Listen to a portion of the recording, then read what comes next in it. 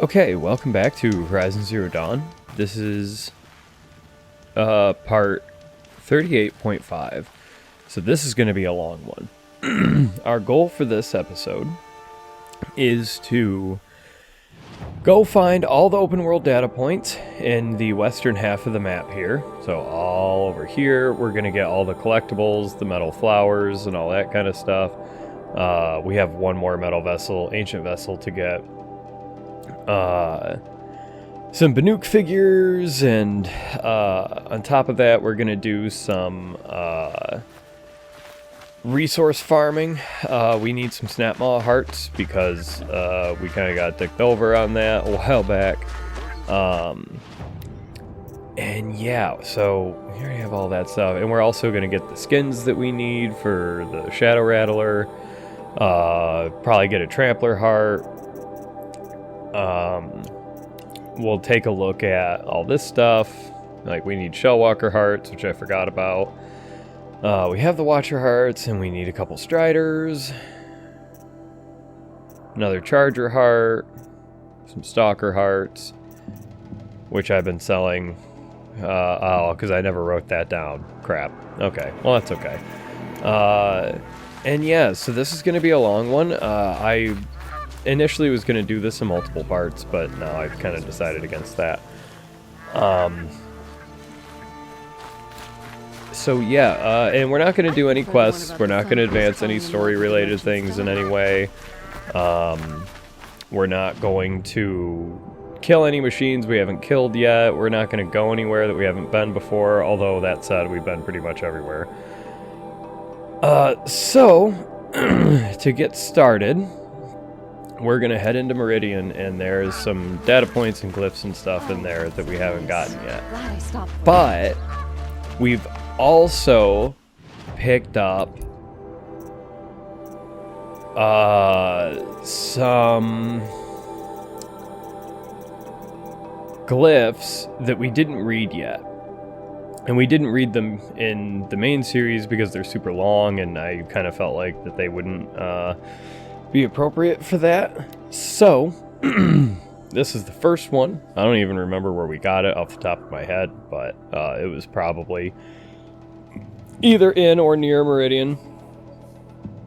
But we're gonna read through this, and this is the Chronicle of the Sun Kings. The founder, Araman, who guided our forefathers from the shadows of the savage east and into the fastness of the Mesa Valley, and who, reading the signs of the sun and shadow both, delivered them to the site of Holy Meridian.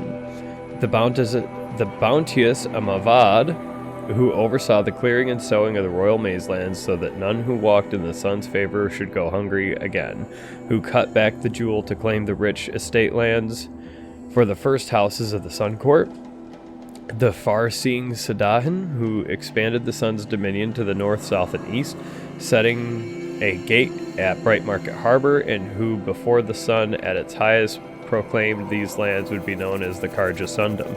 So by the light it was good. Generous Juadan. Oh god, these names, man. I hope I'm not butchering them too badly. Who stocked the metal markets with the spoils of his own trampler hunts, and who allowed trade from north and south, even permitting outlanders the gift of counting glyphs so they might understand more than simple barter. Zavarad, the pilgrim Sun King, whose tower was raised to the top of the Ridge of Veils, who crossed the great waters of the daybreak so the Sundom might extend ever further, and to honor this passage had the great blazon arch raised on the far shores. Bold Iriv, who saw the sun's passing into the west as a challenge and forged after it with a great army to be pushed back 3 times at the great canyon lands that would be known as the Daunt, until the 4th time his cohort broke through and were vanished in the lands beyond. Prudent Besadid, who had the mantle of his fallen brother thrust upon him suddenly, who ordered the construction of the fortress of Sunfall and the garrison at Blazon Arch, declaring the land beyond it the Forbidden West, where only the sun may go. Kuvadid, the returner, who strove to bring civilization to the savage east, but returned after many strenuous endeavors, saying it was no longer fit for the people of the sun, and called for the building of great towers and walls so that this wild land might be observed safely. Ranan, The Firebird, who saw the Sundom suffer unprovoked attack by the Tenakth horde, and who, against the protests of his advisors, accompanied his army to confront them.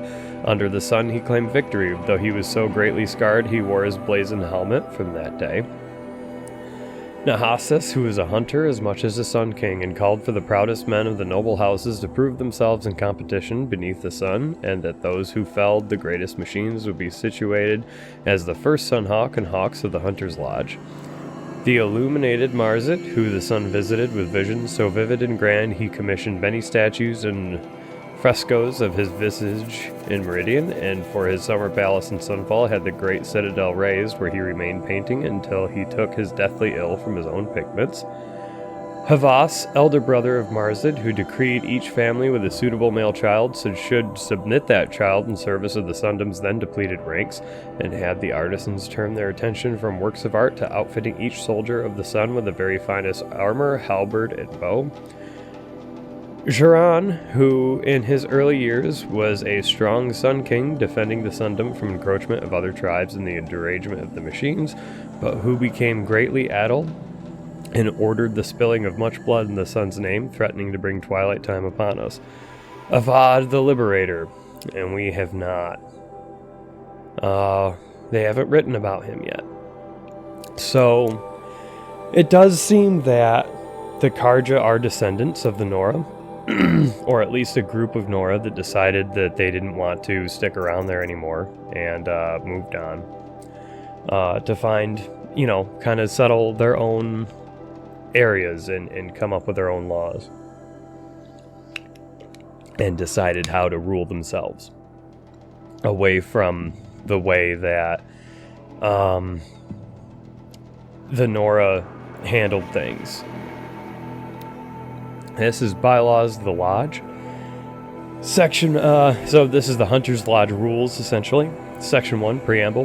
1.1, the hunt is the noblest pursuit in the Sundom, save those of the Sun King and his Sun Priests. The hunt is strength, the hunt is honor, the hunt protects, the hunt preserves. 1.2, what is the hunt but competition? What is competition without rank, honor, and victor? 1.3, the Lodge lends law and lore to the hunt, so all will know who has prevailed. 1.4, thus the Lodge is not just its members and not just its house and meridian. It is the spirit of the hunt, a code to be honored and an ideal to be lived. 1.5, only those of the noblest blood can embody the noblest ideals. As such, only Karja males of pure blood may honor the Lodge and tread in its house. 1.6, by order of His Radiant Avad, 14th Sun King of the Karja, Bylaw 5 of Section 1, is hereby rescinded.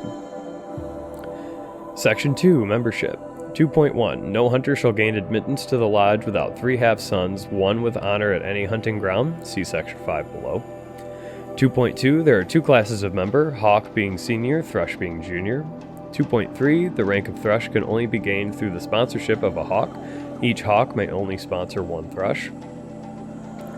2.4, there can only be 7 Hawks. A Thrush can only become a Hawk through the death of a sponsor.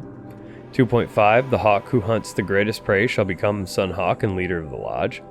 2.6, in the event of the quality of prey is in dispute, the Hawk who hunted first shall remain first as Sun Hawk.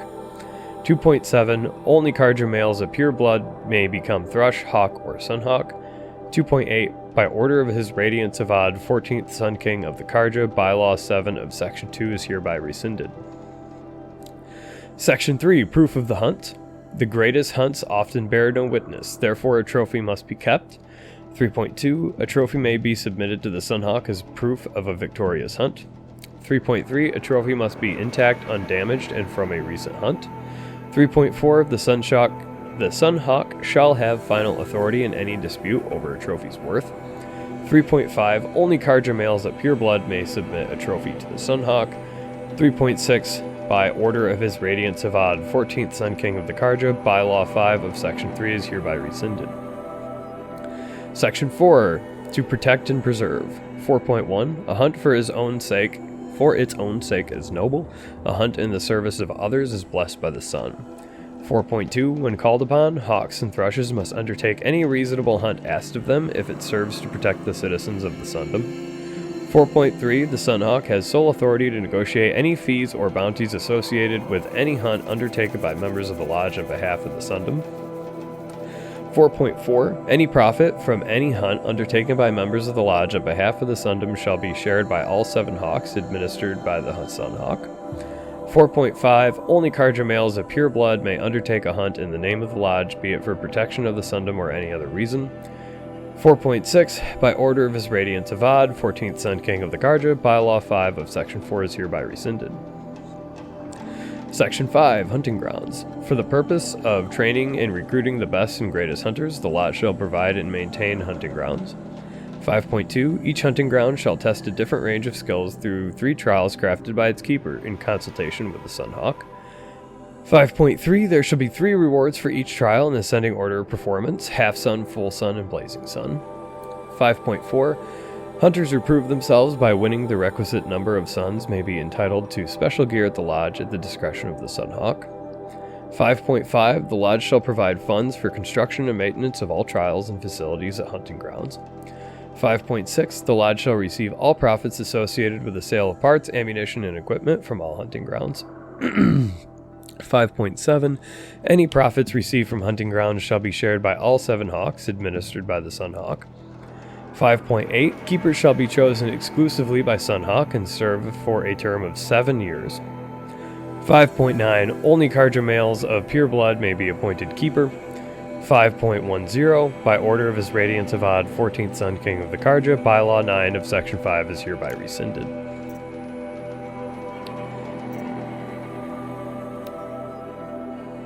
Okay. The founding of Meridian. We are Karja. In us is the blood of those led by Araman from persecution and pursuit so long ago. Out of the far savage east we came, guardians of a treasure guardian than land or metal, the leaves of the old ones. Araman found the leaves in a ruin, picked out by a beam of sunlight, and he recognized at once their importance. Within was etched the first teachings of how to observe the sun, to recognize its guidance, to understand the place of man. From out of the leaves came the first glyphs, the first writings, so our knowledge could last longer than voices. But when our forefathers offered to share this gift, they were driven out by those they had once called tribesfolk. These ones feared to have light of knowledge brought to bear on their ignorance, or were jealous of its power, and so began the long wandering of our people, trusting only that the sun would guide them and deliver them from the barbarian tribes. The path was hard and marked by stones of families who fell along the wayside, even Araman's own. The persecution was unceasing, from those without purpose, only the desire to debase and destroy. But the faith of the Karja was rewarded with a distant vision, a tower like a solid ray of the sun, holding onto the horizon, flashing. Even as their enemies descended upon them, Araman followed the flight of the Glinthawks, leading his people through looming canyons and teeming jungles. Again they saw the tower, so close now that it seemed to reach to the very sun itself, and they saw the Glinthawks perched upon it. Beheld in the light of the sun, the tower, the spire, cast its long shadow upon a mesa across the verdant valley. Araman knew he found a haven for the tribe, as this was a place shunned by those without his faith, who cowered from the magnificence of the spire or the shining feathers of the Glinthawks. He named this place Meridian, from a passage in the leaves, and the tribe settled in the protection of the great mesa. They found the site was blessed in every respect, carving their cliff houses from the bounteous resources, and in time from the red rock of the mesa itself, crowning it with the first columns of the City of the Sun.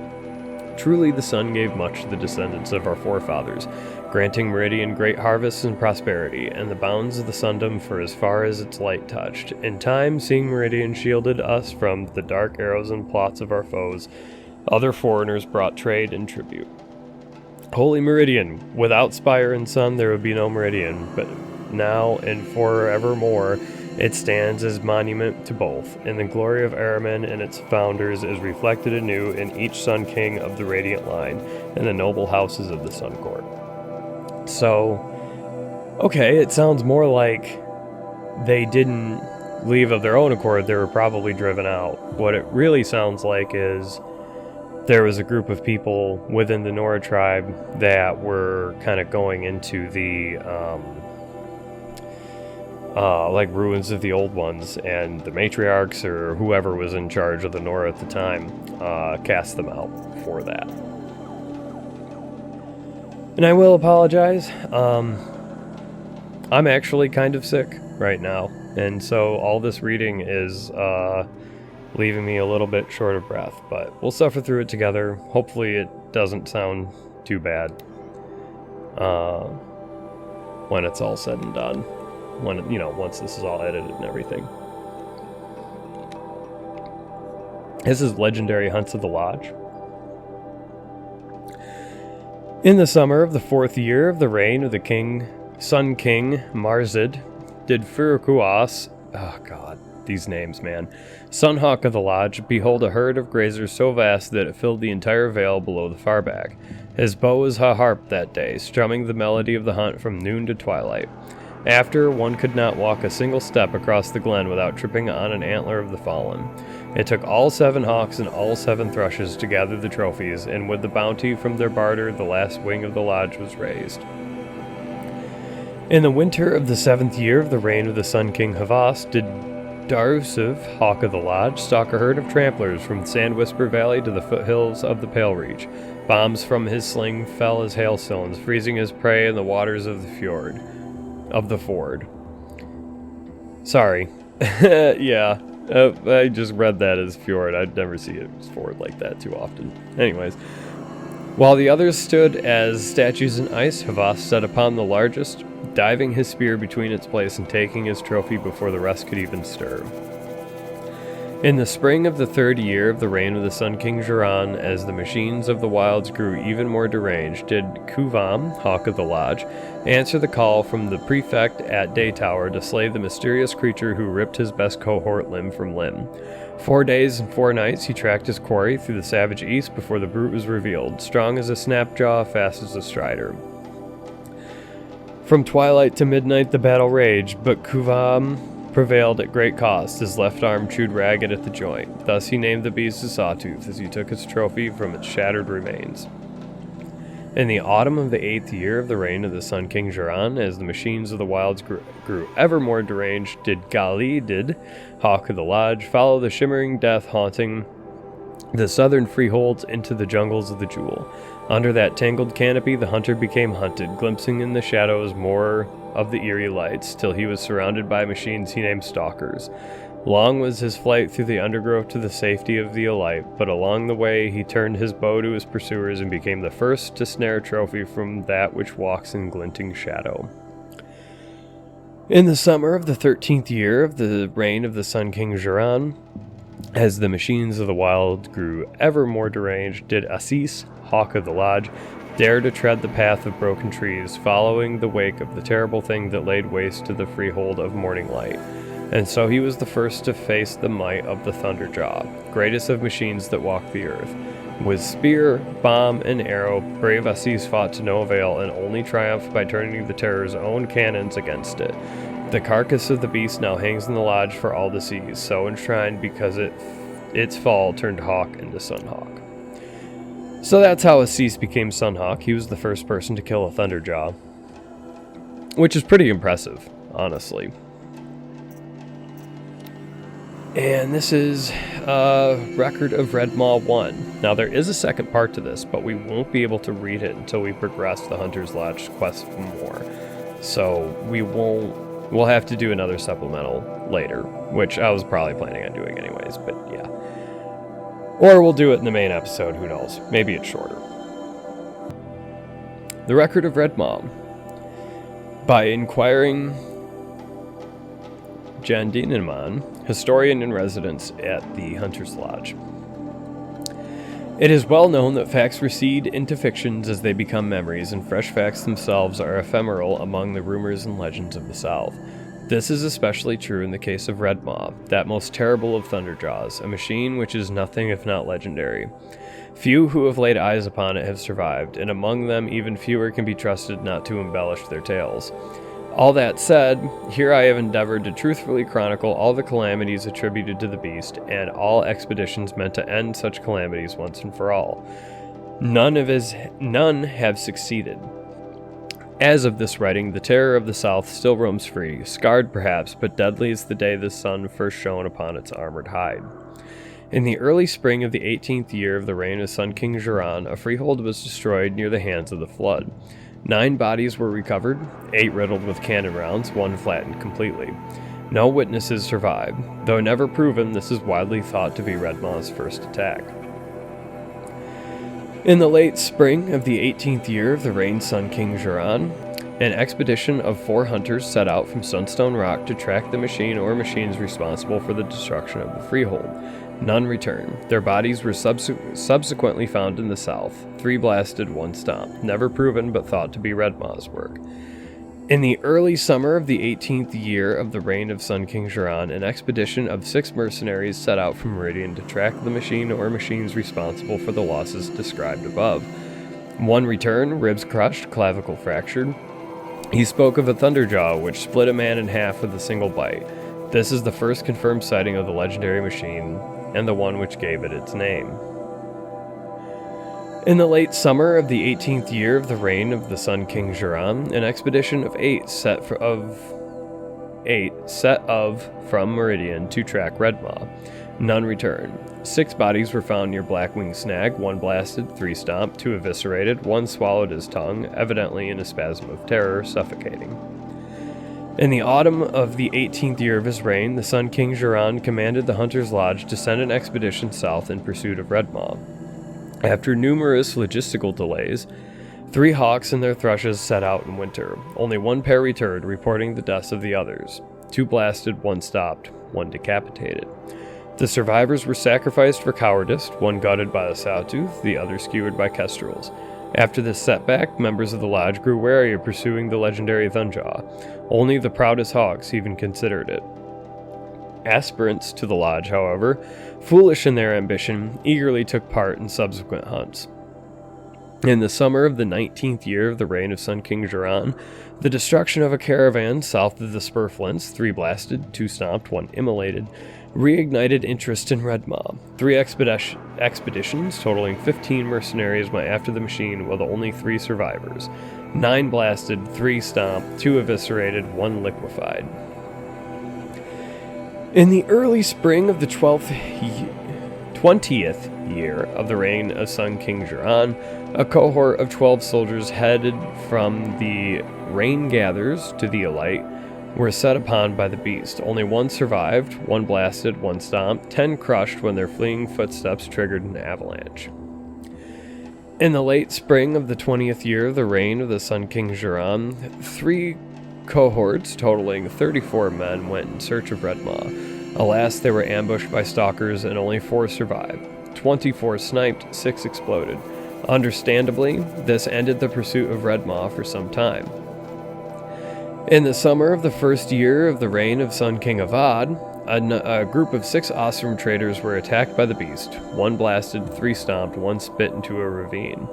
The lone survivor petitioned Captain Ursa to send the vanguard after the monster, but the request was denied. However, 3 additional expeditions, comprised of mercenaries and hunters aspiring to the lodge, were subsequently commissioned. Autumn, 7 men, 2 blasted, 3 stomped, 1 tripped on his own spear, 1 survivor. Winter, 9 men, 3 blasted, 2 stomped, 2 died from frostbite, 2 survivors. Spring, 11 men, 5 blasted, 1 stomped, 3 retreated off a cliff, 2 survivors. The last known sighting of Red Maw occurred in the spring of the 3rd year of the reign of the Sun King Avad. Tarkus, Hawk of the Lodge, got word of the sighting near Thunderhead and set off to take the beast on his own. His thrush, Talana, arrived at the scene too late, just as Tarkus was dying of his wounds, multiple perforations. Talana testified that as Red Maw lumbered off through the trees, she could see the spear of her mentor embedded in its hide. Okay, we've already read all that other stuff. And this stuff was just from the Talnax and, yeah. I don't think there's anything notable in it. So on game progression, we're at 74%. So we're actually doing pretty good there. We do still have quite a bit to go, but we're going to deactivate all our quests here. And while I'm running into Meridian, I'm going to pull up the interactive map that shows us where all of the data points are. on my laptop here that I have next to me. Oh, thank you again, Horizon Zero Dawn subreddit, for having that link handy for me. We'll be using it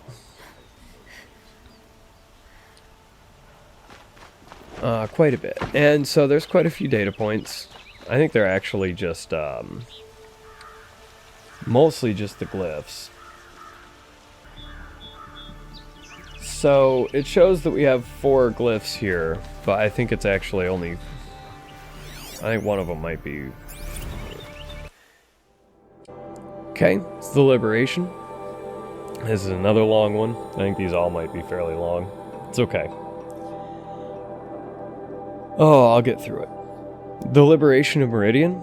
An official account as scribed by the Reckoners of the Sun Priests and marked with the emblems of truth by exacting Varan, who witnessed these events.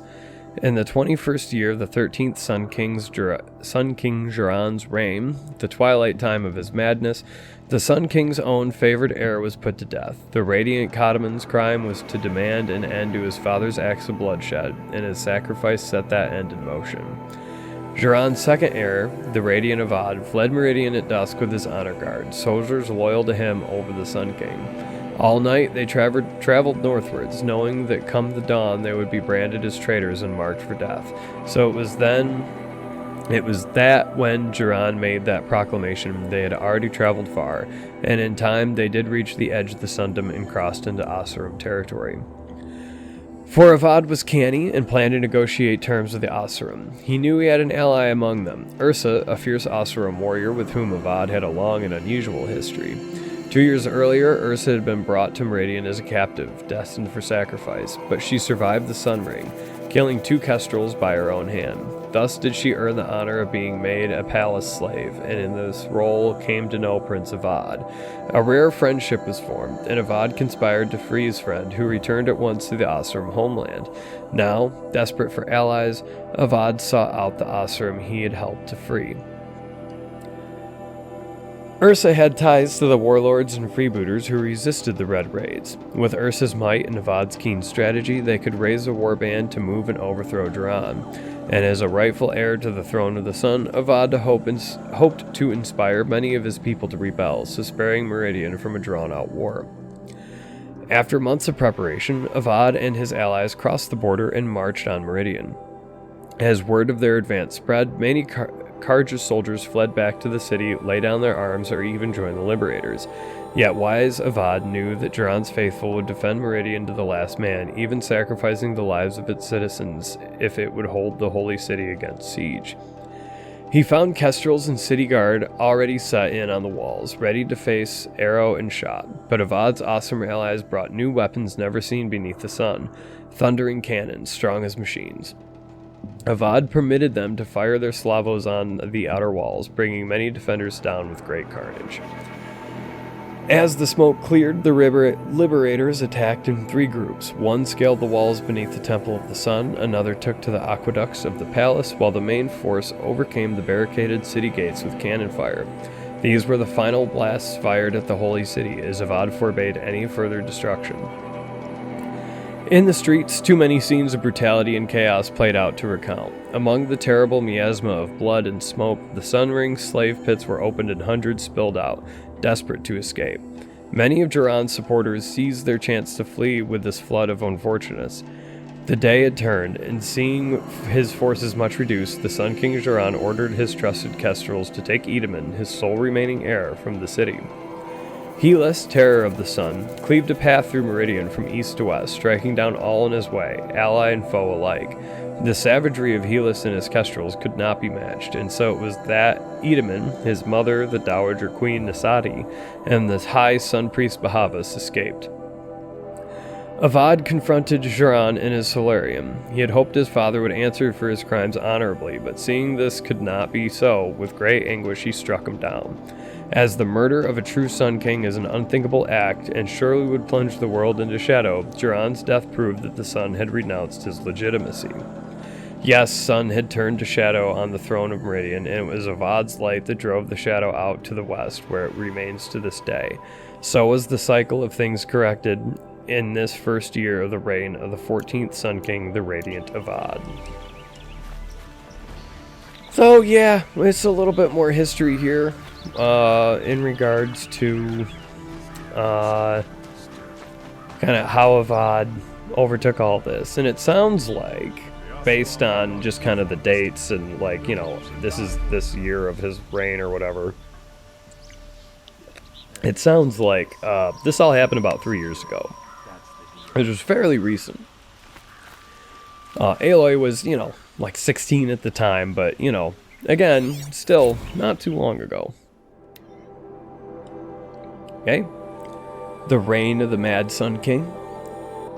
Be warned, reader, that this is as true account of the Mad Sun King Jiran's acts. These glyphs are blotted in blood. Truly, the savageries committed can barely be recounted, so pray the cleansing sun for yourself and the teller of these tales. You will learn of the grievous wounds inflicted on foreign lands in the reaping of sacrifice, the Red Raids, for the Mad Sun King would order a whole generation cut from each village, so they might more willingly supply sacrifices and be harder pressed to field fighting men on the next raid. The Utaru, who sought to appease gifts of grain, were slaughtered in such a number that upon the following harvest the maize grew black and blue with the blood of the dead. Against the Asurum, the terror of the sun piled the corpses of their fallen up to the walls of their villages so as kestrels might clamber upon the dead to enter. And in the valley of the barbarian Nor, terrors of the savage east, such savagery ensued that the trees were drooped with corpses hung as grim warnings. Should you wish to read of the Mad King's depredations against his own people, your curiosity will not go unsated. Within are accounts of the deaths of those sentenced to the Sun Ring, listed in such detail you might think it reported by their own chattering skulls, once piled outside the city gates. Nor will you find a more harrowing account of his massacre of the Hunter's Lodge. Reading these accounts, you might imagine yourself among its brave hawks as they fought to the last, bloodying the sand from dawn till dusk, or perhaps in the crowds as the loosed behemoths careened through the stands with the crashing of wood and bone. All this crazed bloodletting did the Mad Sun King take in with his pitiless gaze. Indeed, he would not even look away from the goring of his own son in that ring of death. Yes, fair-haired Codman of the Dawn's Rising, so degraded and doomed for the crime of standing against his father. Such a true and complete account of the Mad Sun King Jiran's miseries cannot be found in the history annals or heard from the reckoners of the Sun Priests. It is with a heavy heart that I scribe these events, leaving out no shocking detail, but my debt is to a history and to you, brave reader.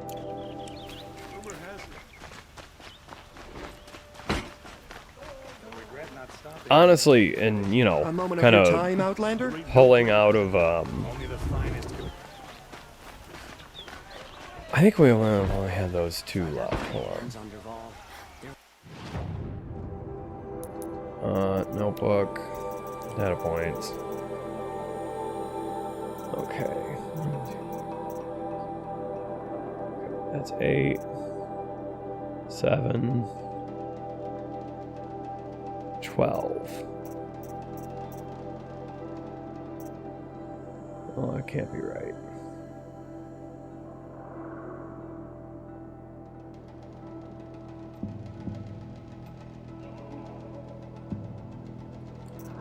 Oh, I guess it is. Somehow Olin's journal is in here. And that's number 9. Okay, so there is... Oh, okay, it's in the Sun Ring. Okay. Yeah, Christ, I lost my train of thought. I'm sorry. It's okay. Well, this is the last one in here.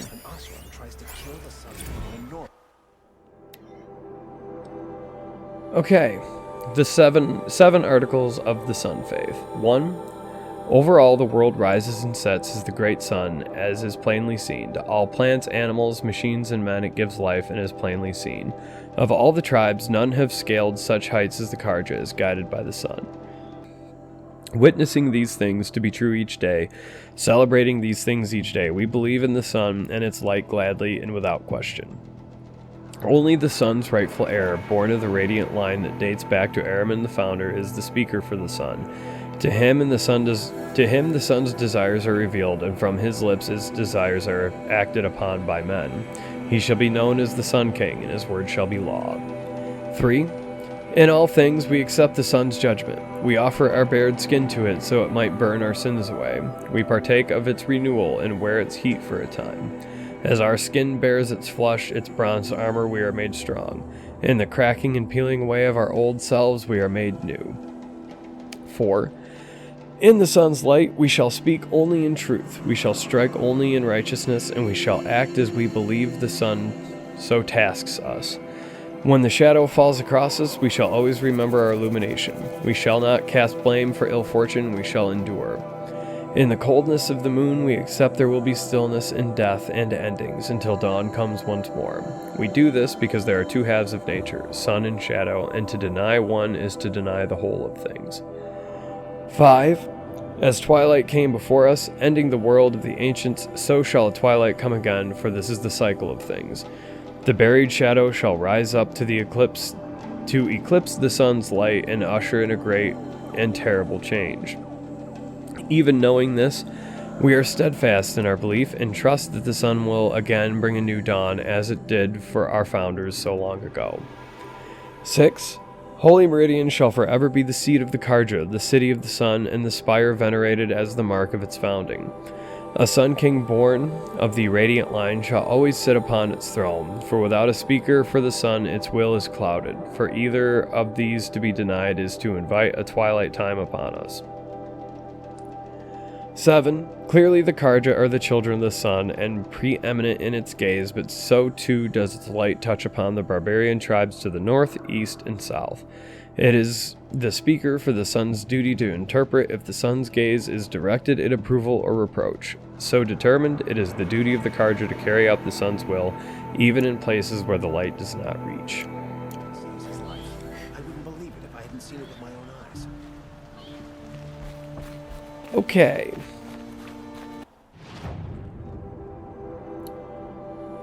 So, I think we're going to take this by sections. And so we'll start off kind of down in this section here, in this kind of lower basin jungle area. Now that's up on the cliff. We'll get that later. So we'll start with this metal flower here. And then there's a data point right in that area as well. So we'll head for the metal flower. We'll have to take the elevator down. And then we'll grab that metal flower.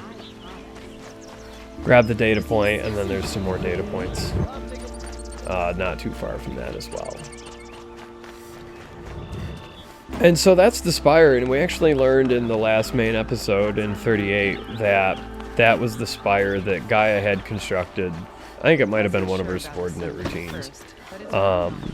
But one of the spires that had been constructed that sent out the deactivation codes to shut down the Pharaoh robots.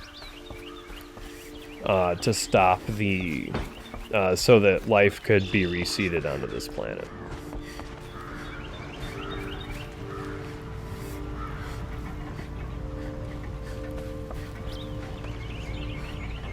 And as we just learned in those glyphs and everything, that they...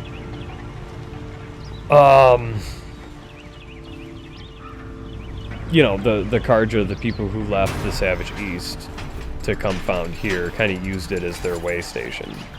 And you can actually see the spire from at least one place in the Savage East, specifically near where Rost and Aloy live.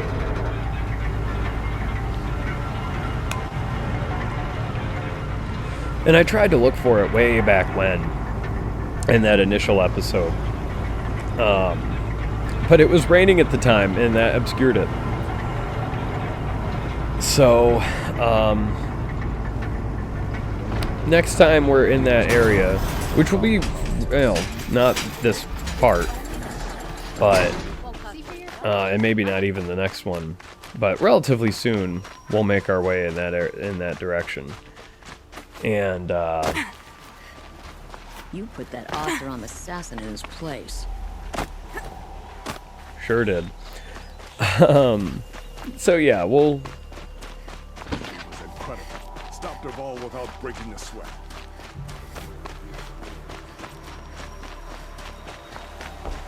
We'll see. We'll check it. We'll be close by, anyways. Okay, so there's actually the data point I was looking at is right by this sign. So I don't need the Strider things, I don't think, but I just took him out just so he didn't bother us. Okay. Ancient Greece calls to you, will you answer? The Acropolis, Mount Lycabettus, the Temple of Zeus. Imagine them, not as the grimy ruins they are now, but the immaculate monuments they were back then. Holloway K is proud to present the Ancient Greece Experience, a historically authentic holographic rendering of antiquity's greatest civilization. Exert full autonomy over your ancient Athenian adventure. Stroll hand in hand with a loved one past the Parthenon. Perambulate with Socrates. Attend the premiere of a play by Aristophanes. The ancient world is yours to discover without leaving your hollow room. Contact us now to discuss rates. Honestly, it sounds pretty cool. I'd want to do that, but I'd also want to go to Greece and see the real thing. Like the current thing. Like,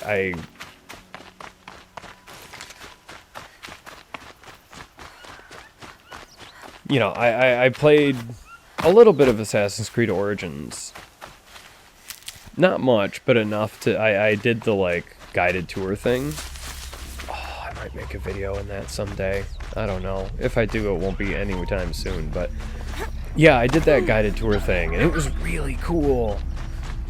Like, if you don't know what I'm talking about, look into it. Assassin's Creed Origins. Guided tour thing. Pop that into Google or whatever.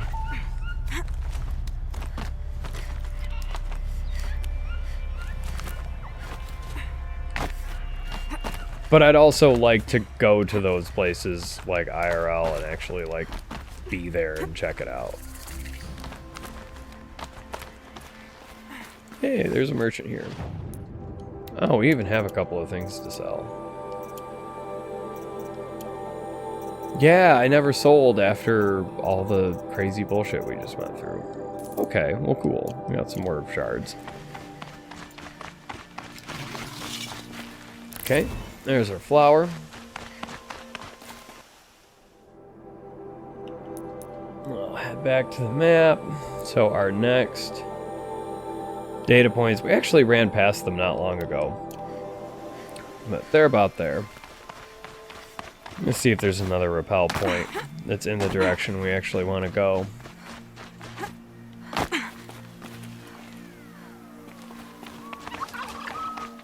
Turkey, we don't need turkey. Oh yeah, we need a boar, 2 rabbit, and a fish skin.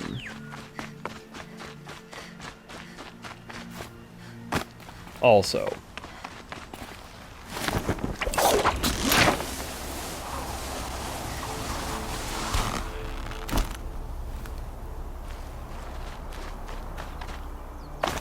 So I'm not gonna like specifically go out of my way to actually farm those things right now. I'm also gonna save real quick.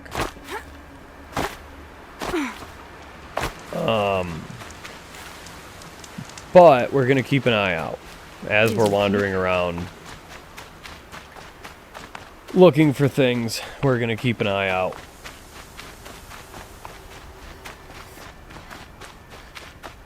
Fire kit.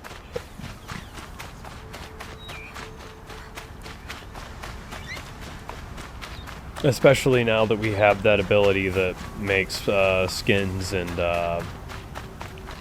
bones drop more frequently.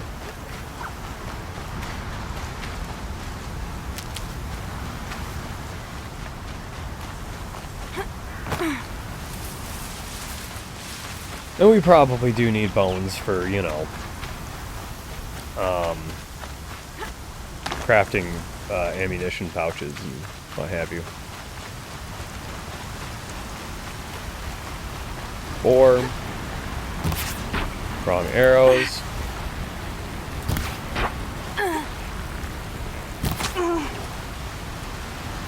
Boar skin.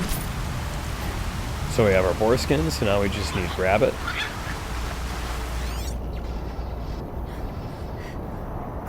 Oop. Help if I tag it.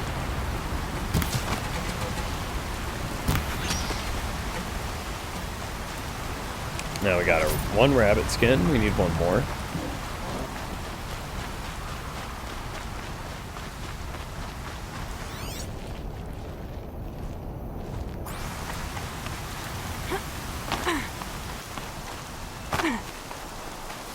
Here we go. Here's 1. Ring.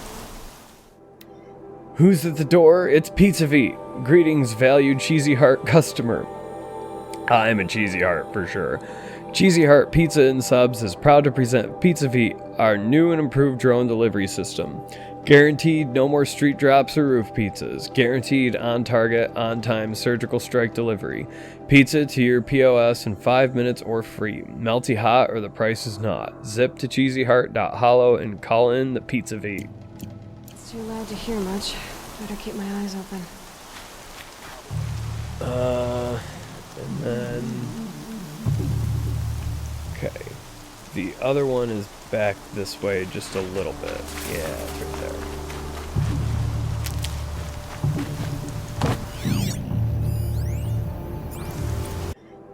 Hey, this is VDeets. Thanks for registering with VDeets. What's for dinner? Where's dinner? Who's coming to dinner? Up to you. Step 1, log into VDeets. Duh.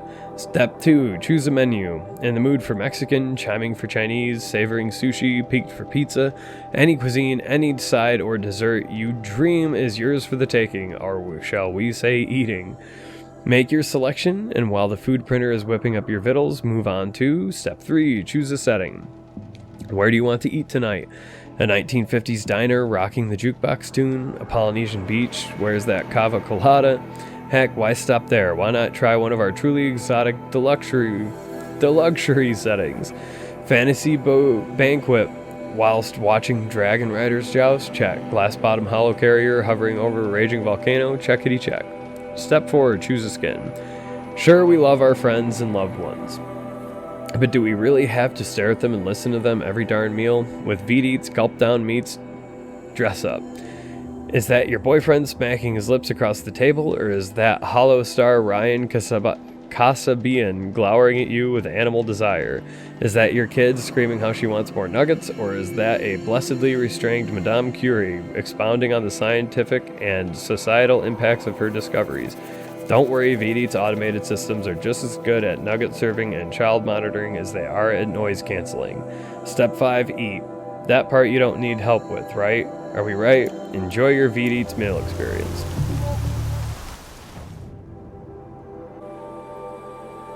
Okay. The next one is in this bandit camp. It looks like it's gonna be more or less there. Yeah, so we're gonna have to run through a stalker area. And we actually do need stalker hearts, but not short term, so that's not where we need to go. So I'm not too worried about having to fight, or going out of my way to actually kill the stalkers. They'll be fine. We don't,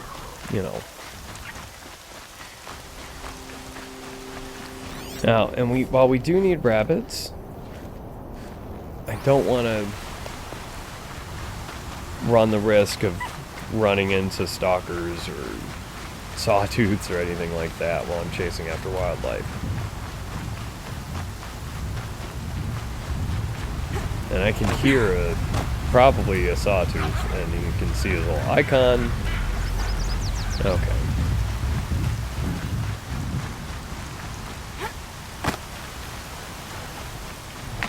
This stealth armor really was made for the jungle.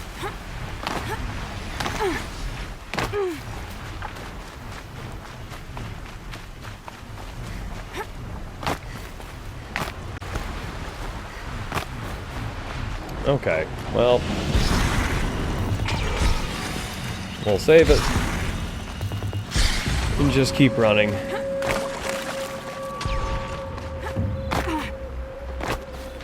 Don't need the boar. We lost everything and there doesn't appear to be any machines in the area, but I also don't see any rabbits.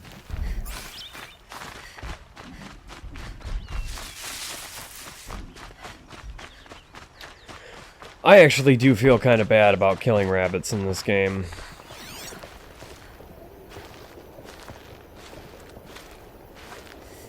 Buns are just so cute. Here, maybe this will have a skin and it'll be the last one we need. Damn, it's fast. Okay, well, there we go.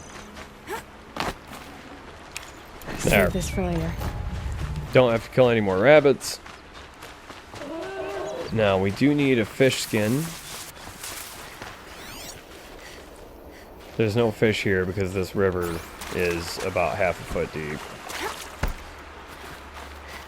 And here's our data point.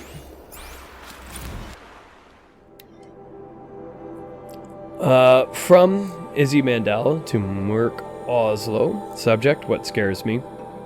Merc, remember what I told you in my last message about how scared I am? Well, I figured out what scares me, and it's not the bots. I mean, yeah, they're horrifying, but when we finally come face to face, I'll either live or die, and the starkness and simplicity of that binary is, well, reassuring. What scares me is how much I like this, how a DEW feels in my hands, the kick of a coil gun. Jesus, Merc, we live in a squat for 3 years.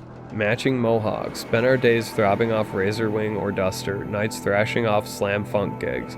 We were goddamn anarchists, and now this disciplined jargon uniforms, and I like it? That's what terrifies me, Merc. No crisp, reassuring binary here. I'm loving what I hate, or hated. So does that mean my entire life is just a pose? Or that the person I was is already dead? I don't know. I try to tell myself it's a different kind of war. Survival, not profits. I try to tell myself it's just a different kind of direct action. I mean, what are the bots if not the ultimate capitalist stooges, right? But thinking just tires me out. All I know is we've got to fight until Zero Dawn is ready. If I end up surviving this, I guess we can worry about my politics then. Love to you and little Sid, Izzy. Yeah, I guess we do end up being afraid of that, you know, like, in a way afraid of growing up. You know, like when we're kids, we have this kind of like, you know, okay, well, this is what I think of the world and what I want to do and all that stuff. And a lot of times our thoughts on those types of things end up changing over time. You know, like Aaron, like so many people, so many like NPCs and characters in this game even, you know, just end up being different people from time to time. You know, even in relatively short bursts. That's for later.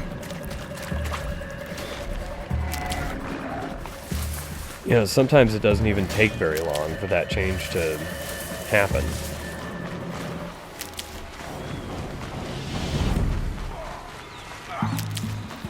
This is a great place for berries. And yeah, I recognize that I'm just collecting berries while they're bandits. I don't feel bad. Fuck bandits.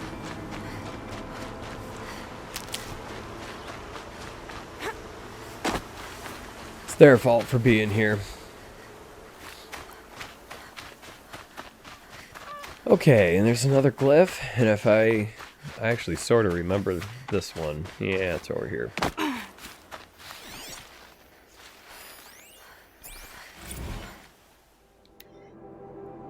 This is Captains and Capers. These tales of adventure await within.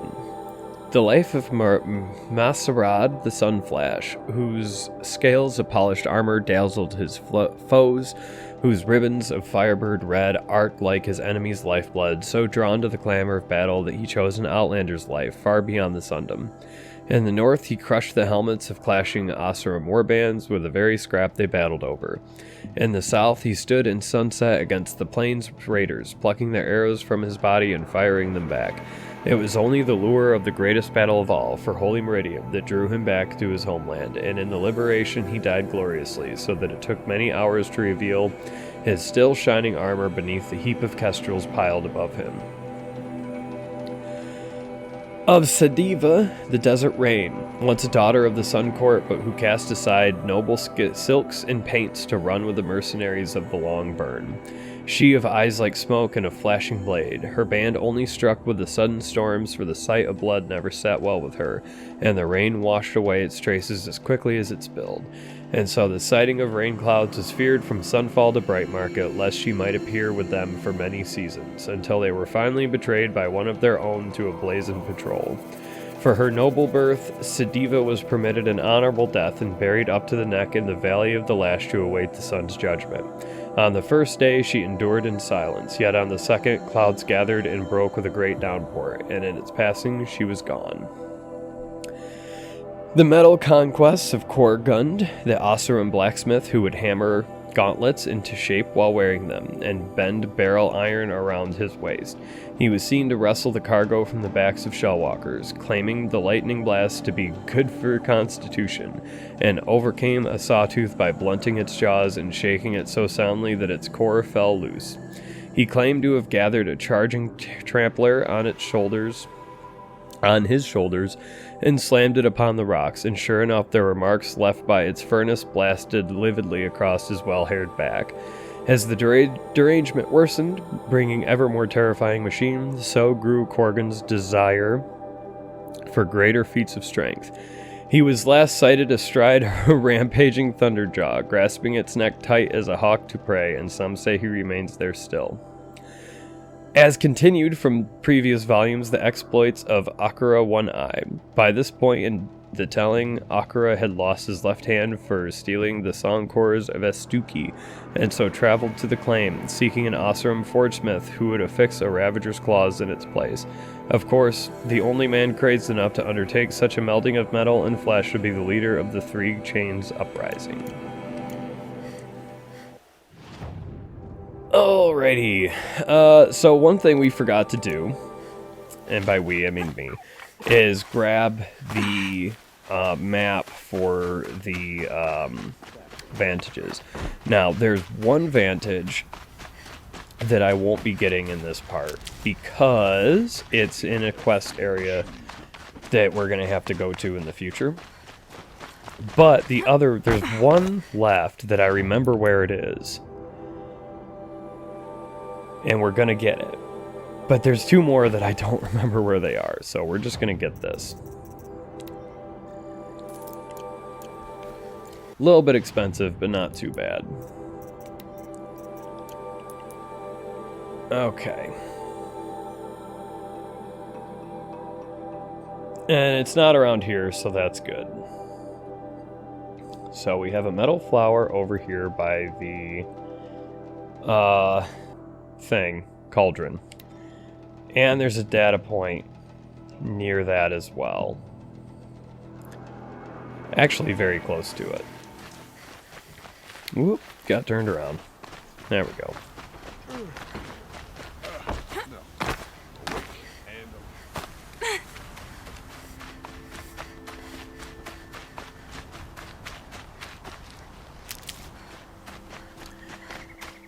And if those vantages that I'm missing are...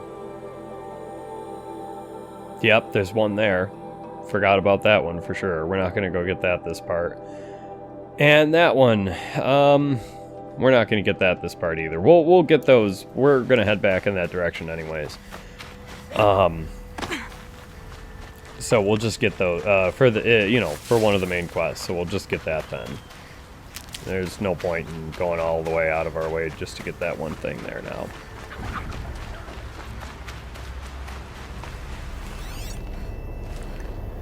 Though we do need a fish skin. That's a bone at best.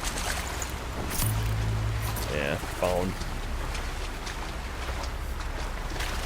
And we just came across the stalker site. So we'll just follow this road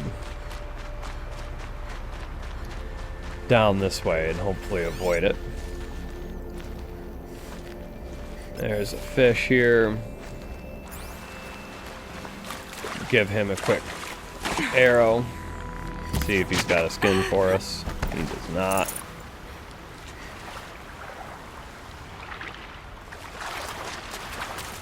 And now it's nighttime.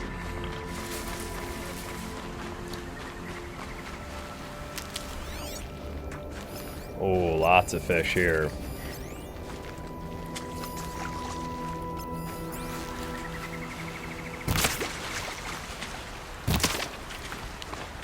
Oh, hey. Fish skin. Cool. And now we need a goose skin for the last one, which I thought I already had one. Clearly I don't, but we'll get that.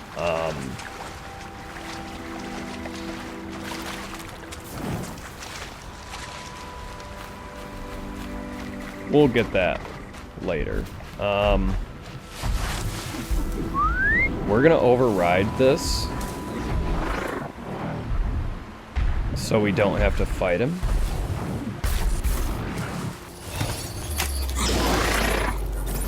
And there, if I saw another one in the distance, and I think there might even be another one on top of that.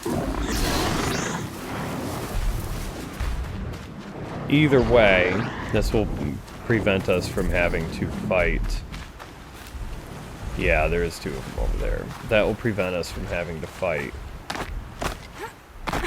Okay, where is this data point? Oh shit, there's 4 over here.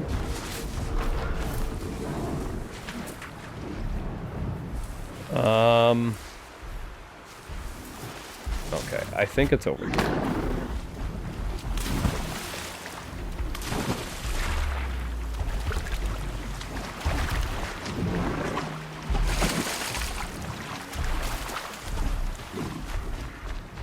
Okay.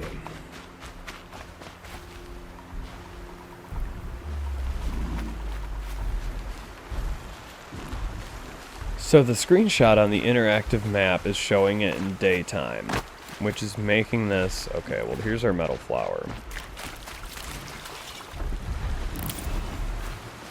Okay, get rid of that. Marker.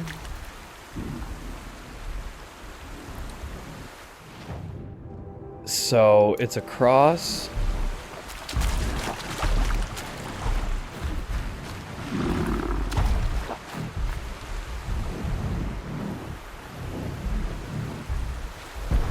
I really don't want to fight these things. My overridden one is over there. And now it's fighting that other one. Which is good.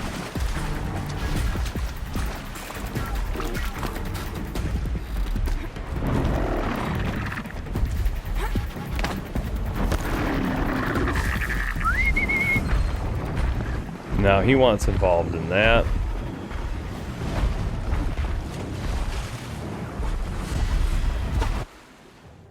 Okay. We're gonna let them settle their differences, and there's a data point. Okay. Avoid old New Orleans ghost tours. My wife and I were in New Orleans on business and we were excited to try this tour. So disappointed. The AR is soups buggy. 6 crashes on the tour. After one crash, my entire focus froze 2 minutes. Plus, even when it's working, so underwhelming. No actual historical information, just badly rendered ghosts popping up from alleys or looming in windows. Bah, sound effects aren't even synced with the visuals. Soup's poor design. $60 per person. Do not give them your money.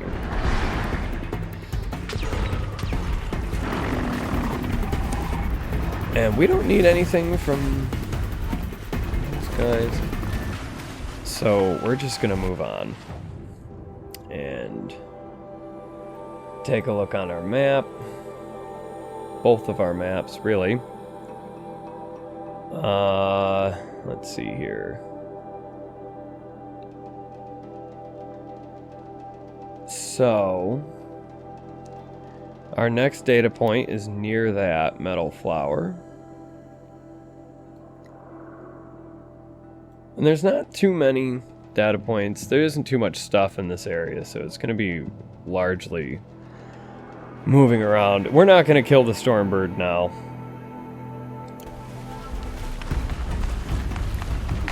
We'll save that. Again, we'll save that for a main part.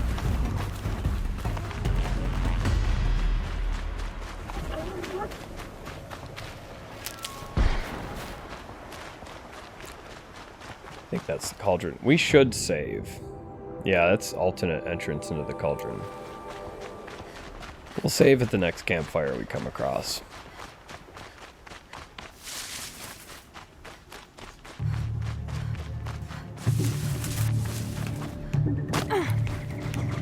Which should be more bandits. Yeah, there's a campfire right up over here.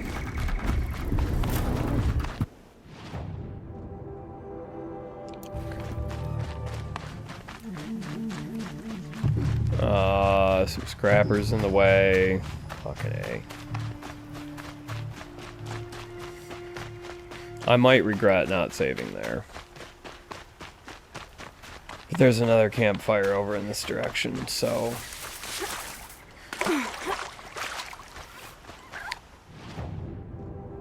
Okay, we just gotta swing around this plateau.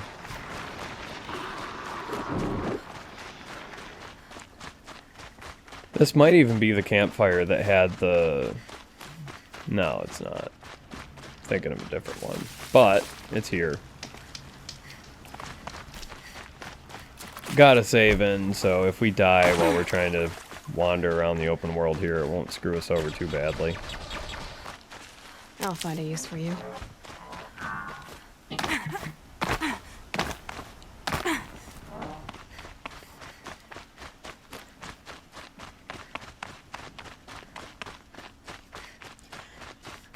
But yeah, I'll apologize again. I know I'm sick right now. I'm very congested. I can't breathe through my nose.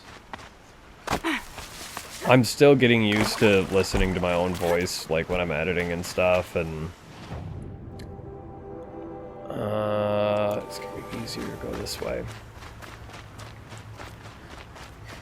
So, I think I sound horrible regardless, but me being sick isn't helping things for sure.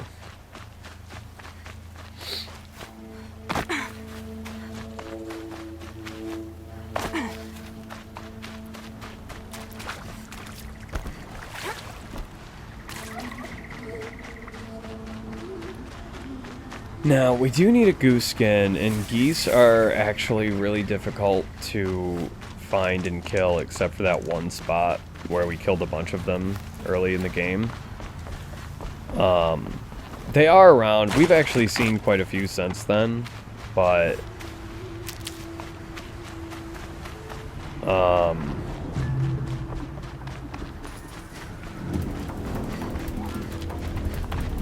boy.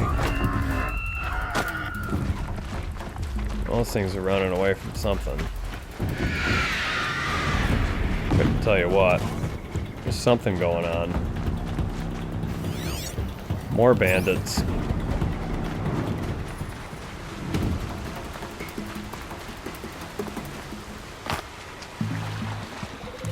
I tried to jump there, but it didn't work.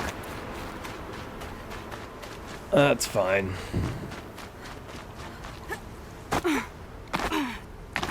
But we avoided the Stormbird and everything else. Okay. So, yep, here it is.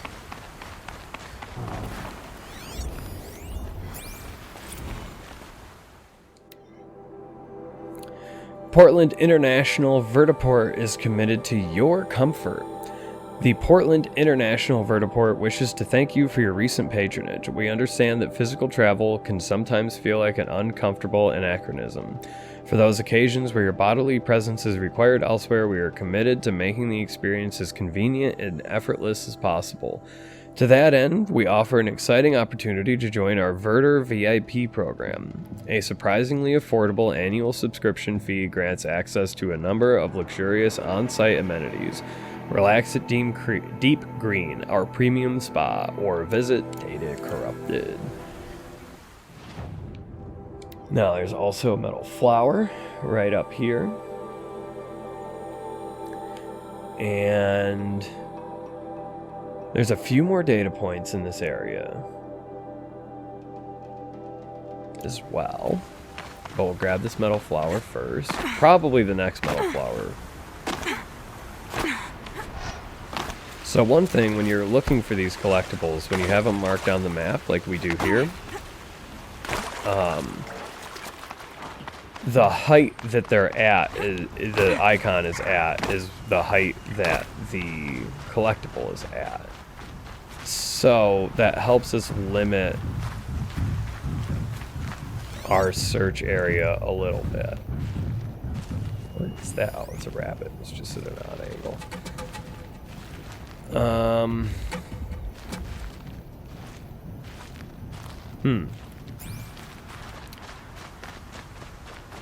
Maybe on the other side of this hill. Yep. Now, what were you doing out here? Okay. Gonna go get this next metal flower, and then we can hop down and get the data point that's up in here, and then there's a couple more scattered over in this area. And also snap maws, which we need to farm for their hearts.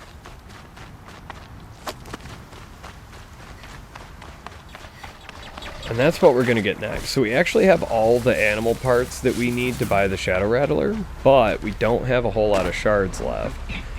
And upgrading the resource, or the ammunition carrying capacity of our weapons is also going to cost more shards. So even though it's like, okay, yeah, it costs 2,700 shards or whatever, it's going to cost another close to 1,000 shards to craft the ammunition upgrades and that. Definitely awake now. And there's some tramplers in the area. We actually do need tramplers as well. Okay. Trampler hearts in particular, but I just don't feel like fighting them at the moment. And there is a hunting grounds over there. Again, it's supplemental episodes, so we're not going to do that now. But we will. And honestly, we'll probably do it relatively soon. We still need to get the snapmaw hearts so we can buy the better rope caster and that.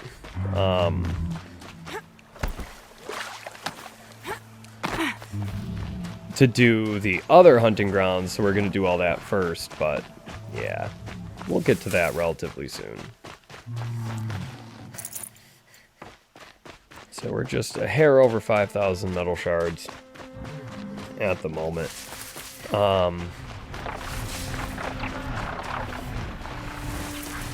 I'm not fighting these flinthawks. I've had enough of these damn things. We're just going to run through, grab our metal flower once we find it.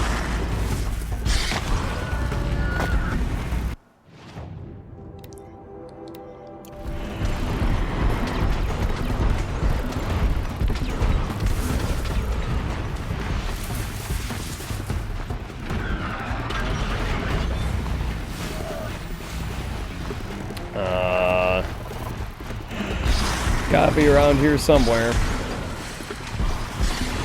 There it is.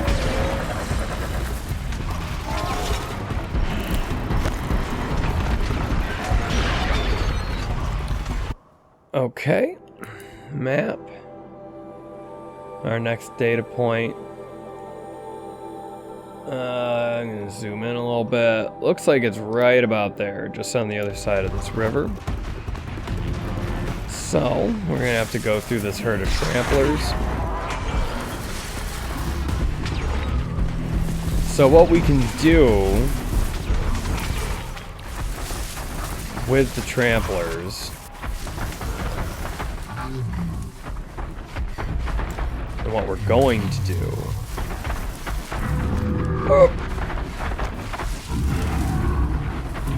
is get one to come over to us, override it.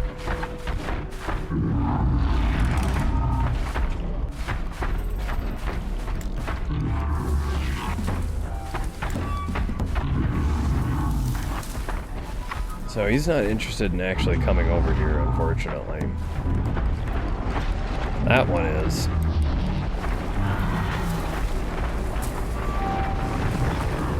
He's already back to digging up into the ground.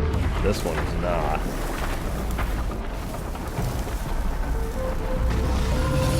Give him a quick override. Almost got you. Nothing else is looking at me. Now we have an allied trampler. And if our override tool recharges before we get actually spotted, or if they actually engage with each other, then I'll have two of them. Okay, we got hit a little bit by our trampler, but that's okay. We're still going to override this one as well. There we go.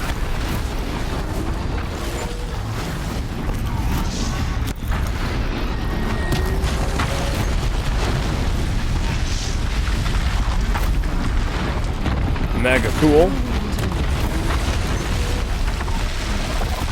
I don't know what's freezing. Oh, it's the snap maws. Yeah, get the snap maws involved. Whoop.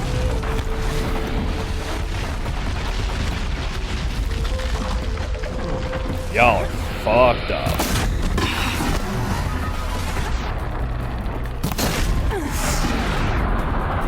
We'll help our tramplers out a little bit because I don't think they're actually going to win this fight.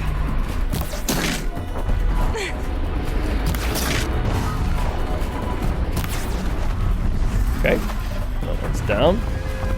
It's a long leg in the area. And... Ow. Ow.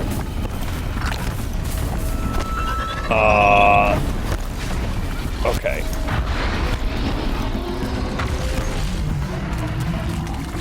I think our tramplers are all dead. I think both of our tramplers are dead right now.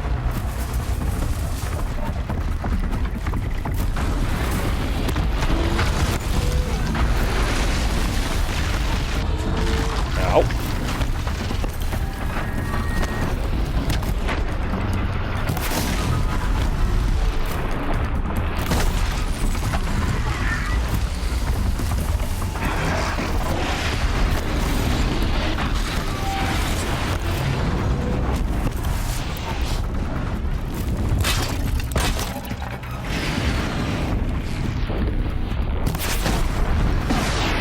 So,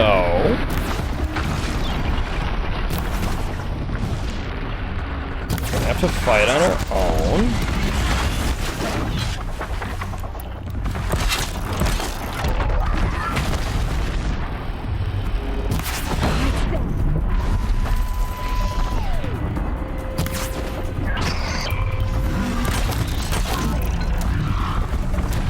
We leveled up from that.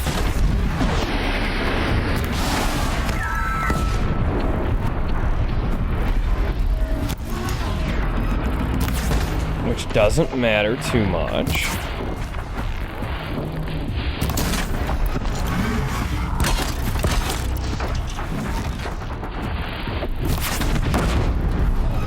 Alright.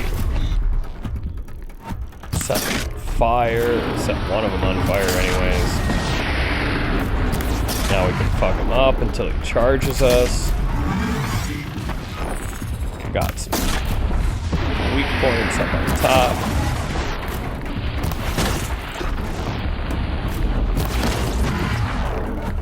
Kinda can't really see them. There we go. Alrighty. Now the rest of them are running off, which is good. Oh, nice. Oh, shit.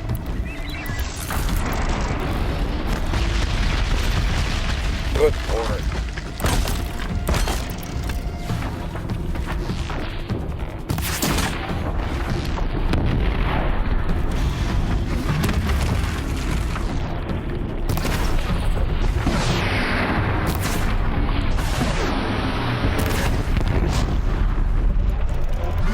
Okay.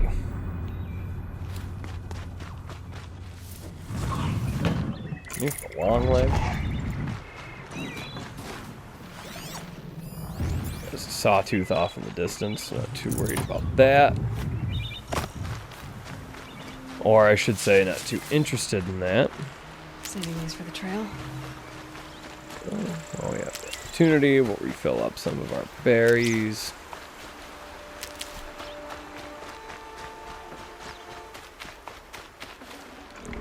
Trampler heart. We now have all we need there. But we do still need to kill some nap moths. So we're gonna load up these. And we're gonna try to hit this guy's frost sack.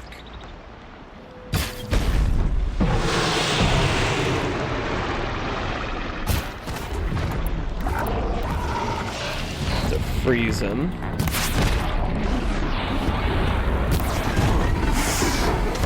So we need his hearts. And we have a trampler heart. Ow. Oh! Shit. I really need to focus on not dying here. This one's real fucked up.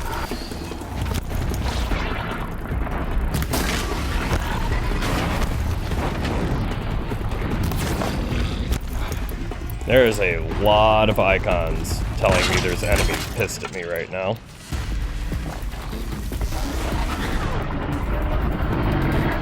I felt that. There we go.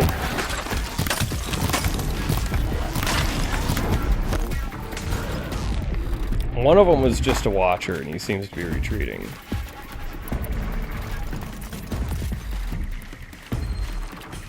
Ooh, this one has purple.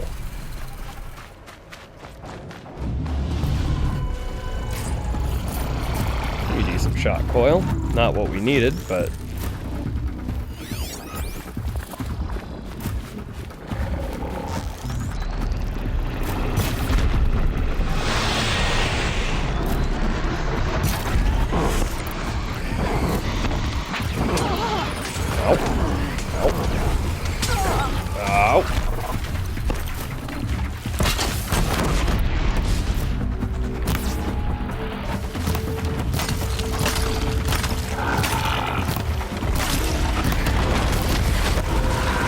Okay, that one's dead.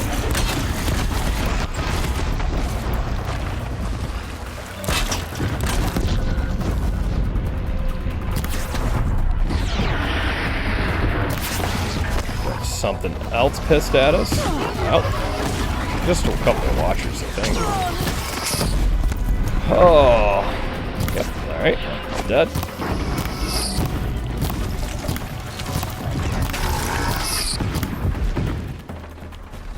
Okay. Yeah, several watchers. One of them's still shooting at me. Pass the test. This one sees me.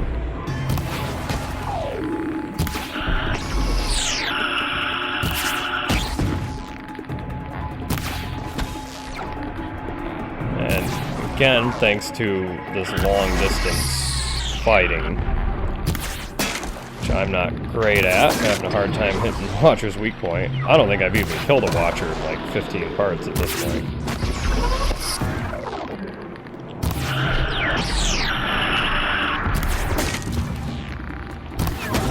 There we go.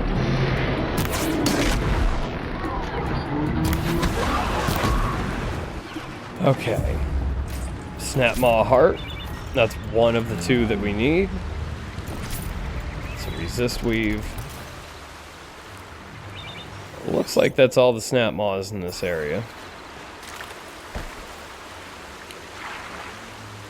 Even though Watchers tend to not really give much in the way of resources and what have you, I'm still gonna loot up the two that I killed. If I can even find the other one. There it is.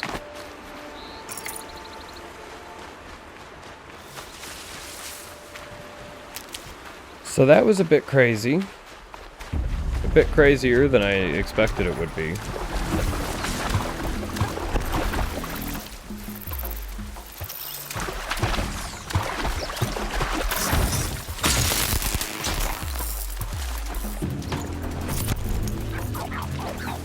Okay. And data points. Oops, I wasn't in the grass. There we go. Data point we were going after is still here.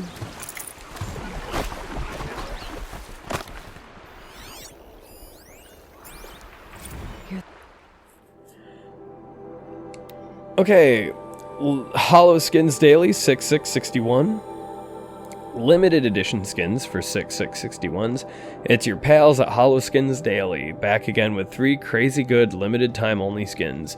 As always, these skins disappear from All Hollow Shop at midnight tonight, so get on it. Today's emerging artist skin was designed by Shrimp Hat 421. It's a cool abstract pattern, sort of reminiscent of Kandinsky, rendered over a basically humanoid form, but check out those weird arms. The seasonal treat skin for today is something a little different. In honor of today's date, we're featuring Interior 1 _ Aesthetics extremely creepy Damon design. Fair warning though, those horns are huge that might clip through the ceiling of some hollow spaces if that's something you care about.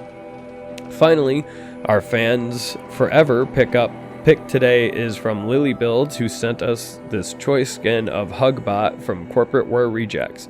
All 3 skins are available for trial wear at the Hollow Shop. Stay tuned for tomorrow's skins. So, it sounds like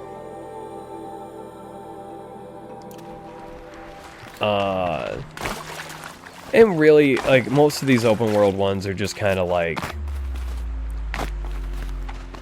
giving us a glimpse into what the daily life was like, right? So like our big like overarching story about like Zero Dawn and the apocalypse and all that stuff is,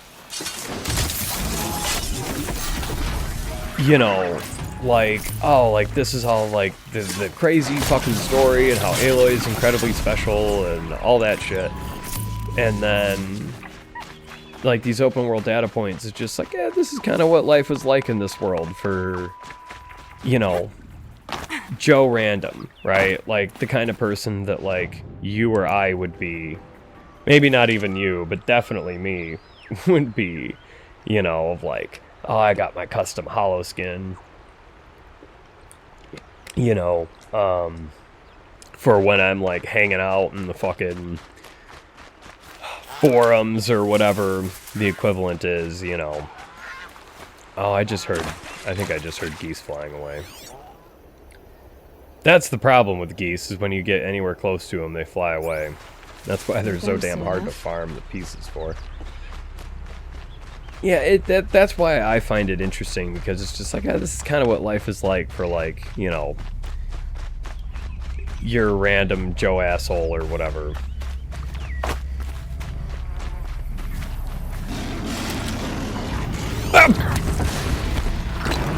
Stalkers. God damn it.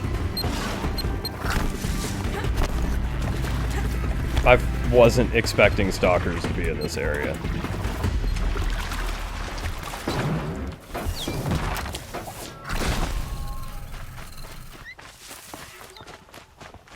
Oh, Christ. Okay.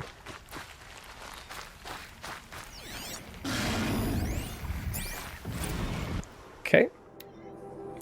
Hey subscriber, nice, you've earned enough lift spin points to cash in for a weekend of free rides. Hey Liftspin subscriber, have you taken a look at your Liftspin points balance lately? Our records show you're due for a free weekend. If you choose to cash in, none of the rides you take in our Liftspin self-guided vehicles will count towards your monthly allowance. How trip is that? Pretty damn trip. Check your points balance today to see what other goodies await loyal Liftspin customers. So it basically sounds like, hold on, I gotta figure out where I'm even going next.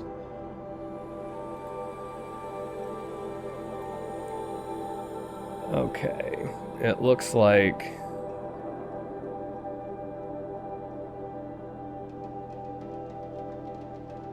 yeah. There. Ow! Ow! Fucking Christ, stalkers. I need to save so badly. I'm stealth swimming just to try to... I need to save before I lose all this. I haven't saved since I got that Trampler heart or Snap Maw heart. Okay, there's a campfire literally right here. There, thank God.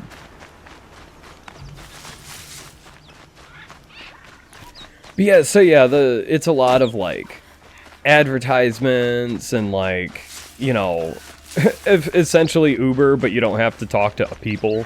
Ooh. Which is, for me, and at least most of the people that I know, is pretty much the dream. Of like, oh, I like can get an Uber, but the person's not going to talk to me in any way, like, and I don't have to pay extra for that, you know?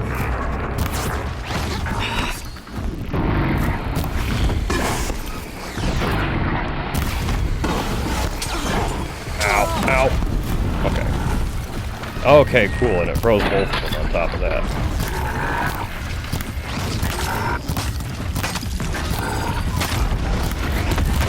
Whoa.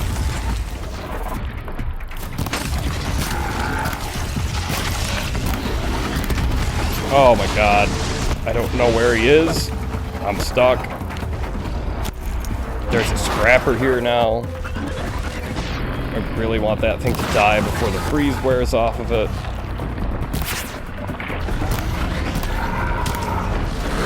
Oh my God. Get off of me.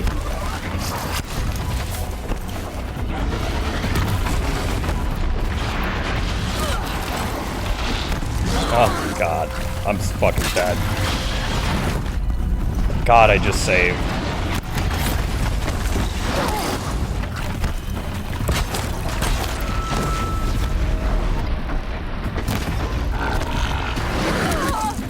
Good Lord.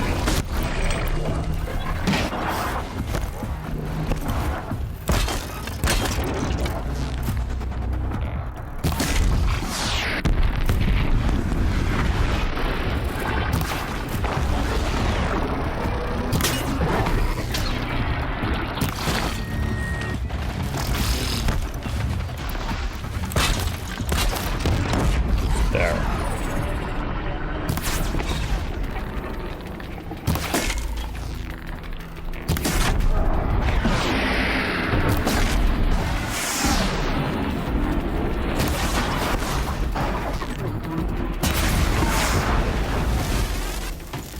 Oh, Jesus.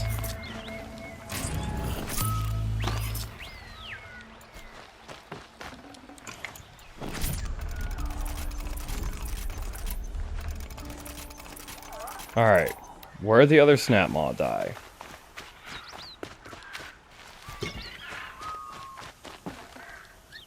It's a watcher. Oh, come on. Don't tell me I lost the other Snap Maw. Oh, no, here it is. Okay. Shot coil. Definitely not scrap. Crap.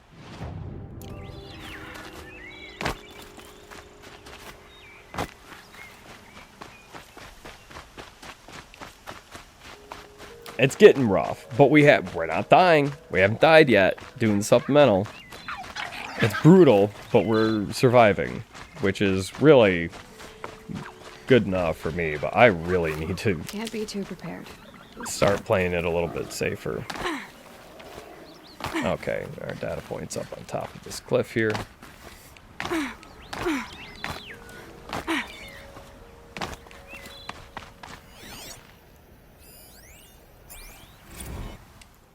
Okay. HZD Doom is an exploitative mess. When it was announced at last year's Undertow Hollowfest that notorious schlock provocateur Lloyd Stroud was rapping post-prod on an immersive historical drama about the notorious HZD Doom cult. The news was met with, well, let's be kind and say trepidation. Stroud has shown himself to be talented, if needlessly edgy, craftsman of shocking interactive holopulp. But HZD wasn't some tentacled monster or science fantasy trope. It was an actual real-world atrocity, barely 2 decades in the archive. And while some critics, myself included, wondered if the Hollow would turn out to be Stroud's long-rumored turn to more respectable fare, most predicted disaster. The first hour would make you think the cult's greatest crime was the tortured direction of Harriet Choi's overwrought monologues. The data gets corrupted.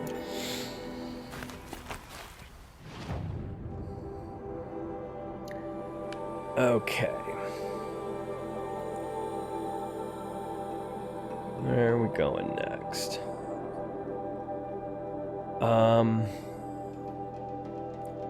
Next one's right on this river here.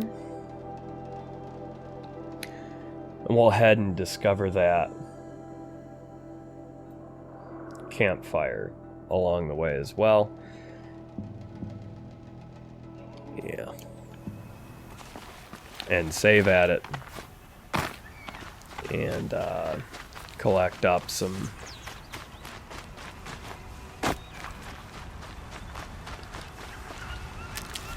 berries along the way.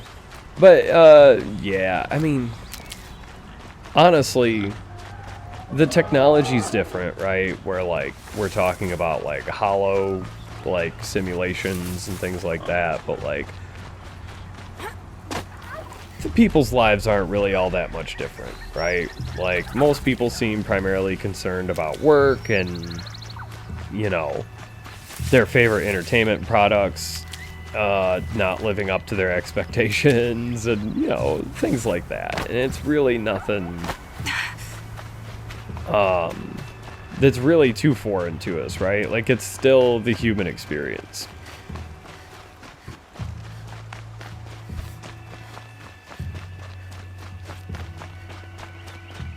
Like no matter how you look at it, the problems that most of these people seem to be facing, up until the robot apocalypse part anyways, primarily seem to be really just the same bullshit that, you know, you and I deal with, right? Like worrying about work or school or our relationships and, you know, the problems that our friends and families are facing, whether it be with drugs and alcohol or just, you know, their problems with their relationships or work or school or whatever. Like, it's really the same old shit. They just got better toys to play with to distract themselves from it, which I am jealous of. Though this game's pretty fucking fantastic, and it's doing a pretty damn fantastic job of keeping me distracted from my real world problems.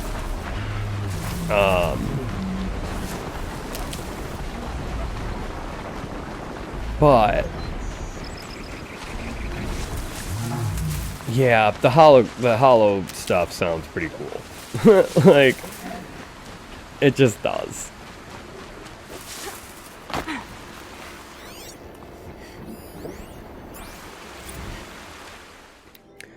Listen up, cool kids, it's time to stop crapping on Vanny.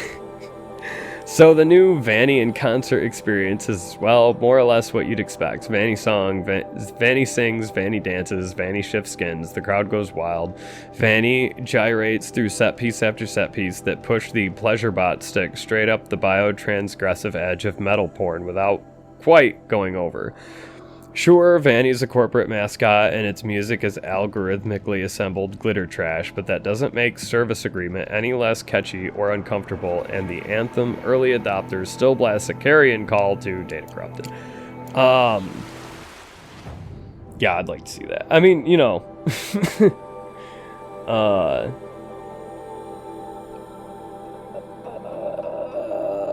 you know, I get it. It's trash, but sometimes trash is good, right? Like, sometimes, yeah, you want to go to, like, a 5-star Michelin restaurant and make a meal that was prepared by a chef that had to be trained for 10 years and, you know, ends up costing like $150 a plate or whatever. Sometimes you just want trash food and you just go to McDonald's and shove down whatever garbage burger they have on the menu at the time. You know what I mean? Like, trash is fine. Sometimes. You need to have things that aren't trash on a regular basis also, but like sometimes, you know, you've had a couple of drinks or you're on a long road trip and, you know, you don't have the time or energy to sit down and eat a world-class meal. Sometimes you just want to shove in a grease bucket into your craw. Okay, Sunday, Captain Chromo versus Pink Slip. REXW Challenger Captain Chromosome keeps on coming, but can Man Muscles defeat Pink Slip? General Manager Zeke Garrett's vicious mechanical enforcer. Who will be hired and who will be fired? Whether you experience it real or by hollow, this will, and Data gets corrupted. That sounds cool too. Sometimes you just need trash. Sometimes you just need trash in your life, and trash is okay. Alright, the next one's right up in this Broadhead site, but we're going to head to that campfire and kill those snap maws, because we'll have a campfire to save at along right next to it, and I still need another snap maw heart. And I am determined to get it in this part. Now, this part's already going to be like 4 or 5 hours long anyways. Jesus. It's definitely going to be like at least 4 hours long, because we're approaching the 2-hour mark now. And I've really barely even gotten started. So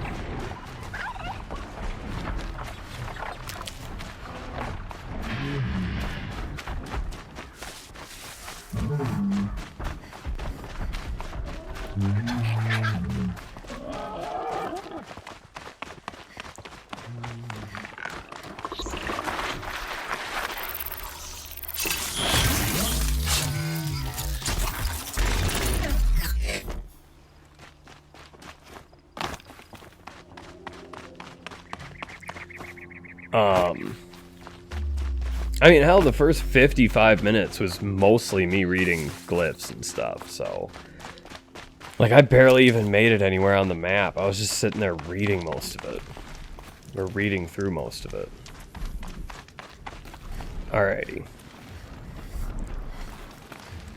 So, this is kinda... Hold on. Oh, I forgot. I have my tutorial stuff. Kill watchers, shoot off elemental canisters using harvest arrows. Remove machine parts using Terrablast arrows. Okay, we can do that. So we actually haven't used any Terrablast arrows yet, but they're pretty cool.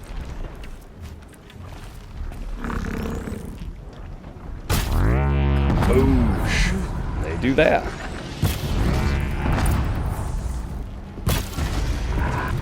Okay. One tutorial done. Kill machines with proximity bombs. Remove machine components of the Terrablaster. I don't want to do that on this thing. Elemental canisters with harvest arrows. We'll try that after. I wonder if I can get... Okay. Ow. Okay. What we're gonna do, we're gonna come down here. lay down some blast wires.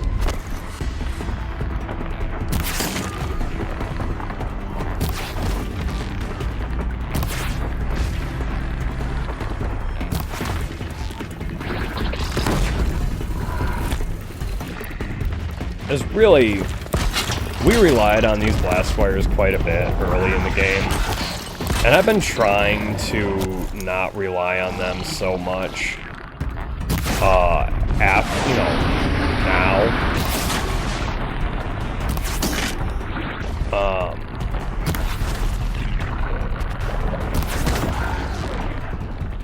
Just for the sake of, you know, this being somewhat interesting to watch, and you know, just adding a little bit to the challenge and trying to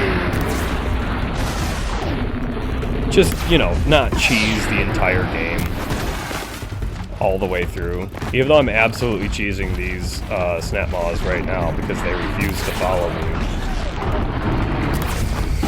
too far away from their home, if you will.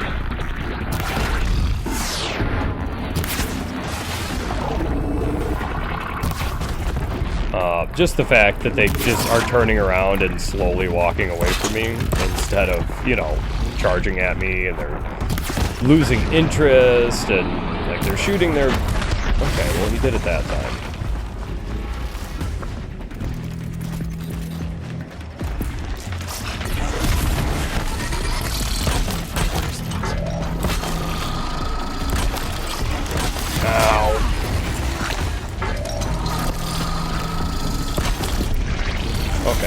One of them's dead.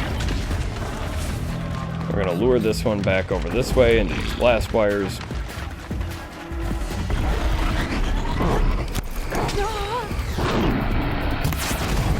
least that's the hope.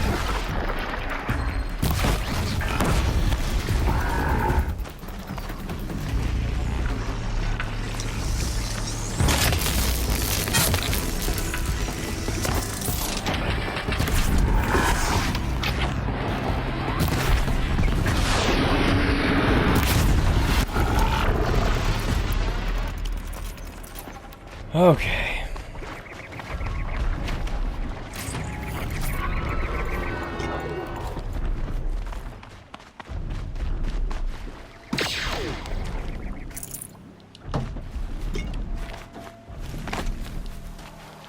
All right. Okay, well, we'll go to the other one. The other one died over here somewhere.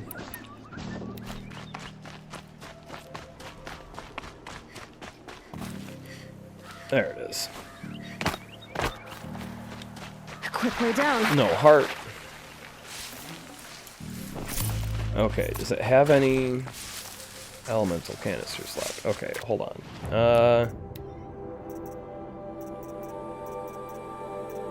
Elemental canisters using harvest arrows. So you can actually use harvest arrows on enemies after they're dead to get their stuff. I don't know.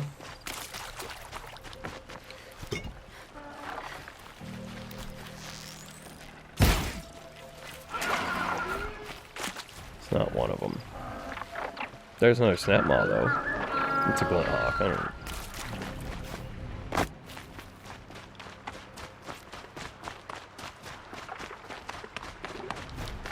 Okay, you know what? We're running low on potions and berries, and I don't want to fight this glint hawk as well.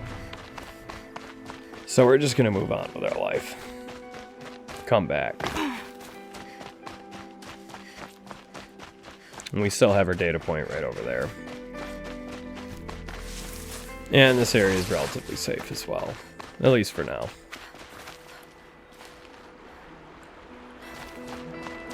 Yeah. We'll swing over here, grab our data point. And we're going to avoid fighting anything, at least short term.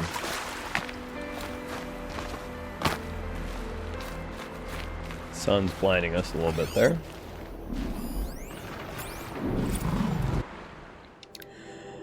Okay, we were Indonesia demands stare down the gray swarm. About halfway through Ali Paznarov's We Are Indonesia, the iconoclastic documentarian interviews a sweaty, obsequious ad guy at an unnamed holotourism studio about their virtual Indonesian package, which allows users to visit a squeaky clean facsimile of Indonesia from the comfort of their own home. Behind him, so brazen that it almost comes off as a joke, there is a poster cycling between images of mist-shrouded mountains, verdant rice fields, and an ocean sunset that reads, "See Java as it was meant to be seen." The poster stands as a potent symbol of everything Paznarov is striving against in We Were Indonesia. Through repurposed news segments, contemporary interviews, and exhaustive personal analysis, Paznarov explores the history and legacy of the 2041 nanotech disaster at the Citarum River. By the time his narrative concludes, he has not just condemned those responsible for Citarum, but indicated by our collective habit of shrugging off the trial and error horrors of the 2040s in favor of a simplified, hagiographic account of the Great Clawback. Paznarov's retro sensibilities and obsession with linear, two-dimensional film techniques have long been the favorite talking points of his critics, but here his passion drives him to wield established techniques with devastating surgical precision. Watching We Were Indonesia, we cannot look away. The film compels us to face the lacerating truth that in our quest to turn back the tide, not everyone made it to the shore. And perhaps the most excruciating moment in the recent... And the data's corrupted. Okay. So, next, we have a couple of glyphs in this town of Lone Light. So, we'll just... and avoid these chargers. And make our way up into the town. No bridge trolls, we're good there.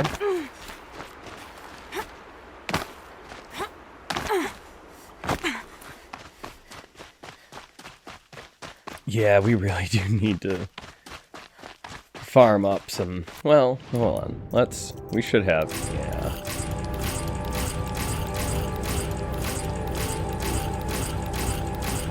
Okay. Nothing exciting. Though we did get a blue stealth weave. I wonder...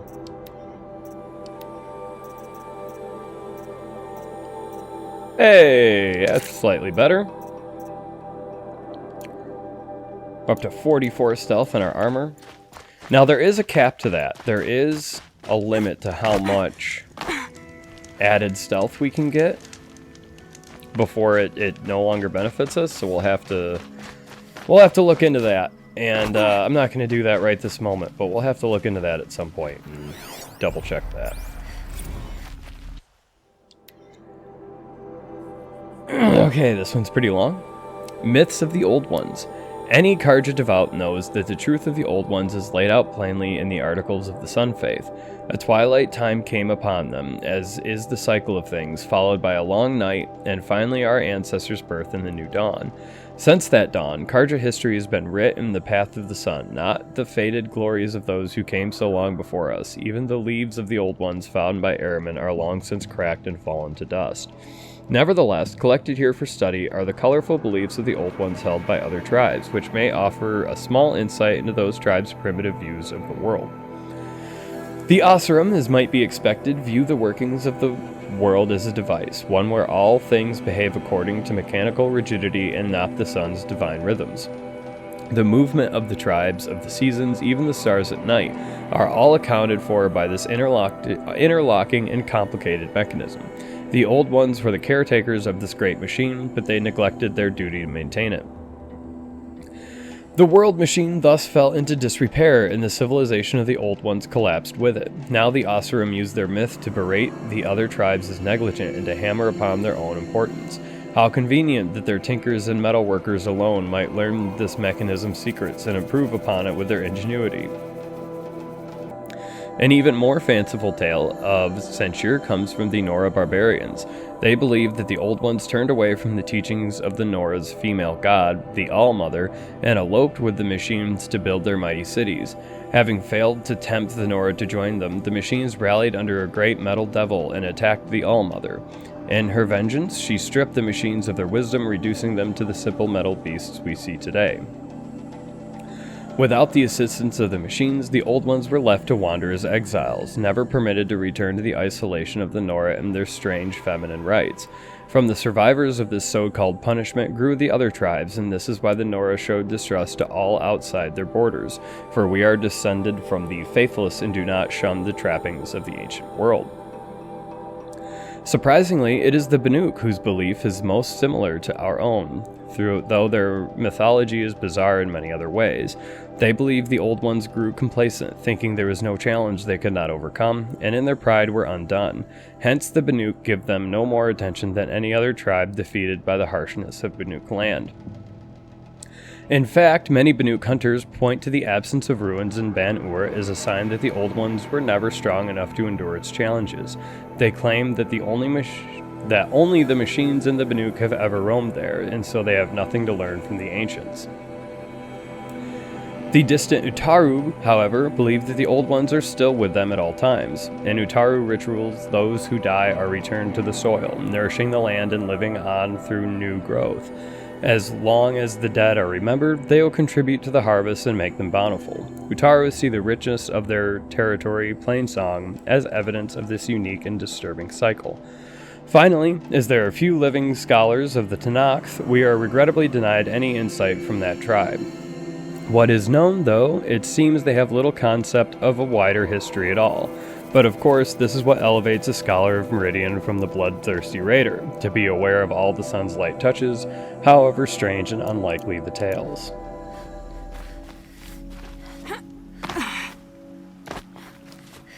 So it seems like the Banuk are actually got pretty close to the truth as we've learned it to this point.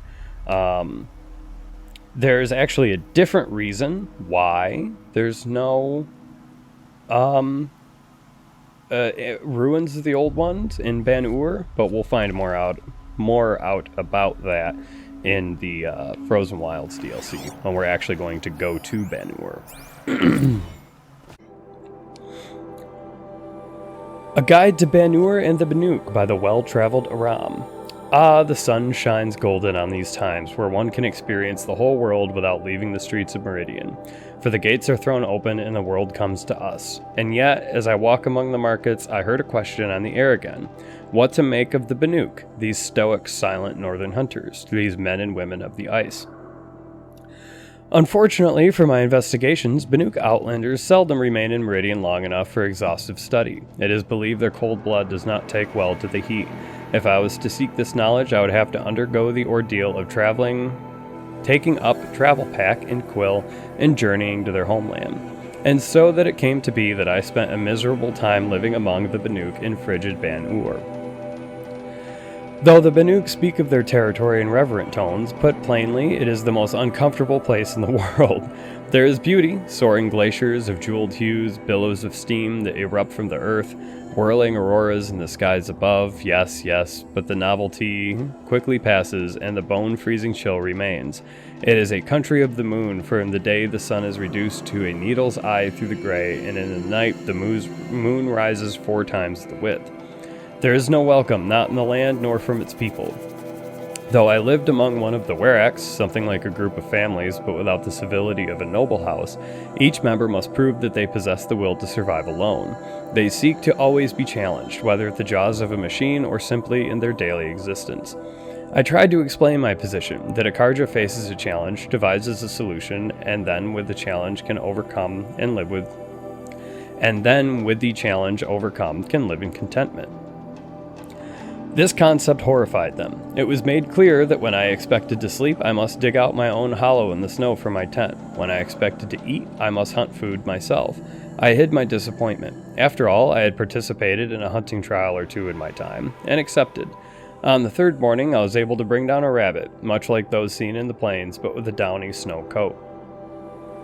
Upon presenting my prize to the Werrick, I received only blank stares until one indicated I must skin and prepare it. Reader, I will spare you the details. The experience nearly changed me to eat only maize bread forevermore. I had barely finished my gory portion before the Banuk set off on a machine hunt with their shaman, a man with machine bindings sewn into his very skin. Perhaps another challenge to decency. He claimed to sense the machine spirits close by, and sure enough, the hunters and I followed the tracks in the snow to a grazer herd. The Banuk made short work of them with their spears, and struck with a curious desire to prove myself, I threw myself into stripping a fallen machine for parts. Instead of praise for my initiative, I was subjected to the shaman's cursing and wailing and hauled back to camp by a sullen hunter. Eventually, she explained that the machine spirits must be thanked for the gift of a successful hunt before any parts are harvested. Truly, I was despairing of the shifting wilds of Banuk culture and longed for the certainty of the sun's guidance. That night, mercifully my last, my companions and another Werrick gathered under a pitiless clear sky to exchange songs, their way of recording history. Some understand the glyphs, but choose not to use them, asking what is a song without voices. By this point, I knew better than to answer. My deeds warranted a whole verse in the song of my companions, but from what I could make out, much was lost in the translation. Still, there was laughter enough, and many promised to leave me a Banuk farewell mark for our time together. I parted ways with the Werrick not far from the high bloom, and set about climbing back down to Dawn Sentinel, and with it sun-blessed civilization. As for the farewell marks, I saw no such thing when I packed my wetly frozen belongings. Another Banuk mystery, perhaps, and my advice to you, dear reader, is to let these people keep their mysteries to themselves.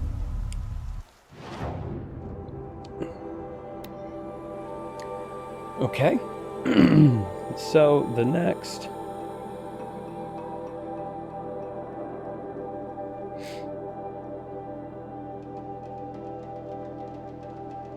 You know what? We'll come back to that one. And instead, we'll head up.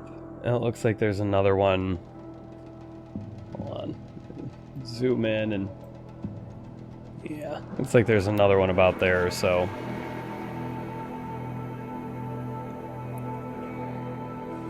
Yeah. And there's a stormbird in the area.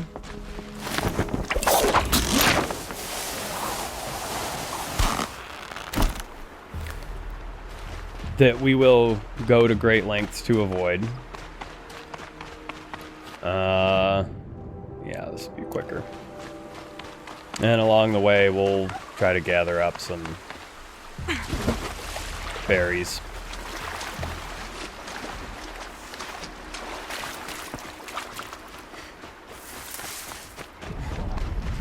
Save these for the trail.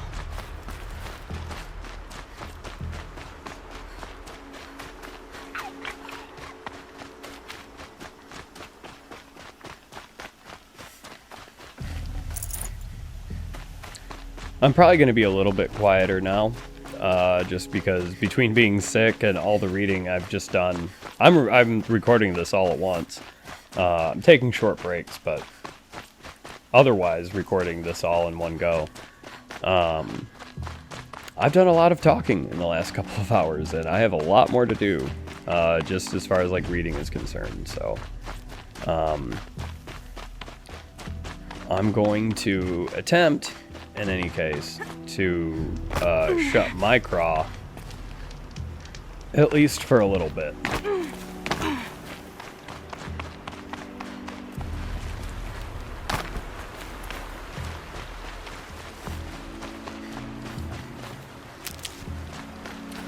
I'll tuck that away. Though I will say, I do have a little bit of sympathy for that guy who was traveling to the Banuk lands and going through that experience, because personally, I would probably not do well in killing and then skinning and eating a rabbit myself. Oh my god. There's a handful of bandits, a Karja Outlander, Help! I don't have the strength for this. all being attacked by a stormbird. I should help her, but it's... yeah. Save me, please. I feel bad. I know it's a video game and it's not real, but I still feel a little bad. Okay, here's what we're gonna do. I'm gonna call this sawtooth over. We're gonna override him, because the data point we need is nearby. So we're gonna override this sawtooth.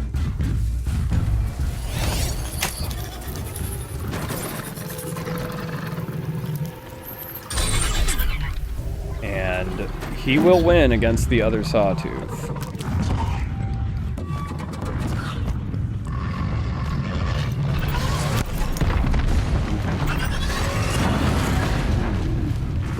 And we'll let them duke it out.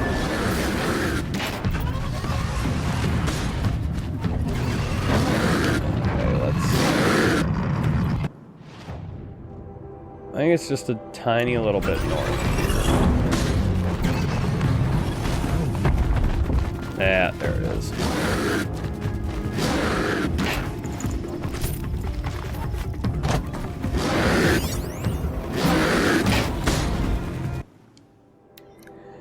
Gray Swarms Tour Diary 6861. Hey Swarmers, TDU time once more.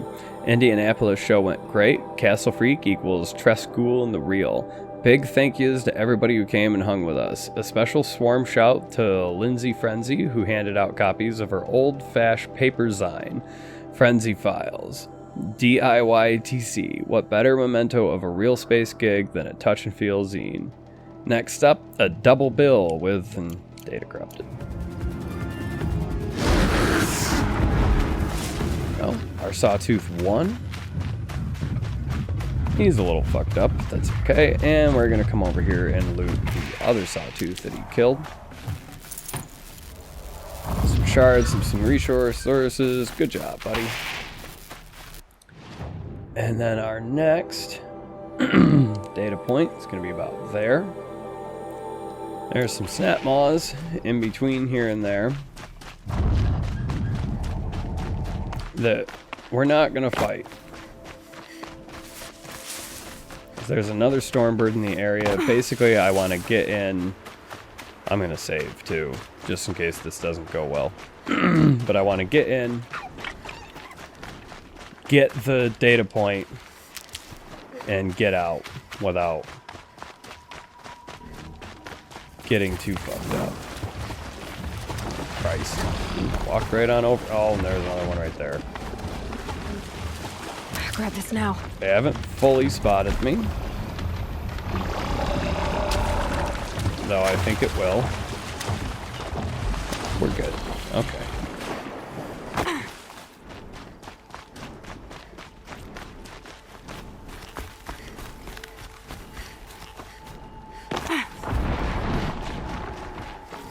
Yeah, and it's right up on top of this tank. Okay. Maligned auto taxi service Destin folds. March 4th, 2064. When Destin arrived on the Autotrans scene 4 years ago as the latest thrifty alternative to subscription services like Get There and Liftspin, it gobbled market share and shot to the front of the pack until recurrent hacks by idiot army quality auditors scandalized the company by exploiting egregious security flaws in its routing and billing software and launching the humiliating 45K for 4.5 kilometer hollow meme. The company never recovered. Destin promises to refund subscription fees by the end of the year, and data gets corrupted. Okay, so I think the next thing that we need in this area is going to be that metal flower. Yeah. And we actually skipped over a data point. Yeah, we did. We'll swing back by and grab it not too long from now. Provided I remember. Which I should. Low and quiet doesn't. This Stormbird, it might be a problem though. There's no grass to hide in. Shit, and he spotted me enough.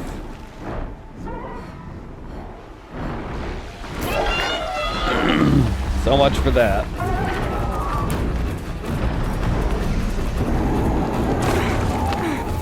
Oh, get me out of here.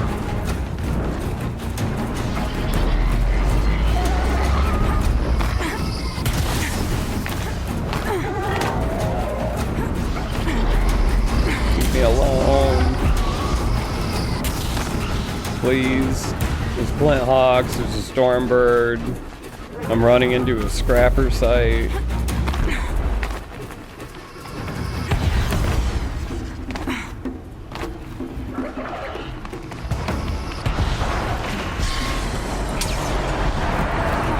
here's the. Oh my god. Excuse me. Excuse me. Ow.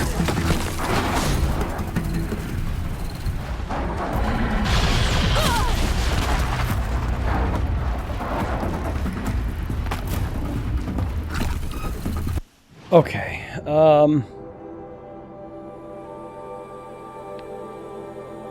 so there's a flower and a data point over there. We just got to get to it without dying. And I think we're going to head up towards Freeheat first, if we can find a way to get there that makes any sense. You know what, screw it. Let's go to this gate so we can save.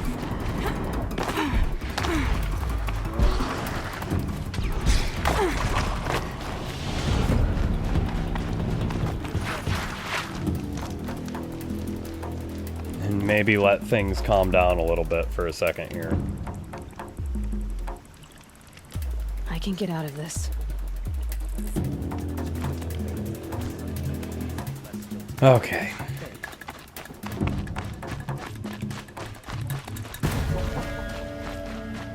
It's Glint Hawks. There's that Stormbird off in the distance still. It's such a cool machine, I just don't want to fight it if I don't have to.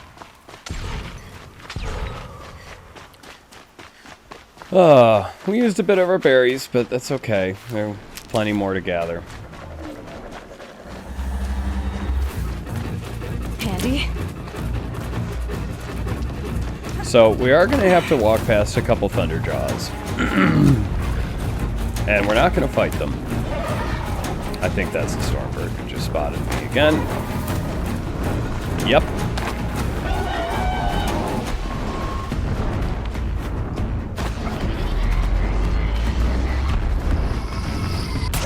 Ow. I hit the wrong button.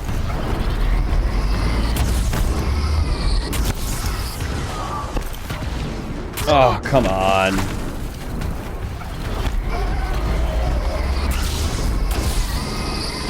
I can't dodge when I'm on the rope. Ow. If you just fuck off a little bit.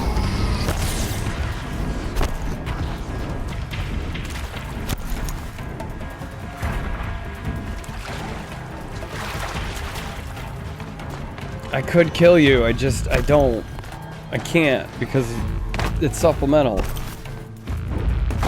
I'm not allowed to because you have a quest thing.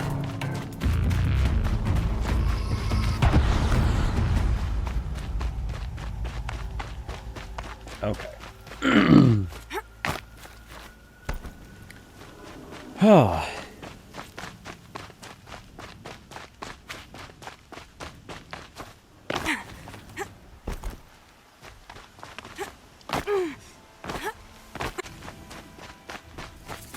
Okay. Now, Look out below! this data point is by this pool of water.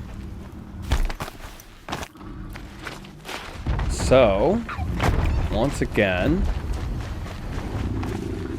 there it is. It's in the middle of the pool of water. Okay, we got it. We got the flower. We'll go ahead and read this real quick. Co-op Hollow U course listing, Spring 2063. Major popular music. Our popular music courses are divided between theoretical, symposia, and practical lab work. Popular music majors must enroll in at least one of each per quarter. Theory: Intro to Pop Music, POMU 101, Dr. Anita Freely. Explore the history of popular music from its emergence as an art form in the late 19th century through its contemporary algorithmic form. Students will grow to understand the cultural utility of popular music and the variety of techniques the form has adopted to remain relevant. The Rise and Fall of Punk Rock, POMU 307/507, Dr. James Hamby. Despite its contemporary reputation as a genre enjoyed by stodgy academics, punk was once considered transgressive and even dangerous. Students will learn how musical forms based on youth rebellion came to be seen as old dad music by contemporary listeners. Further, a close examination of select bashcore classics will reveal the debt that Dave's corrupted. And, okay. Now, where are we going next? Looks like pretty much right there. Looks like there's a couple up there. Now, there is a vantage up there, but that is a quest area that we're going to go to later. So we'll pick that up later. For now, we're going to haul ass, avoid these tramplers. We didn't get spotted by the Thunderjaws, which is really what I was afraid of and all that. I think that was the most dangerous, potentially the most dangerous section we were gonna... Okay, well, there's no tramplers here.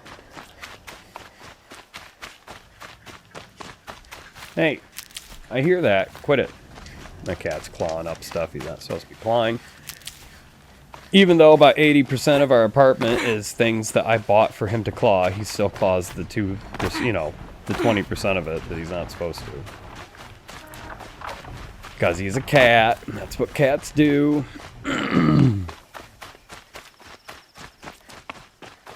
Little bastard.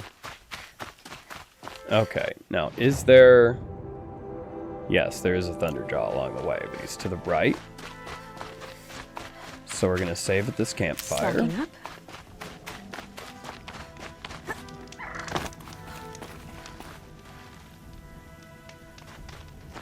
Yeah, I heard that.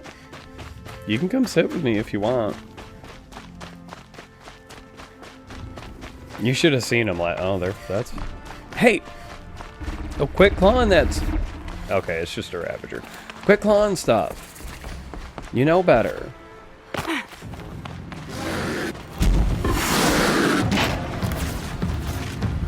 What's he fighting? He's fighting bandits. We're gonna let this play out and see what happens.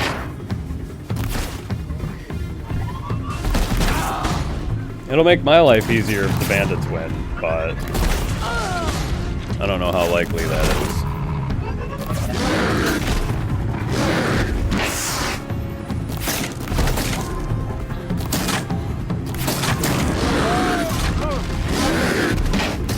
They are hurting him, though. You can see him sparking pretty bad. I see you. Yeah, you can come here. Hey, they actually won. Yeah, he wants his lunch. Oh, shit. This is why you need to stop it. Do you want to come here? I think he wants his lunch. They're all heavy. This is why. This is why. Quit it. Quit clawing at that.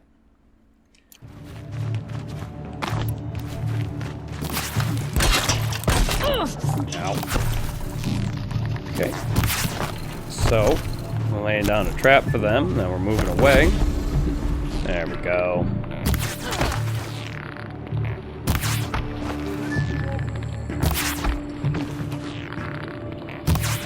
The main reason... Jesus. The main reason I'm fighting these guys... I really don't need to, but I'm hoping they... Oh my god, ow. I'm hoping they have potions. Oh, stop shooting me.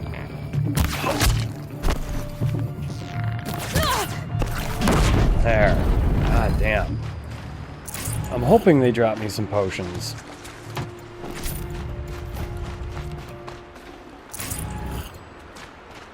Because I've been using a lot of them.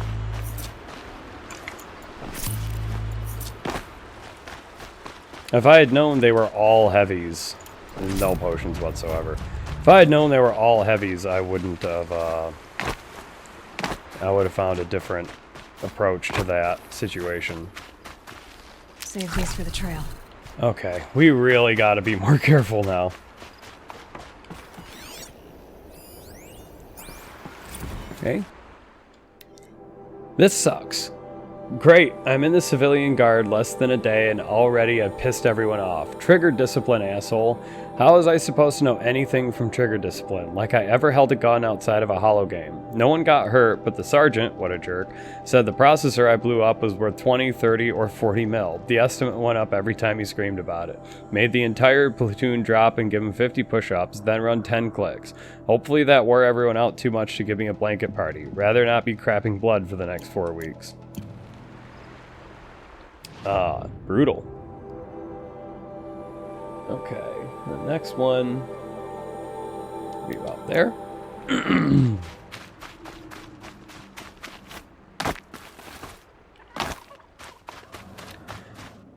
I wonder if we can... Yeah, we can make some health potions. I'm not gonna make too many, but...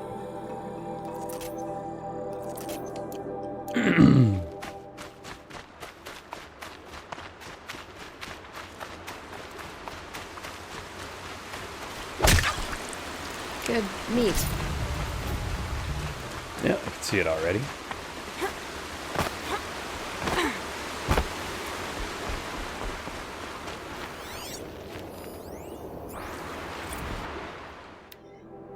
Phantom limbs. Dictation on. My legs hurt. I keep reaching down to rub them, but of course they're not there.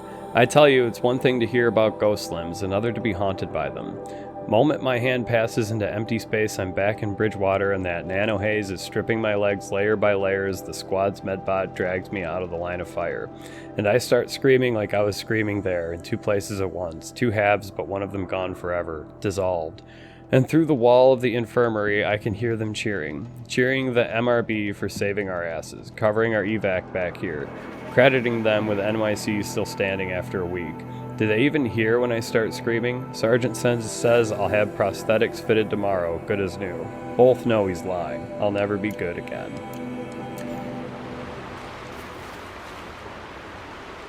Yeah. That doesn't sound great. Okay.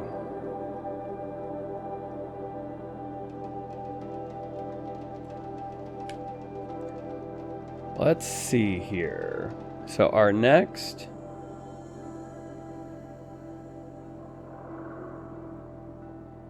Okay, our next data point's up near that cauldron.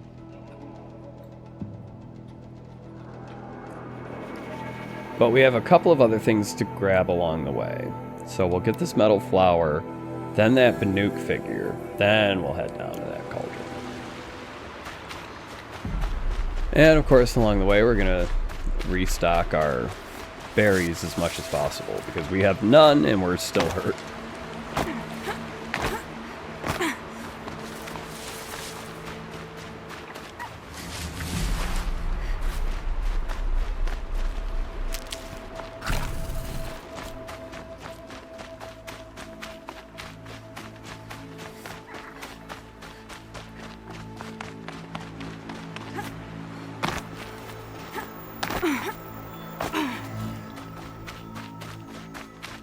Oh boy.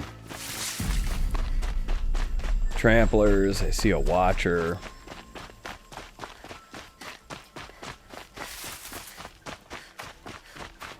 Definitely not interested in any of that.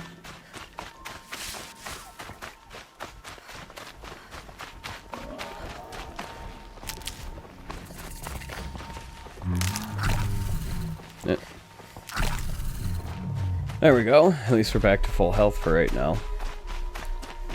So we'll pop a save at this campfire. avoid these long legs.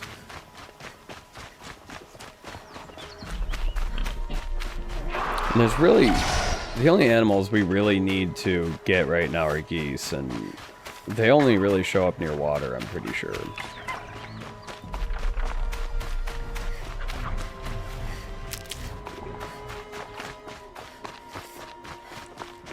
But we can still kill them, kill whatever animals we come across for their meat, so we can craft more potions. Not too worried about that, but at the very least, I don't want to go out of my way too much for it. Nutritious.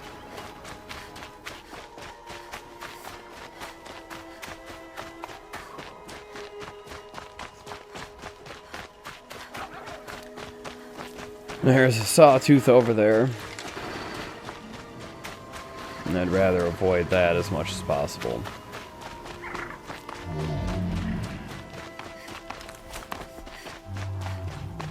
Just gotta find a way up here. I think we've actually run through this area before.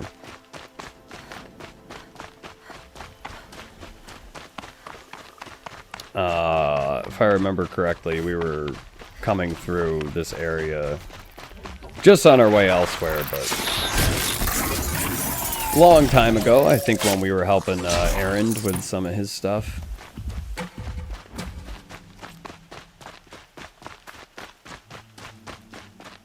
Yeah, here's our metal flower. What, mate?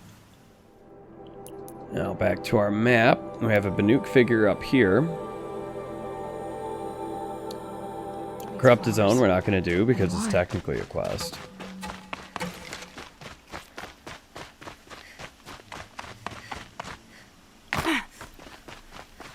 And we will also go through... So the Banuk figures, while we can also trade them in, but they're also...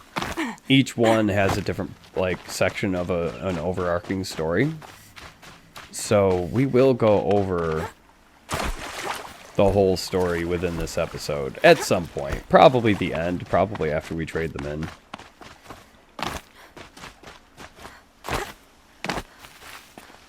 Okay. I think this is the start of the climb to our Banuk figure.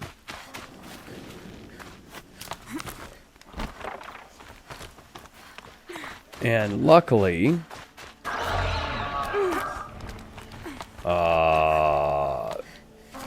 I was going to say, luckily, the Banuk figures are pretty much always safe, but there is a glint hawk here. So we might have to kill that glint hawk before we make this climb.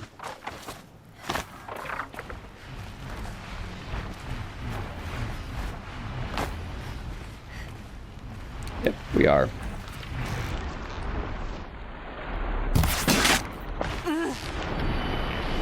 I don't want to, because I don't like glint hawks, and I've had to fight about 1 billion of them lately.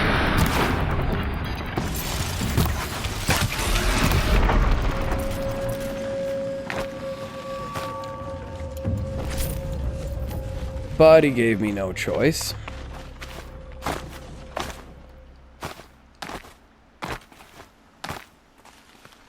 Okay. The painted rocks and stuff. Yeah, here we go. The painted rocks, like those are like the Banuk, I don't know, symbols or whatever, and that's usually your indicator for where you're supposed to be climbing. So you could, if you were paying attention, even find all of the Banuk figures without the maps.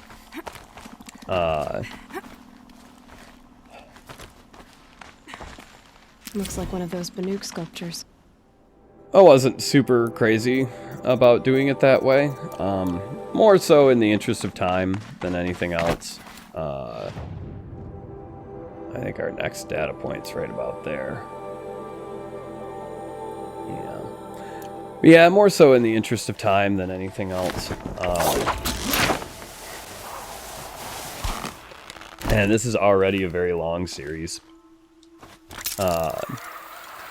I think just by the time I'm done recording this supplemental episode, we're going to be at like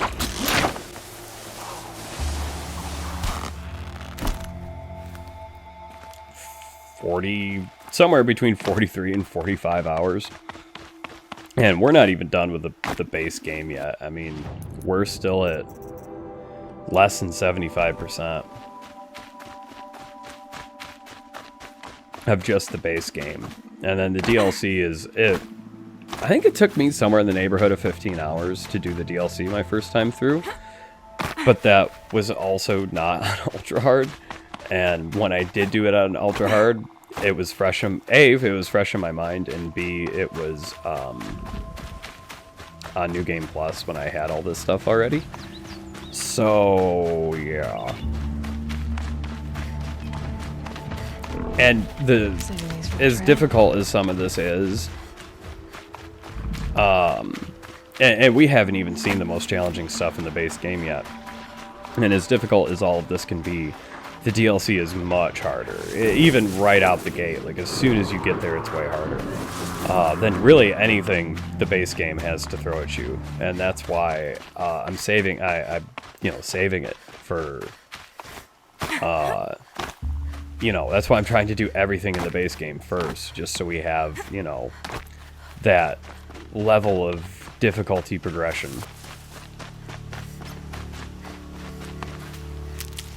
So getting this close to the cauldron is going to give us the quest for it. We're not going to do it, obviously. In retrospect, I do wish that I had been in this area Need them soon enough. at some point before to have at least gotten the quest, so this wasn't going to be an issue, but yeah, I mean, what can you do, Oh shit, actually, I think it's a little bit further this way. Yeah, it's down here a little ways.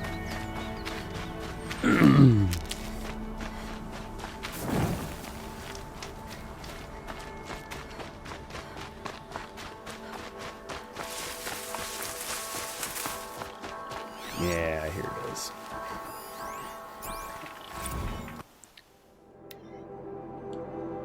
Okay, just got back. Ho Chi Minh's gone. Barely got out. 2/3 of the brigade didn't.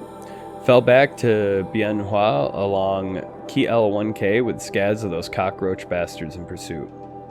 Kept blasting the whole ride. Must have killed 15 scarabs. Got so frenzied, Blue had to pry my hands off the triggers and yank me out of the DEW turret when we reached port and carry me onto the vert. Couldn't stop screaming. And then the verts lift off and we come under fire not from bots but from the Vietnamese battery. CO called it friendly fire, but that's crap. They were just pissed because we were bugging out and they couldn't. Oh my god. Now we're back in the USA and the CO is calling it a qualified success because we delayed the bots by several days and time is what Zero Dawn needs. Said we'd have a new mission tomorrow. Oh my god.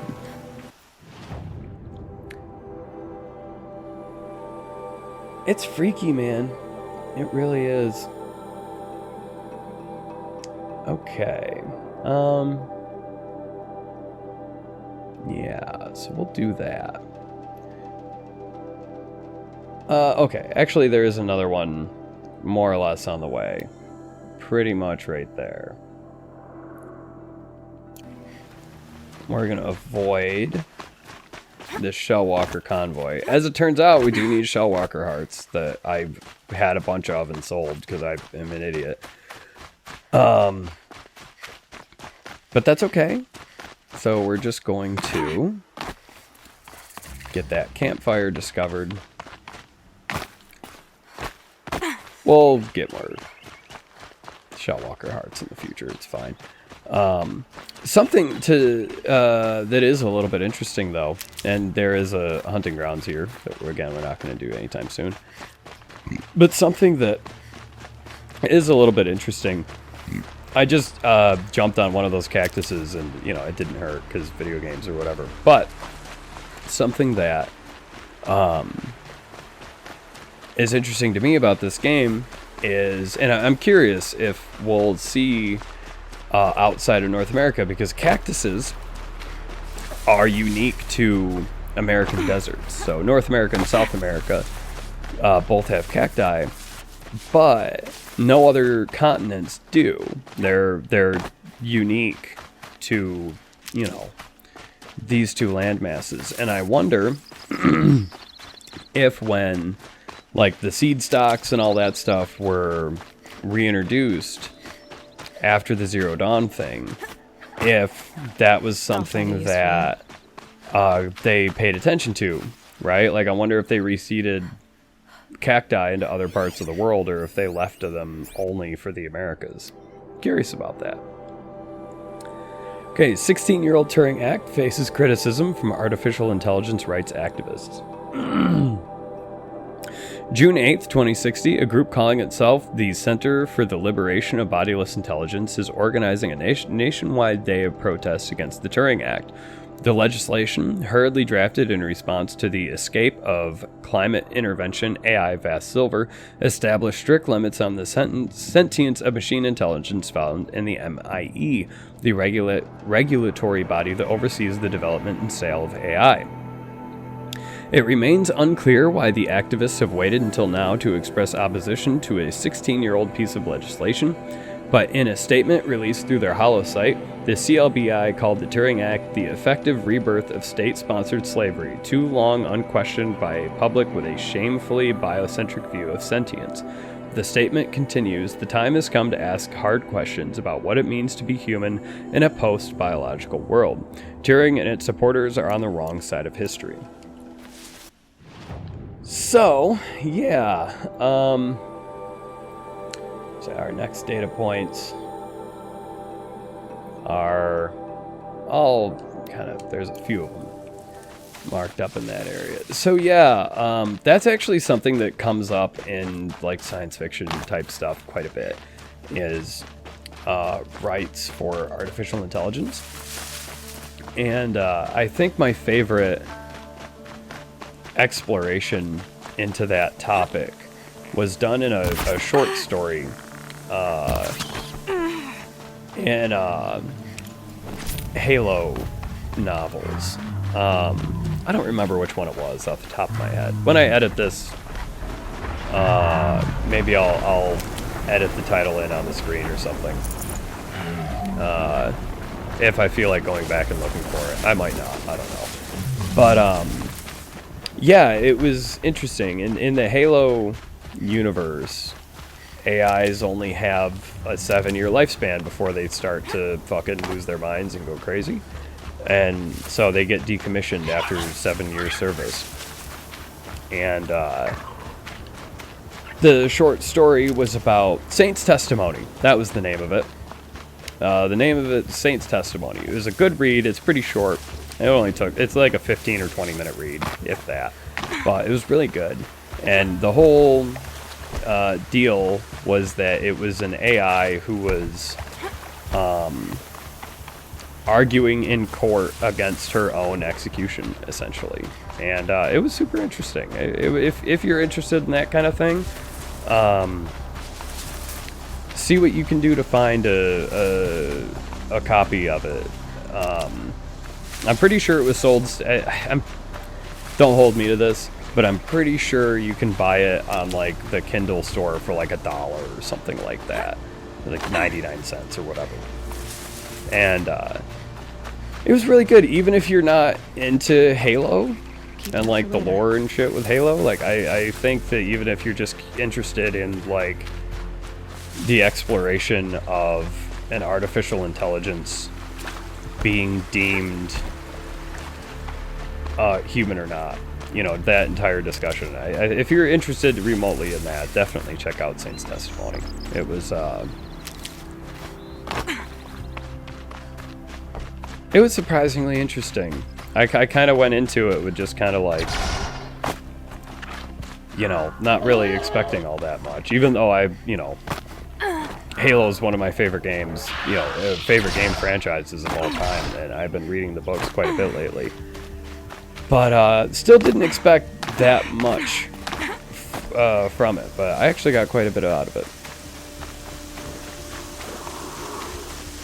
You'll do.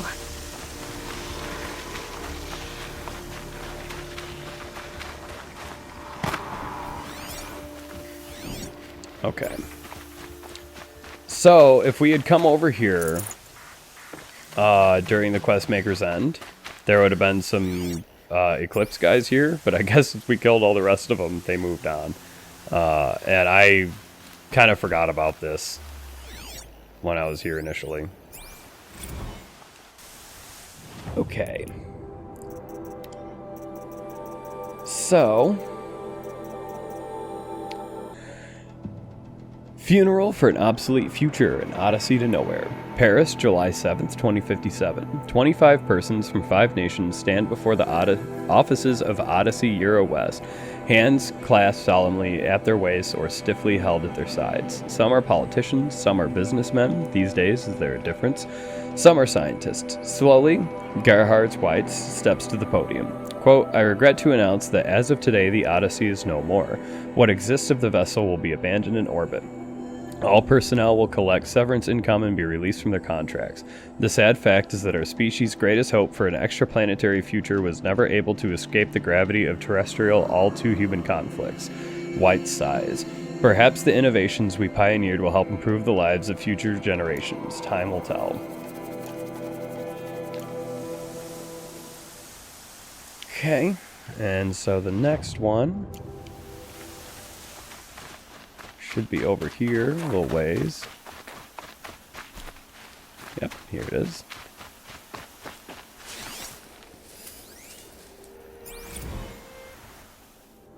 Okay, Odyssey fusion drives ready for installation. Mumbai, April 17th, 2051, several years in the past compared to the last one we read. Speaking at a press conference today, Odyssey India Chief Science Officer Jaswinder Prajapati announced that all components of the colony's ship's fusion propulsion units have been printed, tested, and are ready for installation. We are ready to build the Odyssey's engines, he said, so if my international colleagues would be so kind as to resolve their differences, perhaps this installed project can finally go somewhere. His ARC comments referred to the ongoing financial and labor disputes between Odyssey America and Odyssey Euro West, as well as tensions over rare earth element deposits in Data Corrupted. And the final one is right over here.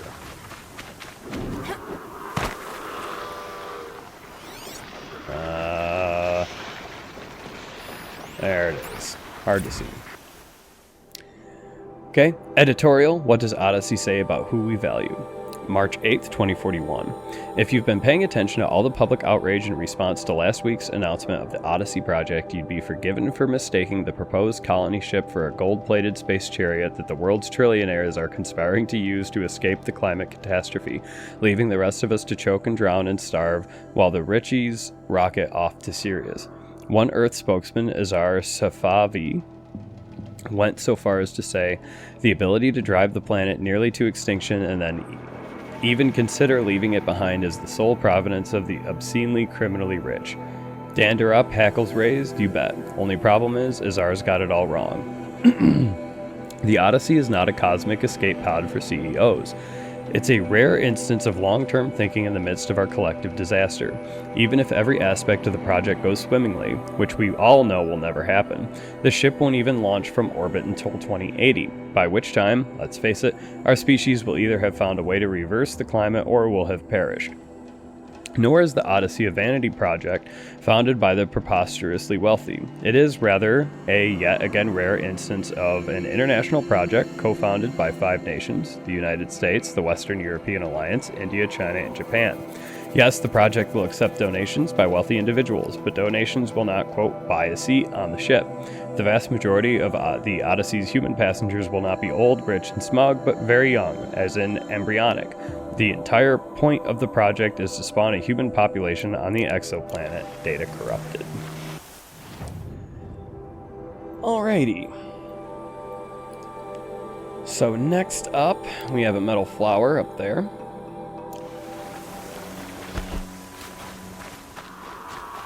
And it's not too far away.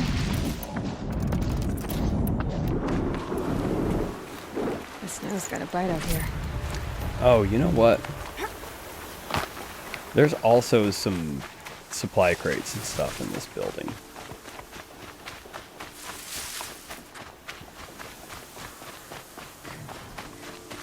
And in the general area of this building as well. Again, we didn't loot when we came through here because I forgot this place existed. Yeah, not much. A few shards, a little bit of blaze.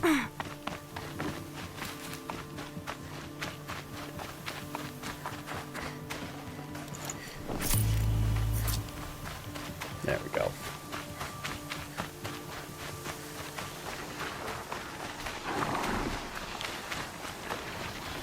We're gonna avoid the machines best we can.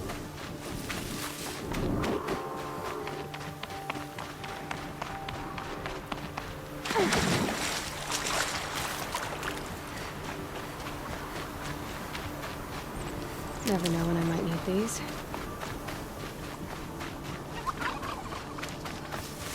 It's just a destroyed watcher.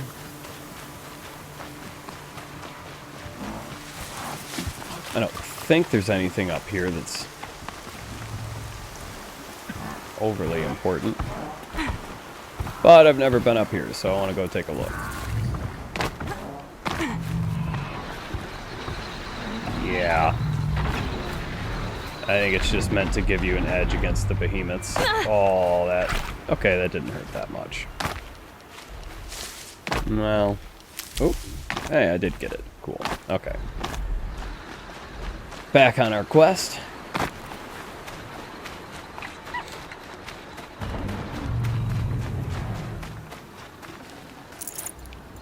For collectibles and all that. So, once we get close, I think the game's going to make us switch to the stalwart armor.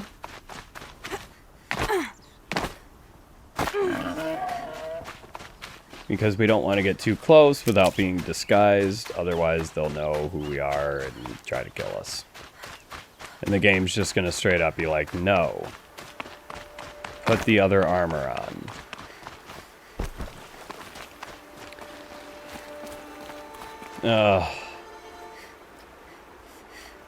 Glint Hawks. Well, at least I have berries now.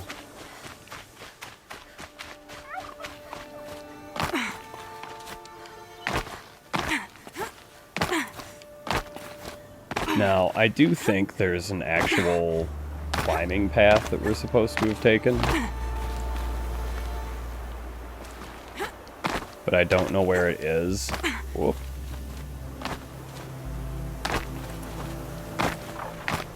And this is already going to be a ridiculously long part.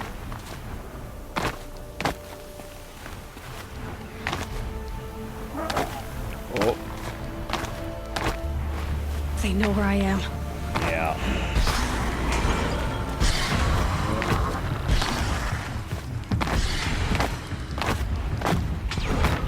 So there is 4 glint hawks here. Ow!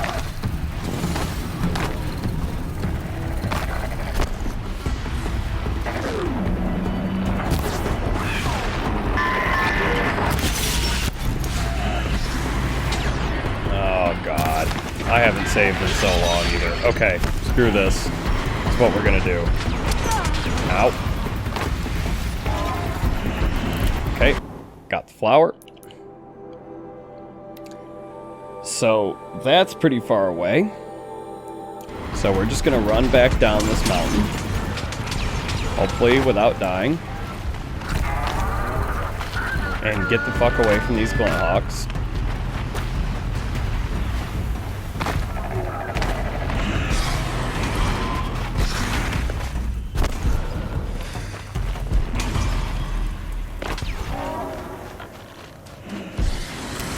One of them still sees us.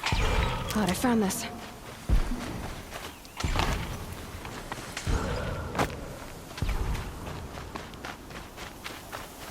There we go. Now we can head up to this vantage.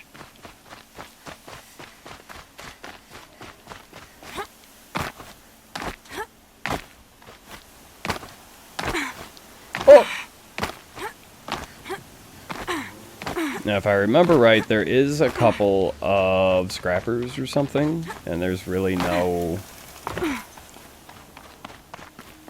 grass to hide in.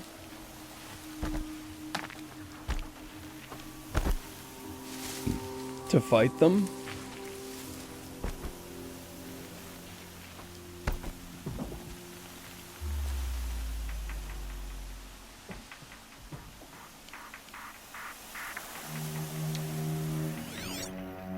Yeah.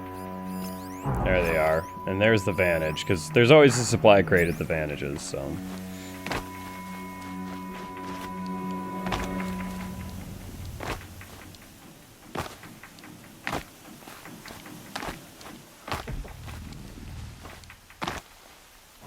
Okay.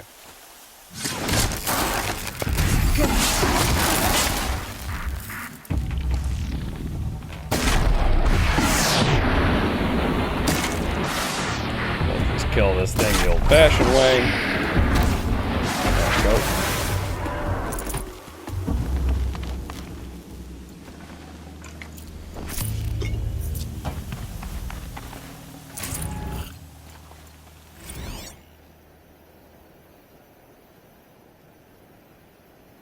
Yeah, and a nice view of what the sun ring was like before, in the time of the old ones.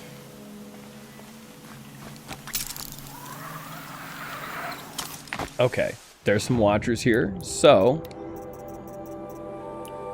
let's see here. Kill watchers using precision arrow shots to the eye. So here's what we're gonna do. I'm gonna slide down. We've activated that quest. Hide in the grass. Call this over. And once we can actually see, do one of those. Disguise to use if I'm going in. Yeah, I'm not going in.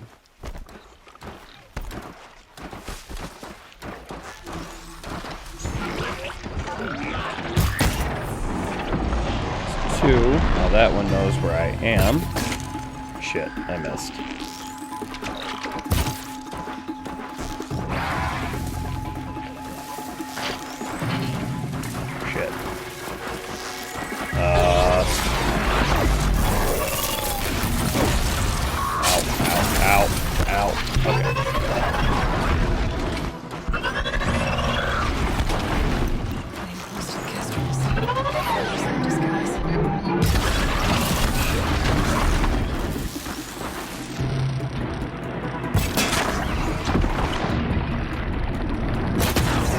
There we go. I have to come here.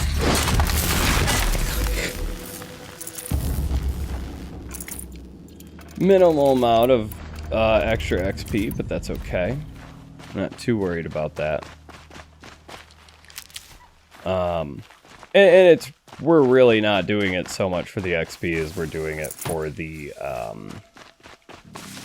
completion. I don't even think it counts towards the 100% completion, but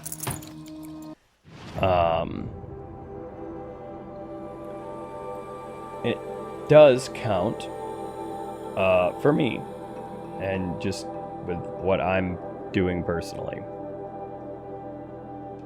So, okay. Let's see here. Our next data point is going to be there. And then we can swing back up around for that Banuk figure, and yeah. Oh, there's another vantage over here as well. Forgot about that one too. But yeah, and then there's even more data points and stuff all in this area. We still have a lot to do. Still have a lot to get. In fact, we can even look at our notebook and our collectibles. 2 more Banuk figures, 1 more ancient vessel, 7 more of those, and then data point wise, not too many. 6, 7, 8, 9, 10, 11. Yeah, not too bad. But it's still, you know, with no fast travel and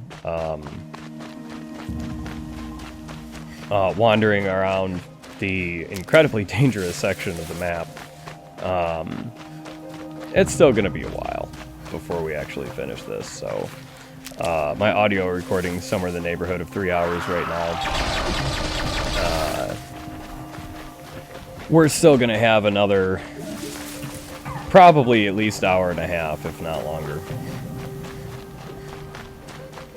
Especially with like reading the data points, and I still need to farm a couple or one more snap maw heart, and yeah, I mean it's gonna be a whole thing for sure. Okay, let's do this.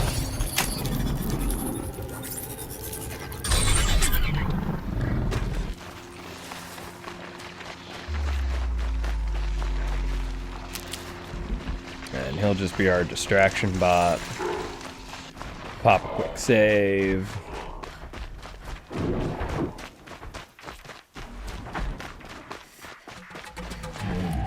Our next data point's more or less on this campfire. Unfortunately, there's a Ravager hanging out near it. So much for being careful. But there's going to be a lot of machines hanging out near a lot of things that we have left to get here, so... And you know, I can override this thing anyways.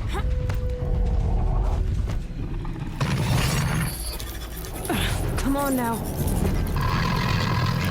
The other one's seeing me, but we got this one. Yeah. Robot fight. You guys settle that. Oh, there we go. Some health potions. A lot of health potions. Okay, they're further away than it sounds like. There it is.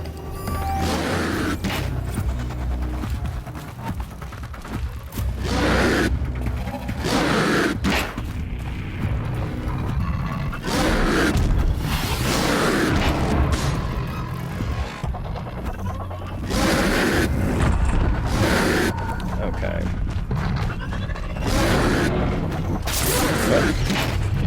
I was gonna go stab it, but yeah, it's okay.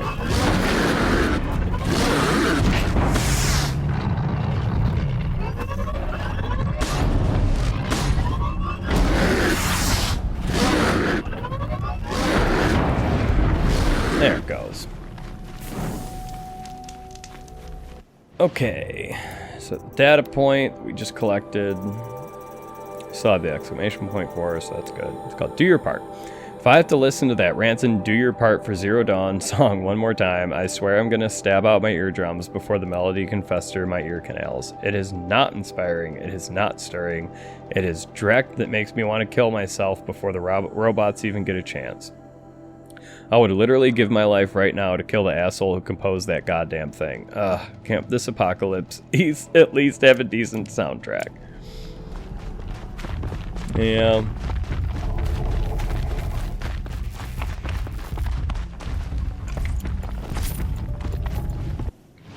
Alrighty. So we have 2 data points in here, this tall neck. I'm gonna zoom. Oh, wait, hold on.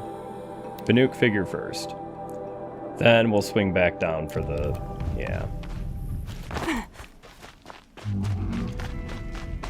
Now, those 2 data points are gonna be a pain because there's a lot of fucking machines in that area. And probably what we're gonna end up doing is just sneaking in, overriding machines, letting them cause some distractions while we go pick up the data points, and then just hightail it out of there.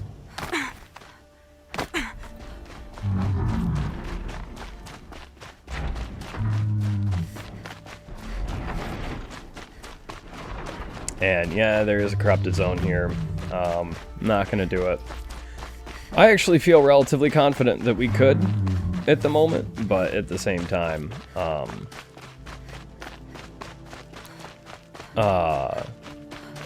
that's not for this part anyways. Can't be too prepared.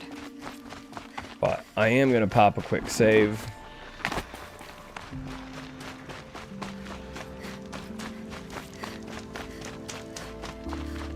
If I have to come here, I'm better off wearing my disguise.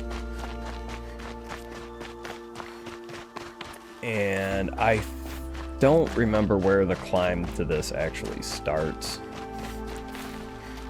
It looks like it might be here. Yeah, it is. Okay.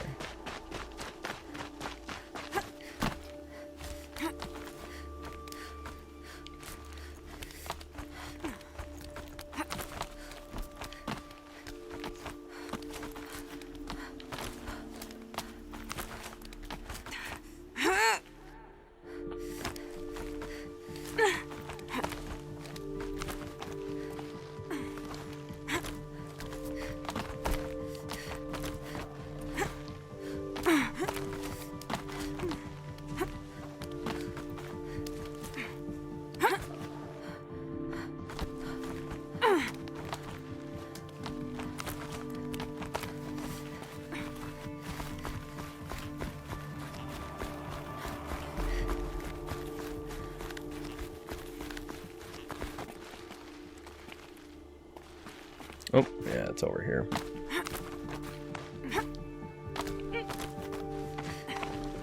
A wooden sculpture. Okay. Get rid of the exclamation point. Back to the map. Okay. So, I'm going to zoom in on my map here. And the closer one appears to be right about there. Banuk, probably.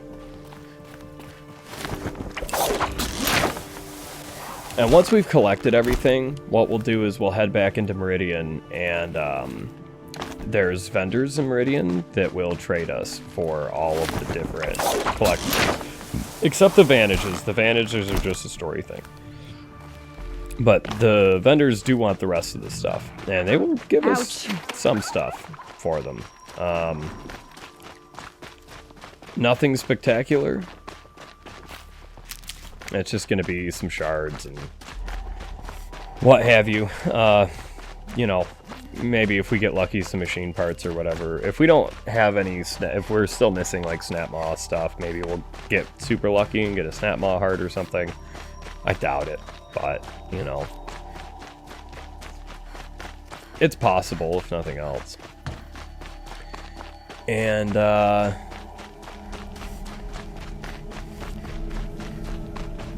yeah.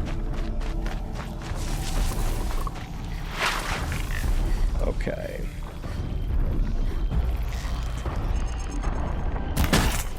Ah, damn it, it's a red eye. Son of a bitch. Just die. For fuck's sake. Well. Here we go again. Okay, now he sees me. Shit. Okay. Of course it was red eye.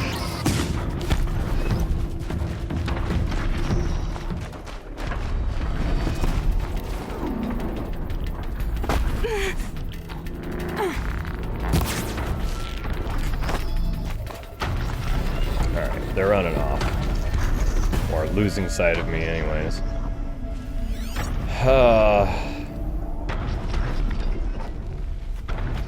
Alright. New plan.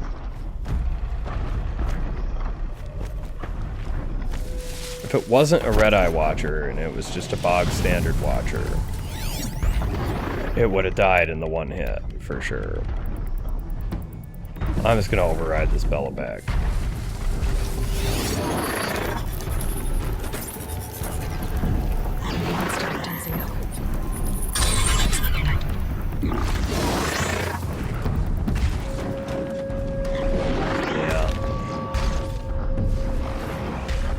Go ahead and get shit done, buddy. Alright.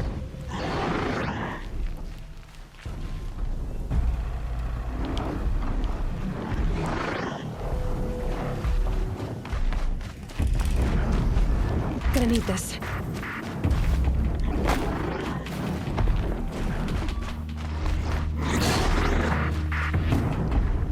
Get up. Even see the...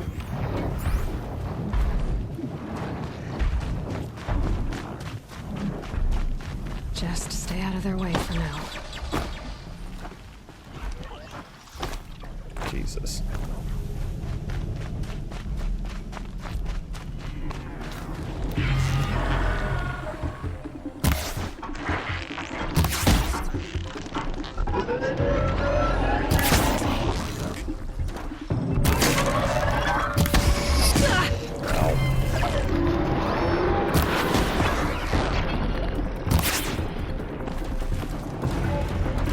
Where'd my bellow bat go?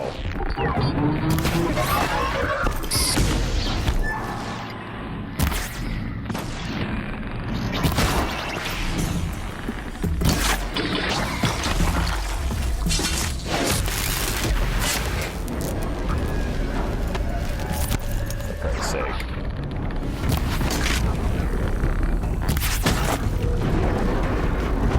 There it is. Okay. It's handling a bunch of stuff in here. Oh! Okay.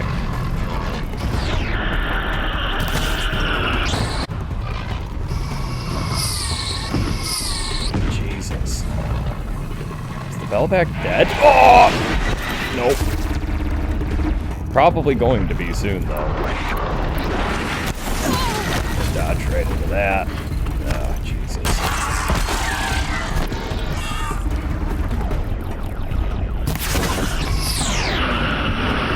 Okay, well, I apparently put down a shock wire on accident.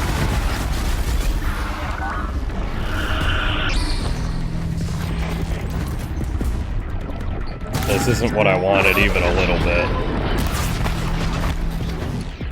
I'm right in the path of the... Okay. Oh, that's a Ravager. That's another... Ow!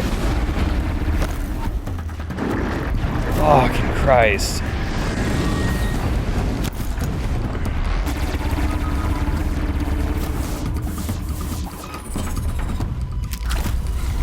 The things we go through for collectibles, man.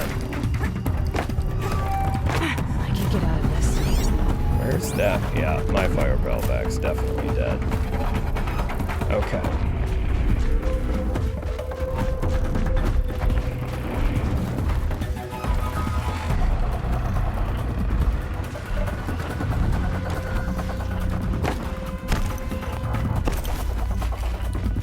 Okay, this is the first one in this area. Interview. Delgard opens up about Far Zenith a little. February 28th, 2061. Oswald Delgard never stopped smiling. Before last month, the Danish tech Wunderkind was known primarily as the creator and CEO of AllSeeing.Hollow, the world's most popular hollow film sharing service. But for the past few weeks, Delgard has been the public face of Far Zenith, the self-described futuristic consortium responsible for reviving the Odyssey colony ship project. Oswald seems an unlikely spokesman for a shadowy group of billionaires, but maybe that's the point. He is bright-eyed, handsome in a nerdy, rail-thin kind of way, endlessly enthusiastic. When I arrive at the all-seeing offices for our interview, he glances behind me as if waiting for a holocamera crew to swarm in my wake. So will this be published as text, an article? He speaks English with barely any accent at all. I nod and his smile impossibly widens. That is just incredible. Really super quaint. Love it. Oswald's countenance may be exuberantly inviting, but the organization for which he serves as a mouthpiece is anything but. To date, he is the only publicly acknowledged member of Far Zenith, which claims to comprise 77 of the world's wealthiest persons. It's more fun this way, don't you think? Asks Oswald. The mystery, it's, what would you call it? It's stagecraft. Far Zenith is as much performance art as a functional futuristic endeavor. Although, it's that as well. I can tell you there's nothing sinister about it. We are devoted not only to extending humanity's legacy beyond this solar system, but also to making the world sexier, I suppose, more interesting. Far Zenith is science and transcendence, but it's also fashion, rock and roll, you see? Well, no, I don't, but I don't tell Oswald that. Instead, I ask him a question that's been on the minds of a lot of people since Far Zenith purchased the unfinished colony ship. If the combined efforts of the United States, China, India, Japan, and the Western European Alliance couldn't finish the Odyssey, what makes Far Zenith think it can? Hey, Zwei. Quit it. Yeah, I'm talking to you, you little shit. Ah, he says, here's where I get to blow your mind. Very exciting. We're not interested in escaping a dying world. For us, this is not an act of panic or adrenal survival reflex. The Odyssey, under the stewardship of Far Zenith, will be a triumph, not a retreat. This is why we will succeed, why we have already succeeded, really. Oswald makes it hard to press for answers. His answers are labyrinthian, but something in his tone and his body language makes them feel downright linear. How much of this is put on and data corrupted? Okay, and then the other one is about there. So, I'm gonna see if I can loot my bellow back. Yeah. Some other stuff. And then hoof it right over to the other data point in this area. We haven't been spotted by anything, which is good. That's it. I'm already. I can already see it.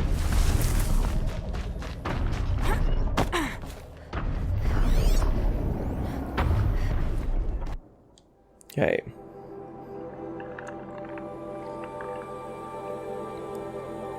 Far Zenith Odyssey ready for launch imminently. High orbit, April 1st, 2065. We're not blind to the irony of making this announcement on April 1st, said Far Zenith spokesman Oswald Dalgrad in a live holocast this morning. But I can assure you this is not a prank. Construction on the Odyssey is complete.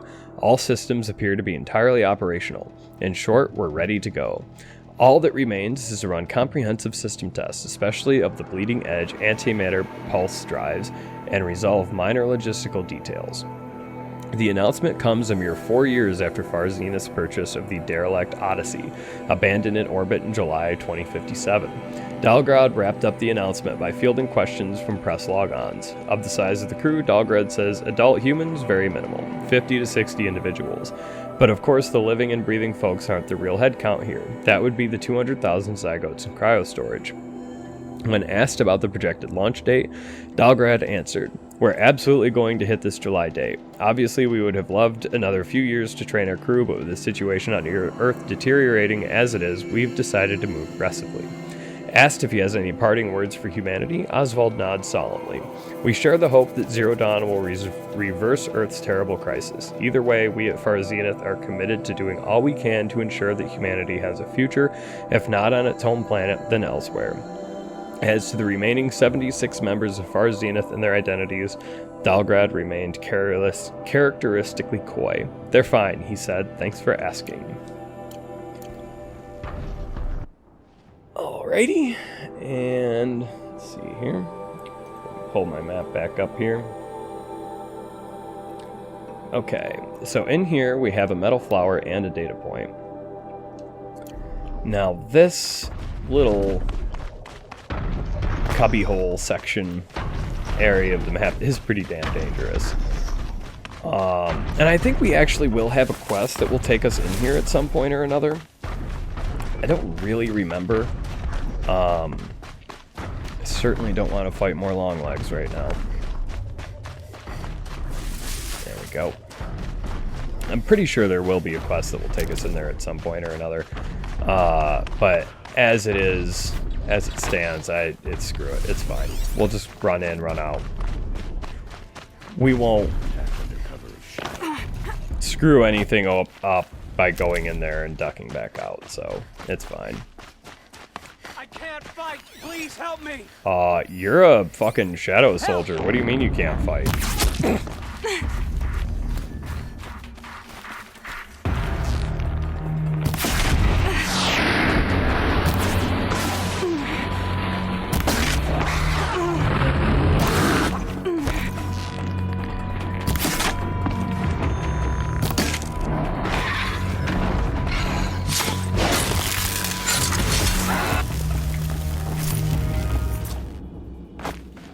Idiot. Alright. Yeah.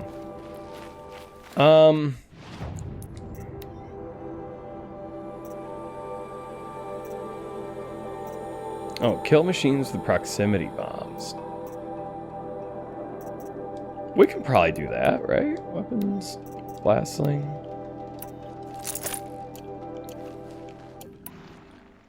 Blast, proximity.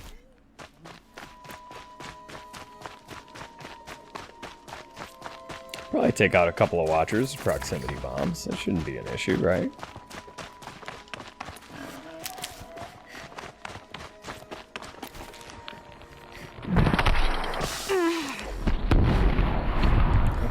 Didn't kill it, but Gotcha. still not dead.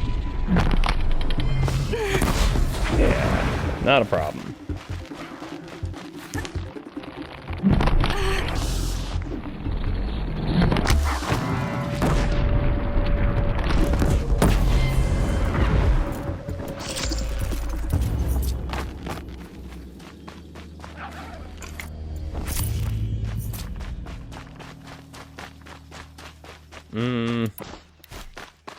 I guess there's only 2 watchers at this watcher site. These will keep. But we'll keep that in mind and... Oh, good. Campfire is here. Okay. Yeah, we're gonna save before... It's been a minute since we saved, so... I see it's either a sawtooth or a ravager. It's kind of hard to tell them apart sometimes. So yeah, it's gonna be dangerous in here, and we're not really gonna stop to fight anything.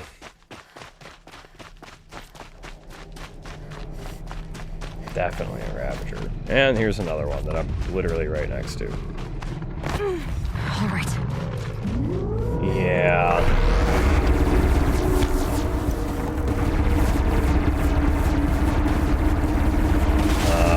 Ow. Okay. Well, the grazers, at least, usually don't attack like that. Don't know where this metal flower is.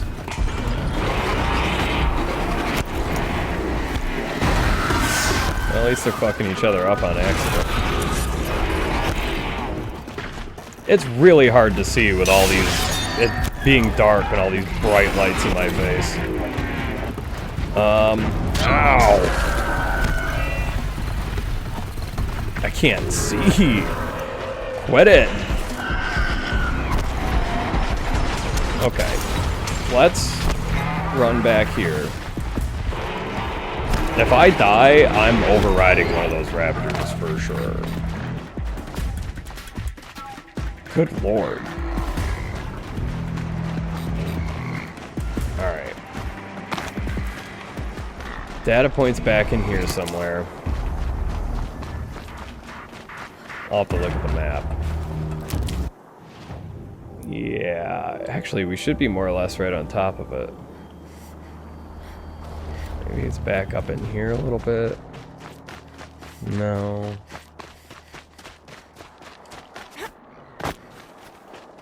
Don't see it.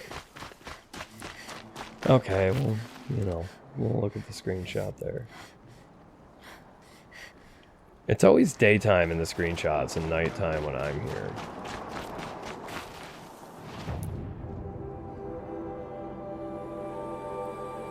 Okay, it should be right there.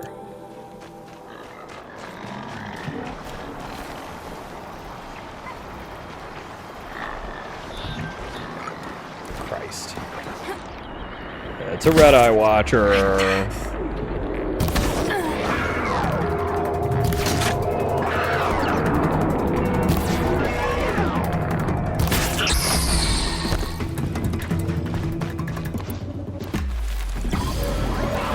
At least these...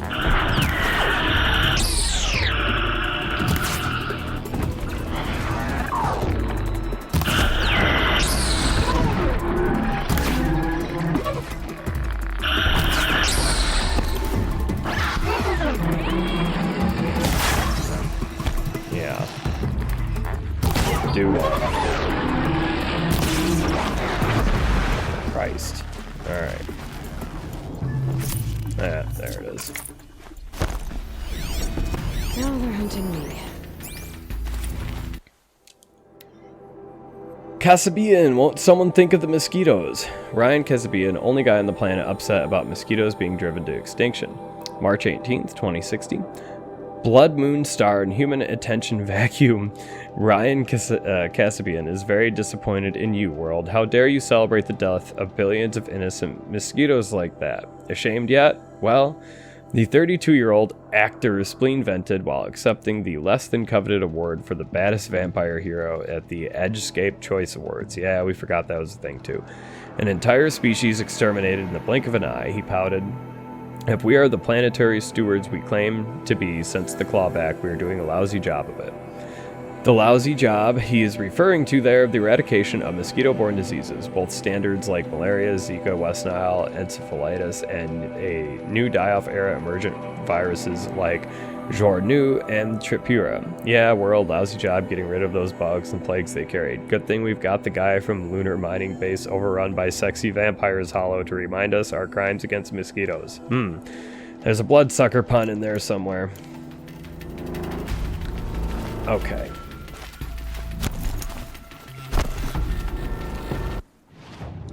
We still need this metal flower.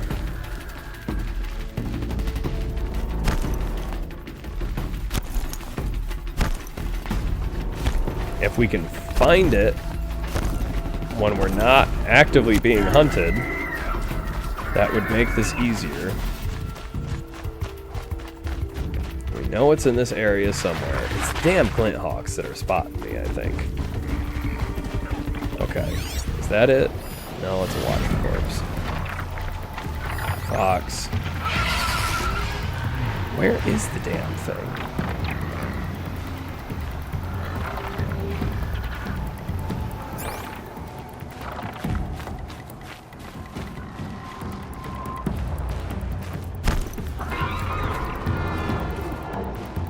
Okay.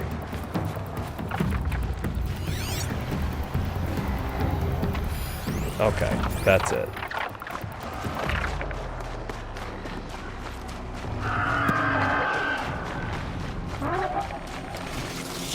So, we got it. 24 of 30.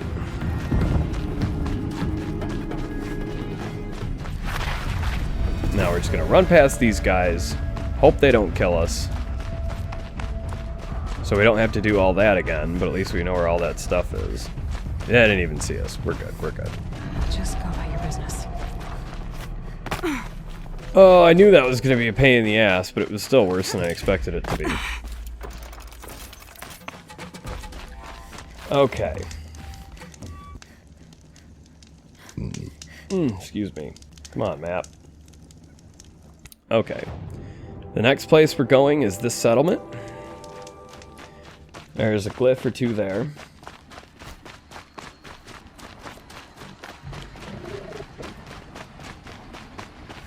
Right, that stuff.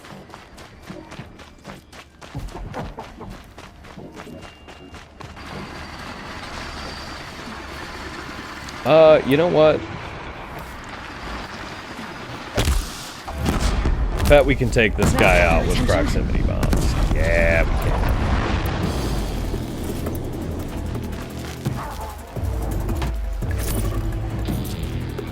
And we even got our proximity bomb back that we didn't need. Ow! If he had literally knocked me off the cliff there, I would have been pissed. Alright.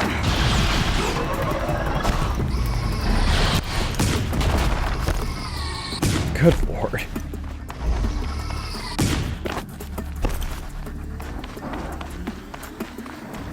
Alrighty. And that town's on the other side of that. Be fascinating. if they Nope, wanted it's to right hear. here. This is the Blazing Arch that we read about earlier.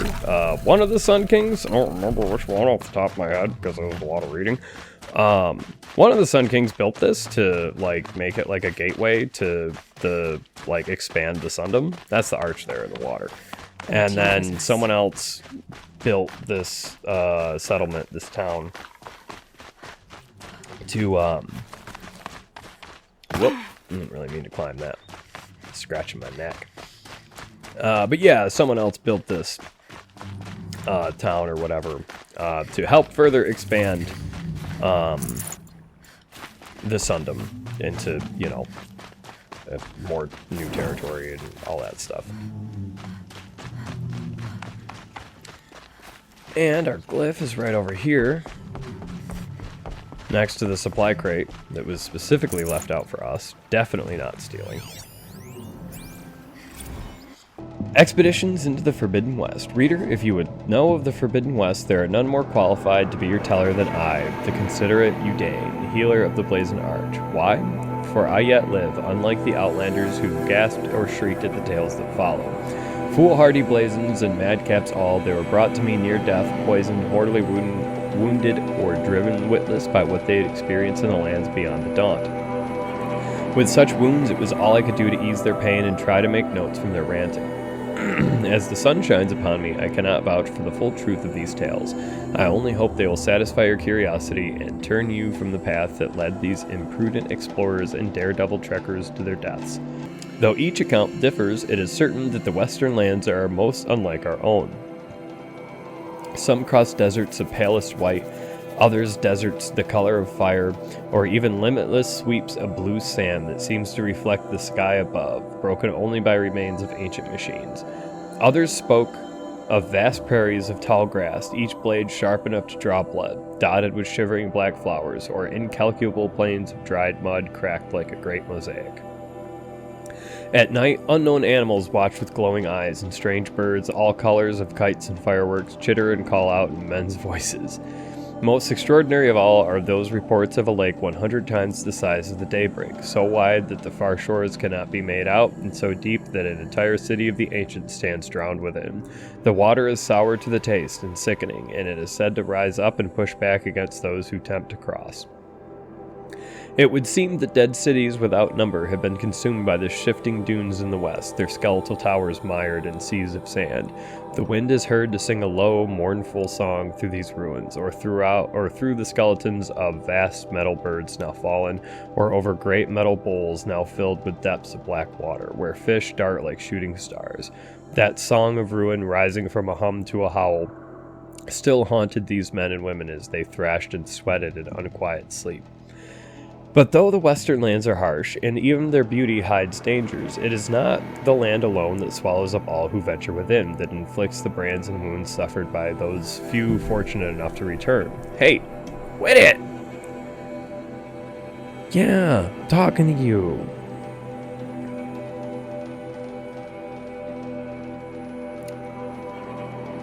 Oh yes, all have spoken of new machines in the West, machines more strange and terrible than any found in the Sundom. With their fingernails, dying witnesses have scratched out impossible shapes, or if they still possess several limbs and vocal organs, mimic jerking movements and imitated awful sounds, all belonging to the throes of madness. This is why. You, hey, quit it.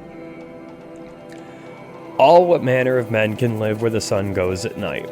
All these tales were the most chilling. One spoke of drinkers of machine blood, their lips and tongues stained, their teeth replaced with metal. Another described youths as pale as ash, all wearing the same faces, who hunt silently and tirelessly in the night. Still another told of a tribe, seen only from afar, whose folk busied themselves digging deep pits in the sand only to fill them again for unknowable reasons, while another tribe was only glimpsed on the waters of the Great Lake, riding their thin, dark boats. Oh son, a half of me regrets scribing these stories, for they inspire questions that can only be answered by yet more doomed expeditions. And yet I must tell the tales, for what else remains of these poor, wretched men and women? If they sought riches, they found none to bring back, nothing save a handful of black silt, or a curiously stamped piece of metal, a chunk of desert glass with a shifting hue, or an odd, smooth shell. I have kept all these things to remind me of those who went in search of the forbidden, and paid for it dearly. Reader, if you think yourself an adventurer, heed the warning in this old man's collection of strange small things, and go not into the forbidden west. Oh, yeah. Okay, so I think the next thing we have is that vantage.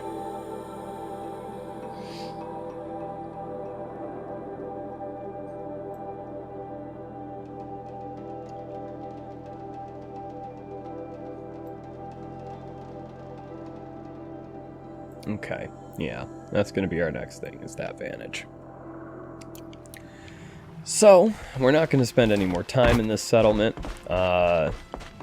We will, in the future, come back here for quest-related things and that, but for now, we're going to take our leave.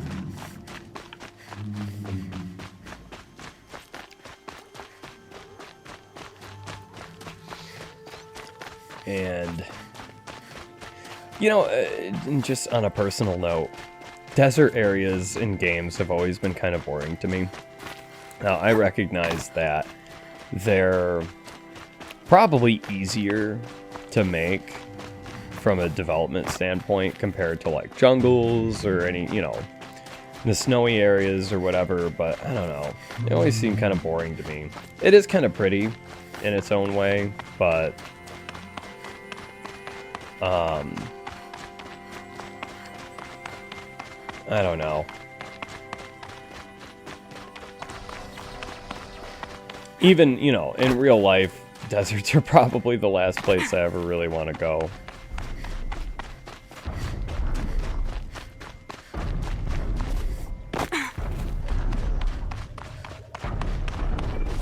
Okay, I can see some watchers in the distance there, which is not a huge deal. I want to look at...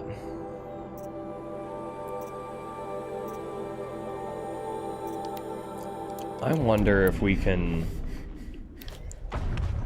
make progress on this at all. Multiple enemies with a single blast bomb, so it doesn't have to be machines. But I also doubt that wildlife counts.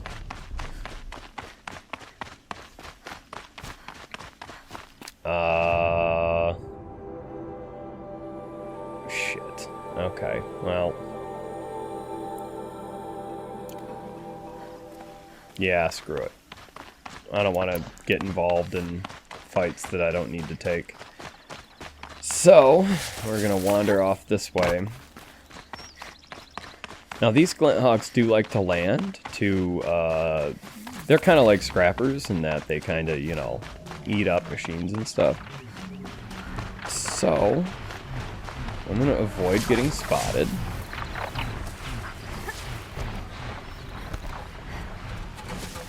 They're not landing. Screw it. Yeah, I also don't want to fight them.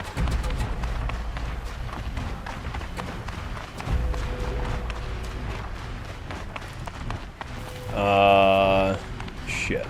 Another day. What'll this one hold? Oh, this isn't gonna go well. Especially because we've been spotted. Okay, well, we don't have to go that way. We can just do some swimmies. Over there. I thought there was like a rope or something that would let us get from the top of that over there, and there just wasn't. Which is fine.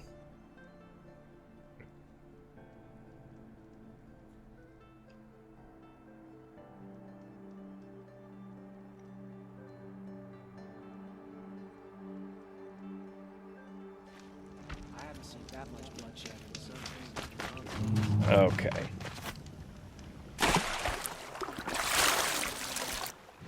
And we'll go mark that vantage.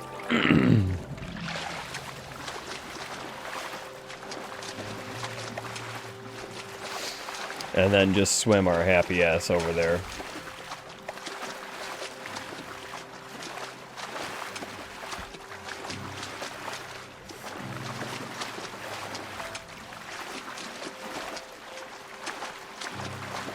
I guess we don't have to swim the whole way, but still.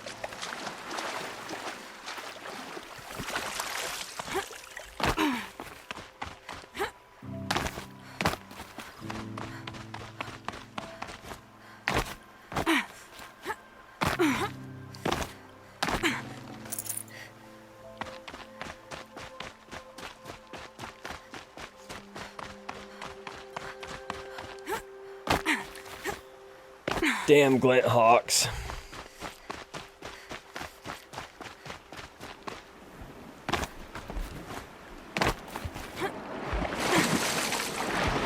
That's a snap off. I didn't know he would be here. Come on, then. And I wouldn't mind fighting it. Except I was in the water.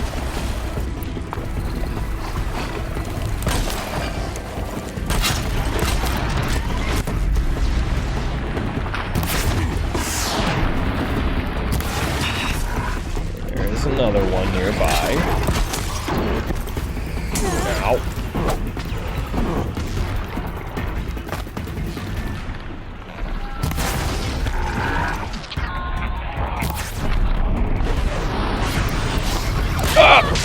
God damn.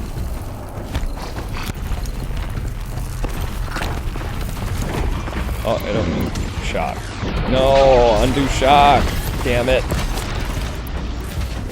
Come on.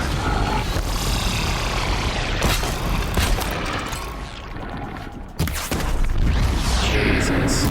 I am just... I think me being kind of sick here is kind of fucking me over a little bit.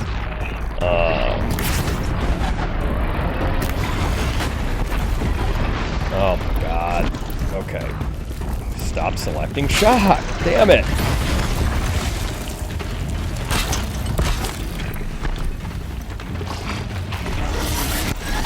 Oh my god, I'm getting my ass kicked.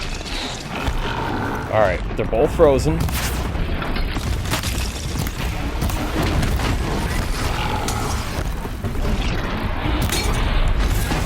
Jesus.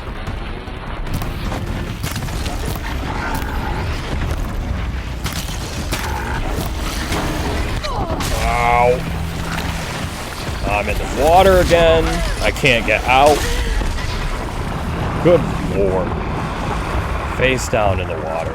Man, I am just... Oh, God.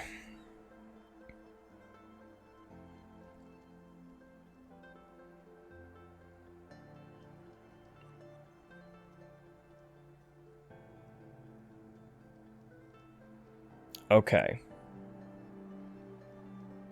This time, I'm gonna have my potions ready. Out the gate. I'm not gonna needlessly swim all the way there. And I'm not gonna try to swim across before I actually engage with them.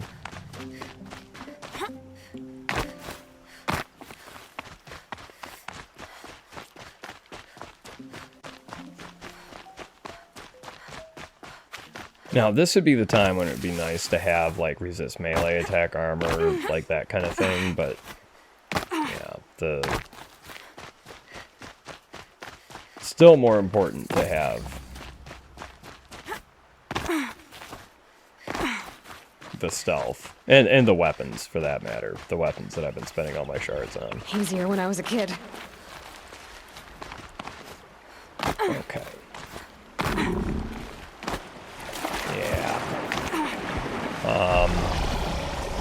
Don't really have a good place to fight these things where I can be on land. So, we're going to get out our sharp shot bow and see if we can use harvest arrows to shoot off blaze canisters on this thing.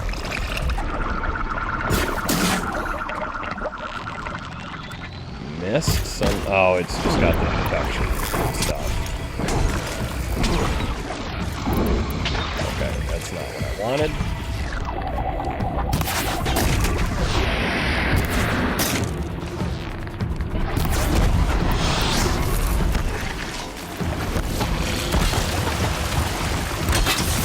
Oh, I keep getting the wrong wires.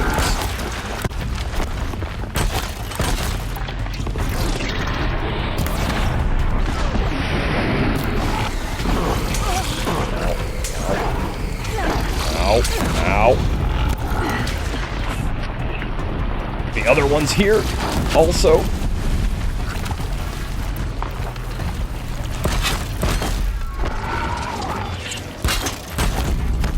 Jesus.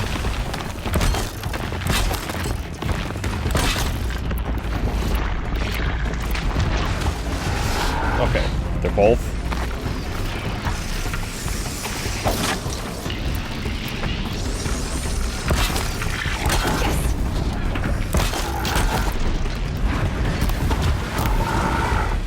There.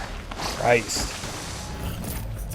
Okay. That's a good spear damage coil. We're actually going to keep that one.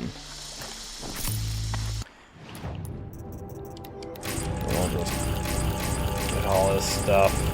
There we go. But yeah, that's a good spear damage coil, so we're actually going to keep it. Oh, wait. Do I still... Yeah. Okay. Now... It'd be easier to see if they weren't frozen. I'm gonna see... Okay. That disappeared. Now, as long as their blaze canisters didn't go away...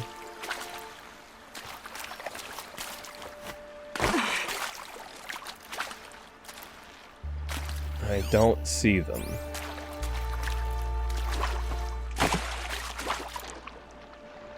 Yeah, harvest arrow. Fuck it. I can't tell.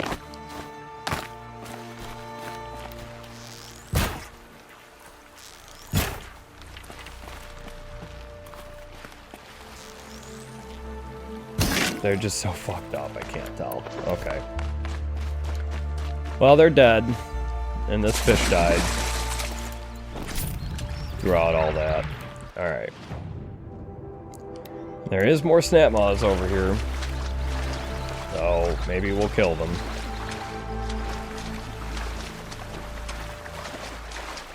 So what the harvest arrows do is when you knock a component off with the harvest arrow, it gives you more of that resource. So if you knock off a blaze canister, instead of getting just the one, you'll get two or whatever.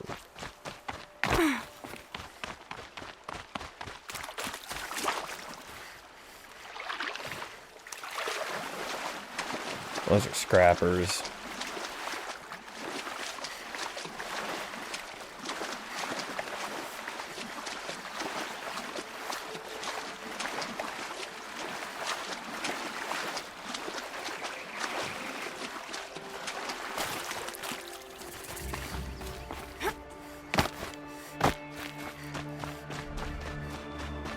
We're not gonna fight the snap moths right now because we can't save.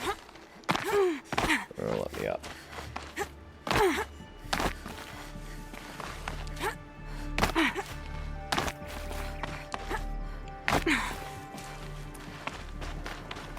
Okay. Though they are all the way down there, we might kill them from up here if we can. But first, we're gonna get the vantage.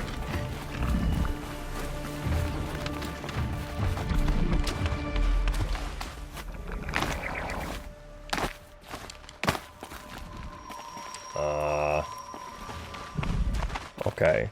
That didn't accomplish what I was hoping it would do. What I was hoping it would do was make it obvious where we climb up at. Here it is. We missed it. Walked right past it.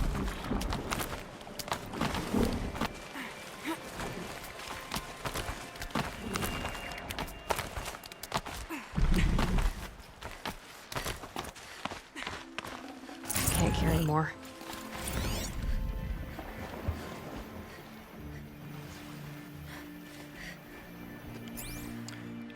Okay.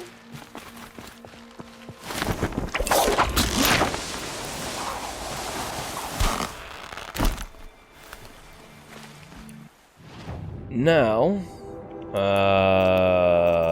yeah, okay. Now, our next data point is going to be right about there.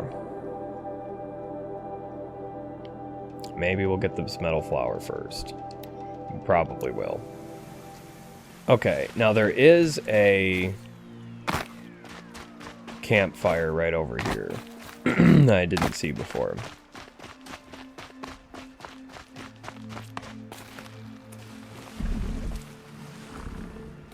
So let's just go get that. There's 3 snap moths here. We'll go get the campfire, save at it, and then see about taking out all these snap moths, because I really want that snap maw heart. I'd have enough if that dude didn't fucking take it from me. Jerk ass.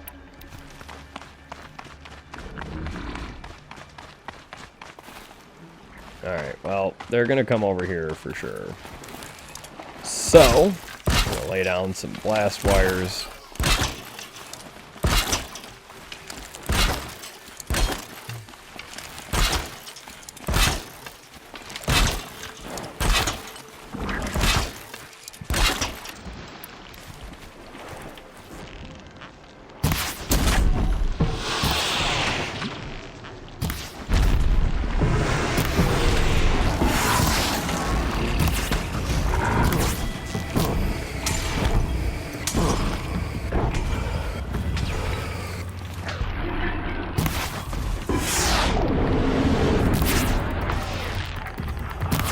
I didn't mean to hit the other one.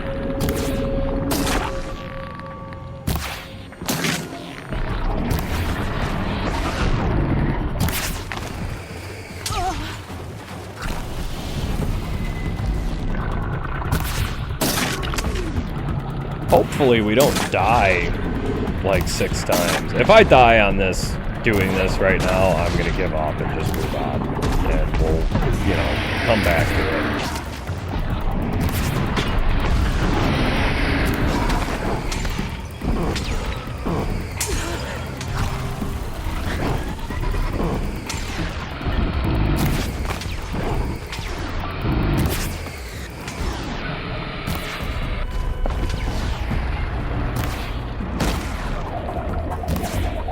Oh, if they would come up here, that would be pretty nice. Walk into my blast wires.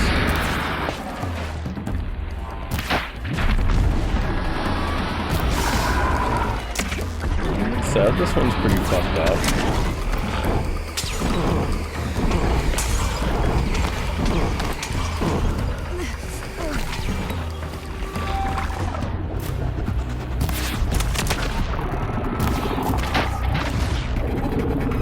I feel like water would, like,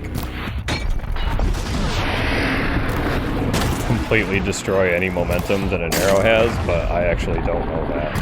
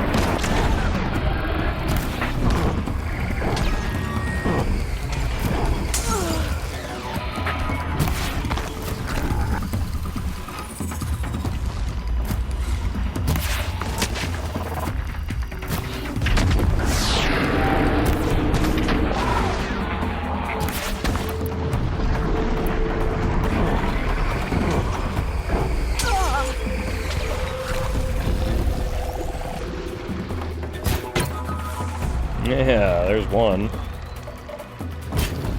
Missed. Oh, you don't even have to destroy it. Harvest arrow, all you gotta do is hit it. So we should be able to finish this right now. Yeah, there we go. Don't really care about getting the blaze. I just want this thing dead. And it to give me a heart.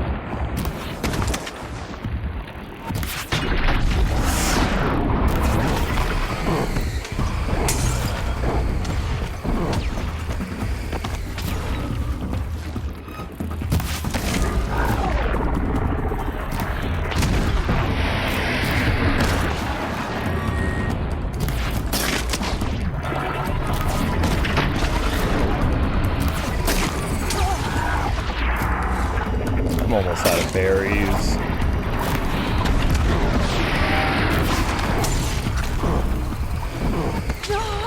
Jesus, ow.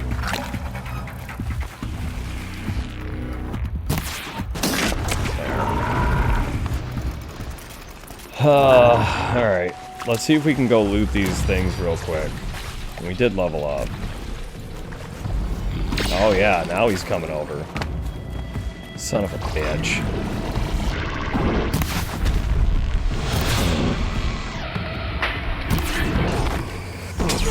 Jesus. This is driving me crazy. You can't tell.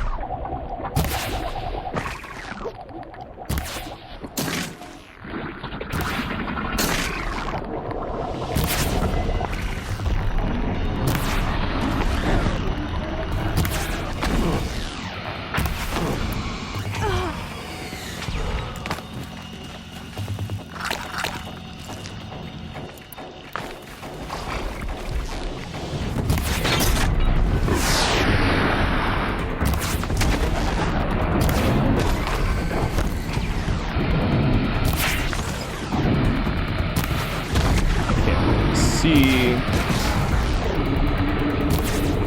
I can get him exploded to go full frozen mode and then just pump arrows into him. I'd be a happy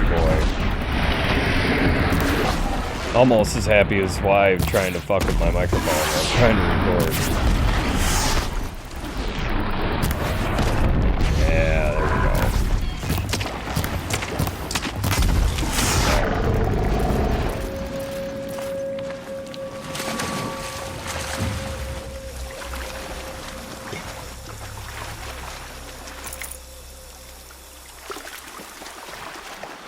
There's more snap maws over there. Or at least one more. Nope, shock oil. Son of a bitch. Okay, I see two now. And they're in the way of where I need to go. I'm gonna save real quick.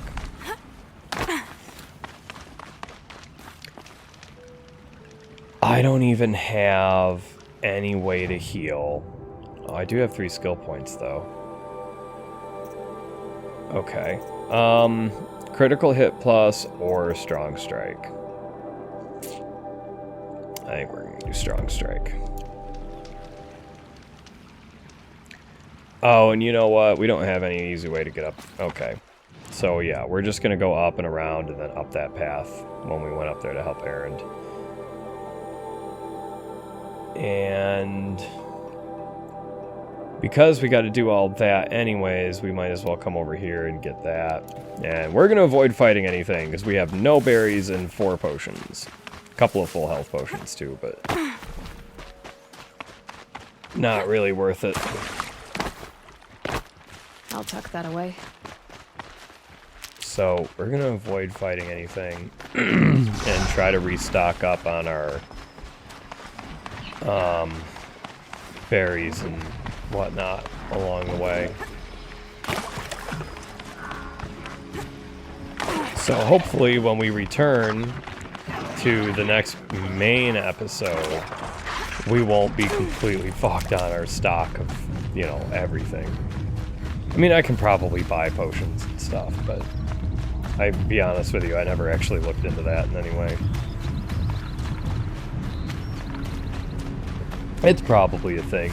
Oh my god. There's just snap maws tempting me everywhere.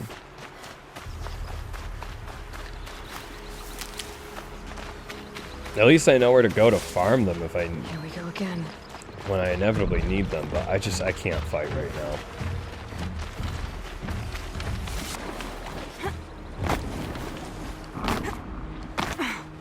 You know, it's still on ultra hard, which is less of a problem now than it was in the beginning, for sure. You know, well, I have quite a bit of, you know, I have 640 health compared to like maybe 300 when we started, and much better equipment, much better armor and weapons and everything, but even with all that accounted for, I just can't keep fighting, you know, all that and come out on top. You know, it with no, you know, healing capabilities or anything.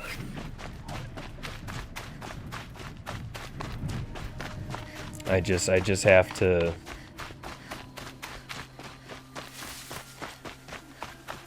be aware in some capacity that, you know, I'm fairly limited on resources at the moment anyways. Easy, easy. Okay, our next data point's right here. From Teresa Sanders to Sarah Peterson, subject your gift. Hi Sarah, I want to thank you for your gift, but not for the reasons you think. A little recap. I told you I needed to enlist and fight this fight and that I'd be a coward not to do so. In response, you called me disloyal and shut me out for days.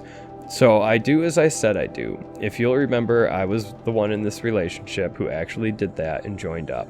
Did I know I was leaving you behind? Yes. Did I feel bad about it? Yes. Then, 2 days into basic, I get a package from you. I open it. There's a gift inside. What's the gift? A stuffed armadillo.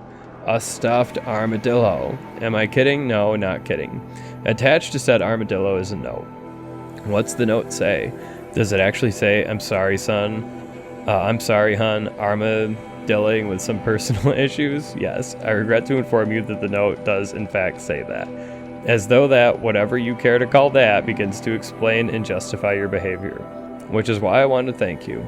Talking to other enlistees, hearing them describe their girls and guys, I started to see us through a rose-colored filter. I was actually starting to wonder if I'd made the wrong choice. But that package and what it contained, what a wallop between the eyes that was. All doubts extinguished. You're an utter idiot, Sarah. A trivial, empty-headed imbecile. Given the choice between fighting killer robots and spending another day with you, hon, there ain't no choice at all. Don't contact me again, Teresa. Harsh. Honestly, that's pretty brutal. I won't say it wasn't deserved because I don't really know them and like what they were going through in that, but still kind of harsh.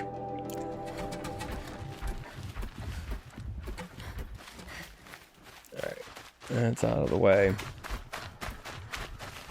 Also, an excellent armadillo pun.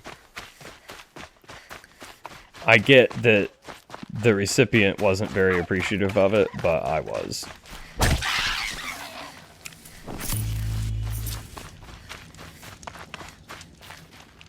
Okay, shit, I don't know that there's even another way up there. I think we do have to go back around this way. Okay, that's okay.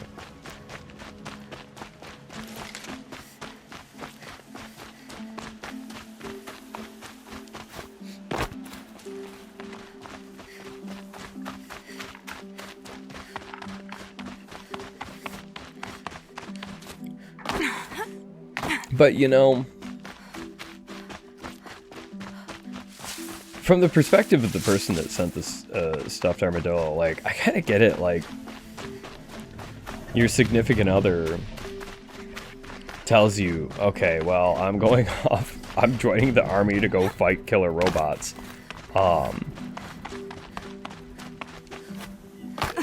That's a lot to process, you know, like... I don't blame anybody for not wanting to join Operation Enduring Victory. I'm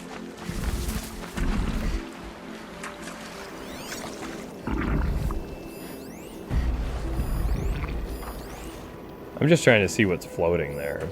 Salmon. Fish died somehow. But yeah, I certainly don't blame anyone for not wanting to join the army to fight killer robots, but, or even being upset that your significant other is, you know, like, I've never been in that situation on either side. I've never been in the military, nor have I dated anybody who's in the military, but Stocking up? It must be stressful. And it must be a level of worry that is probably really difficult to describe, that, you know, your significant other, like, their job is so dangerous. You know what I mean? Like, their job, like, what they're going to do for work, essentially, is potentially going to kill them. And, you know, a lot of jobs are like that are not necessarily combat-based, right? Where... factories can be very dangerous, for example, and people do die in factories on occasion. It doesn't happen all the time, and it doesn't even happen all that often, but there still is quite a bit of risk there, you know. Oh, shit.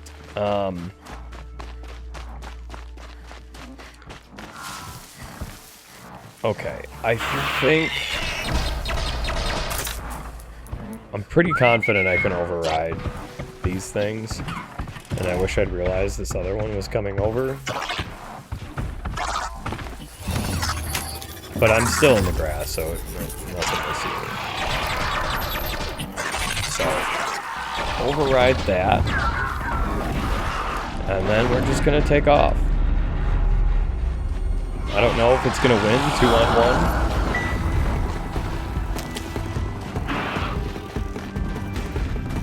And I don't care all that much. I don't need anything from them. I just want to get this flower and get the fuck out of here. Because I've been recording for 4 hours now. I'm starting to fucking lose it. Which is not your fault or anything, you know, dear listener. Or watcher, viewer, whatever. But yeah, this is this is turning into a whole thing. Okay, there's another data point in that canyon there. New growth. And I saw, yeah, here we go. So we're gonna rappel down, head into that canyon.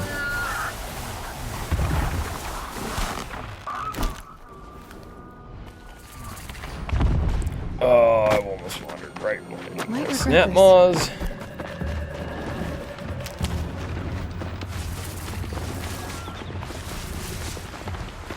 Try to get these berries without getting killed.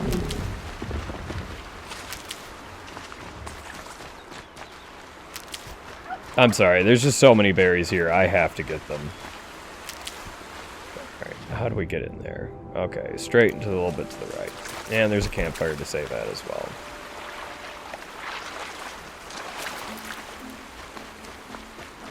You know what?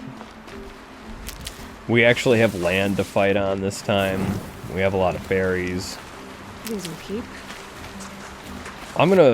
I should have done this a long time ago, but I'm gonna look at snap maws in here a little bit. Fire, yes, okay.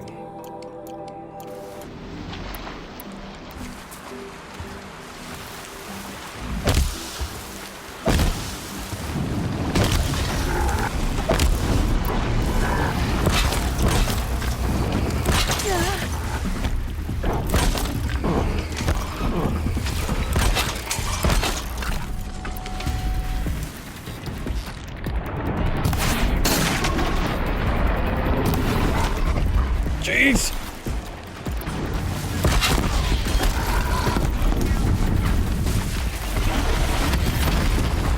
Ow! Potions. Okay.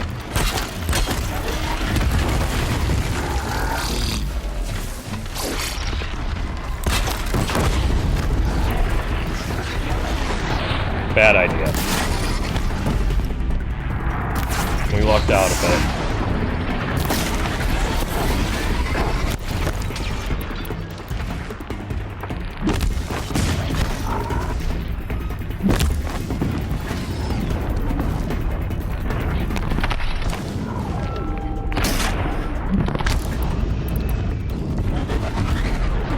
I'm dead. No, I'm not. Yeah. No, I'm not. I can't even tell at this point.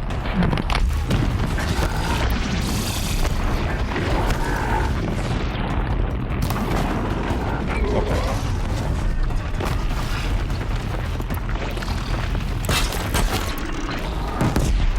Okay, that one's dead.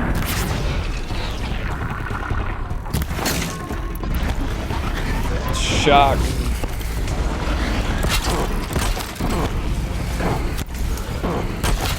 Get some, you turd. Okay, well now it's dead. No hearts. Good lord.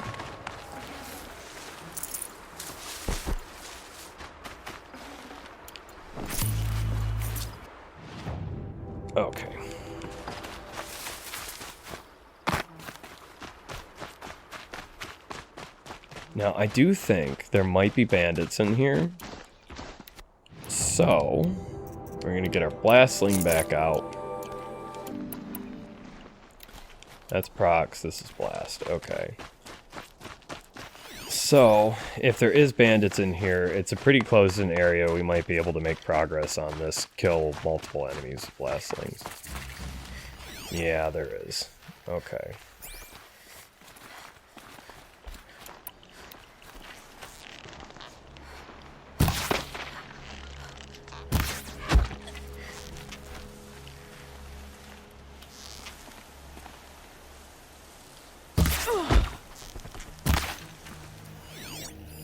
No, there's not really enough.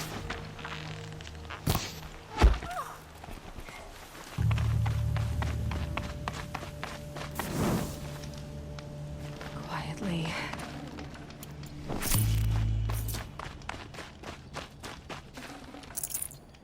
Okay, that one saw the corpse of this one. And now they're dead.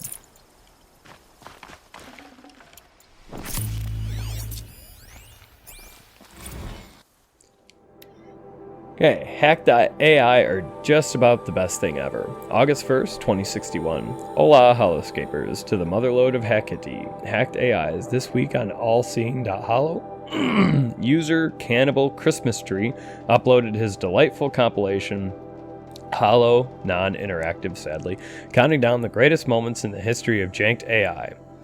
Error exception number 42A7C, hyperlink undefined.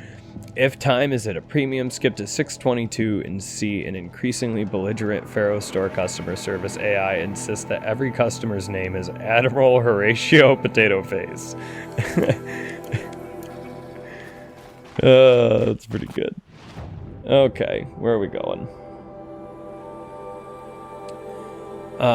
Next one is in here.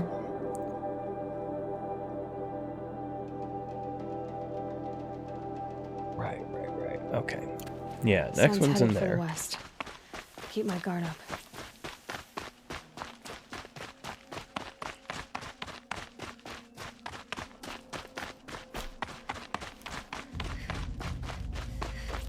If an AI was calling me Horatio Potato Face, I would not be upset about that even a little bit.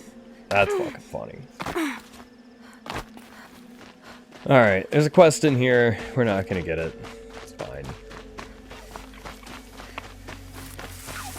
Do it later.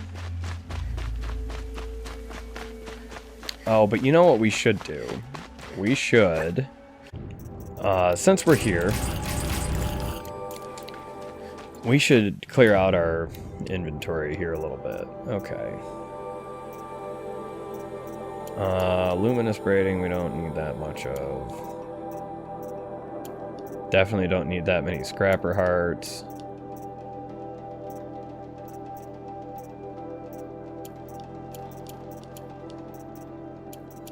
Don't need lenses of any kind.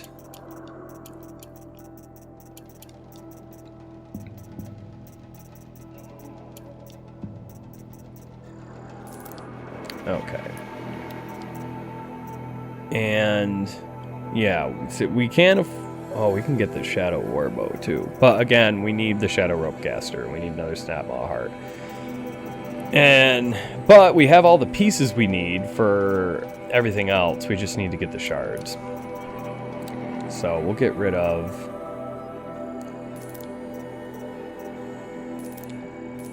really all the green coils. We can get rid of that blue one. We don't need this many shot coils, that's for sure. Corruption coils, no. Really, we don't even need that one either.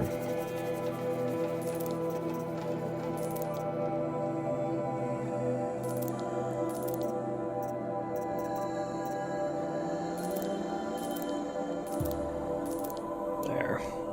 So, we're up to 7,000, but we're still a ways away. Give us a quick save.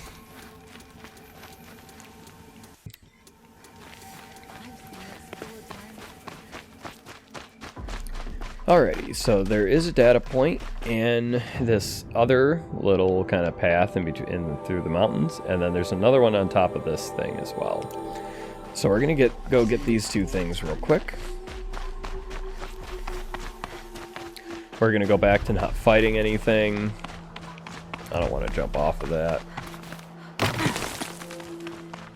Hurt. Someone's fighting stuff down here, but I'm not gonna get involved. I'm just gonna keep collecting berries and move on. But I am going to get that fucking snap maw heart one way or another before too long.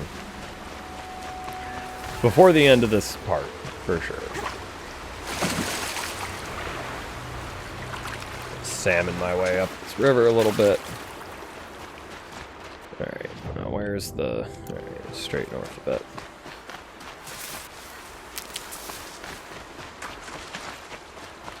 Man, those snap maws are really grinding my gears a bit here.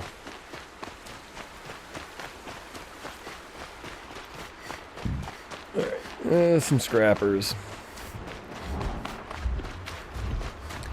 I'm gonna come take this one out so he doesn't come up behind me. Okay, those two saw me. Hopefully we can... Oh. Low and quiet does it. Alright, well.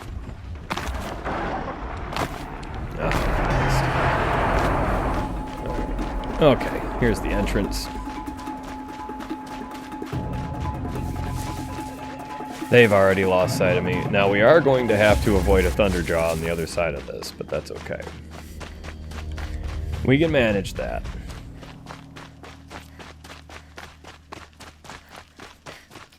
It's not ideal, but it's not This'll help. gonna be the worst thing in the world.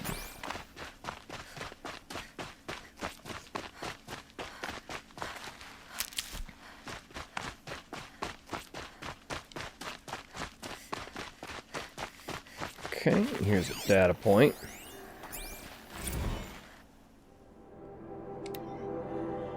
Money with MechBooker. Fantasy Core Wars just got a whole lot more lucrative. Let's be honest, you're already getting together with your pals to compare your Fantasy Core War brackets, aren't you? What would you say if somebody told you that all your hard work drafting Thrashers and comparing Warfleet stats could be netting you tens of thousands of dollars? It can. The rewards are awaiting you at MechBooker with you at MechBooker. Make the meager pots. And data's corrupted. Okay. Next one's up here. And we do need to avoid this Thunderjaw, so we'll poke our head out and see where he's at. Okay, there he is. And this will be pretty easy to avoid him.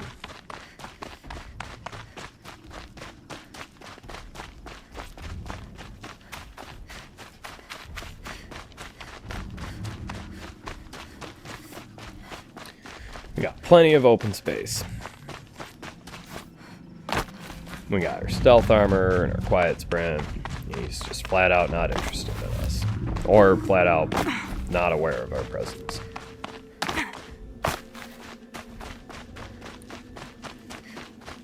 Can't tell what those machines are, but we're not going to fight them either way.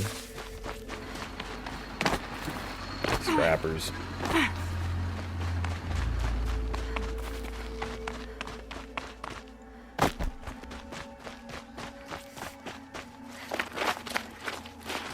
Going down fast. And, well, the scene of the crime. Those jerk asses taken. Okay, that's a dead snap maw. Those Splinthawks must be here for the scrap. You have got to be...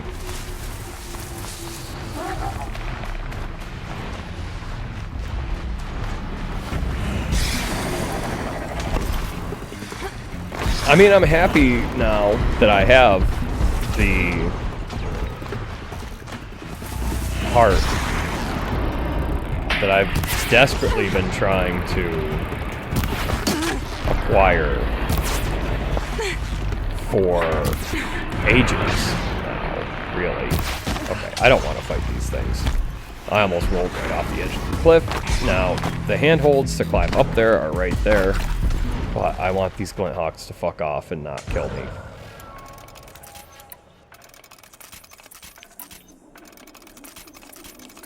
So we'll craft up some ammunition. We'll wait for the glint hawks to get bored of us. We used up all of our potions except for our full health potions. That's it. Nothing to see here.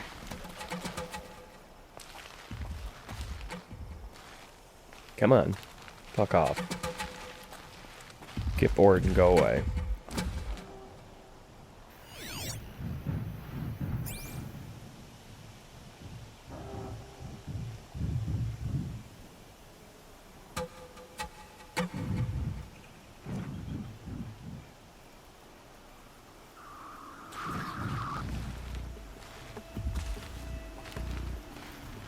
They're not getting bored and going away. There it goes. Thank God. Okay.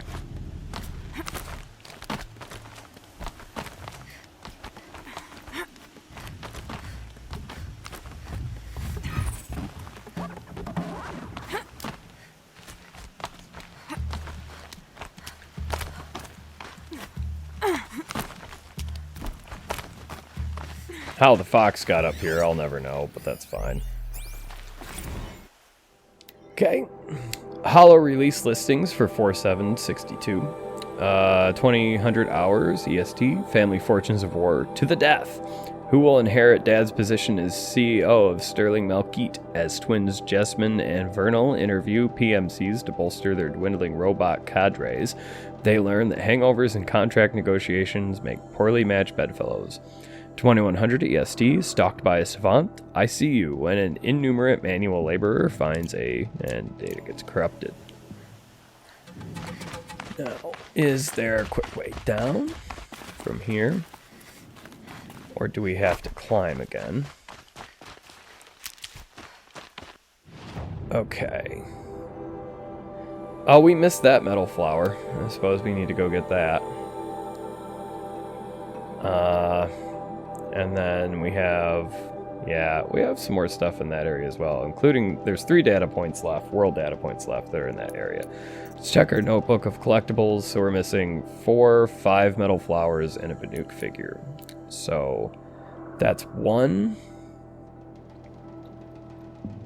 2, 3. And those 2 things, there's still 2 more metal flowers somewhere that we haven't picked up. And I just want to know where they are. Oh, it's one all the way up there. I missed that one. We'll have to go get that. Probably now would make the most sense. Where's the other one? There's one more that we're missing.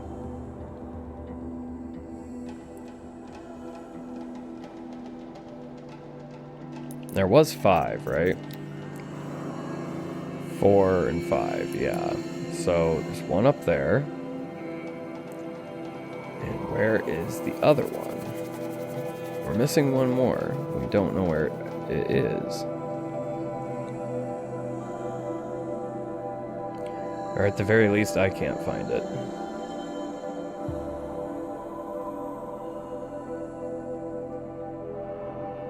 But we need to find it.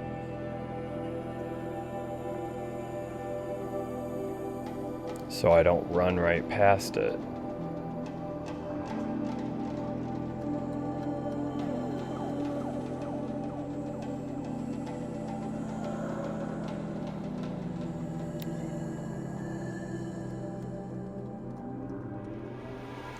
That's just the vantage, no metal flower up there.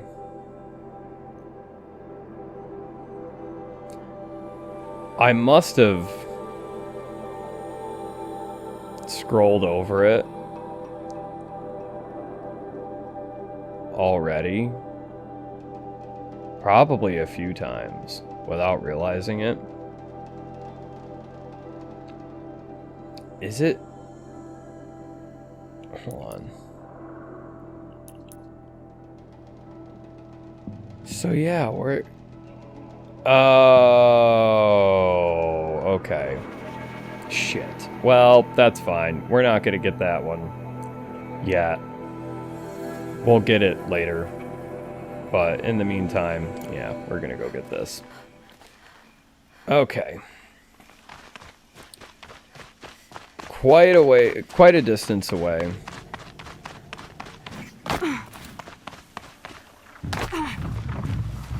There's that sawtooth we were hearing earlier. This shouldn't hurt too bad. Yeah, a little bit.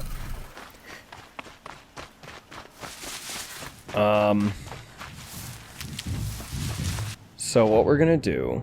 Excuse me. Okay, we're gonna head towards the Tall Neck area. Save at a campfire, and we're gonna look for a merchant so we can pick up the I'll find a Shadow Ropecaster and mod it out and everything. But the biggest thing is we need to save so that we can have, so we don't lose our Snap Maw Heart that we got fucking purely by chance. Complete luck and chance.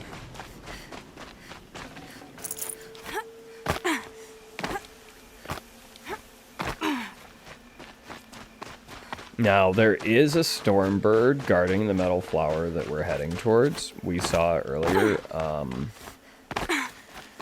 We should be able to grab it and get out without too much issue. But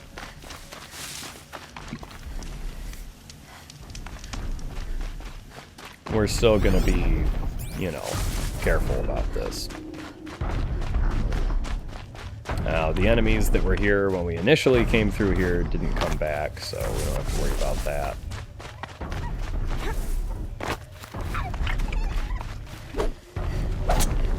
I don't need fox pieces, but the meat will help as far as making potions and stuff is concerned, so we might as well. And I do apologize for missing this metal flower before.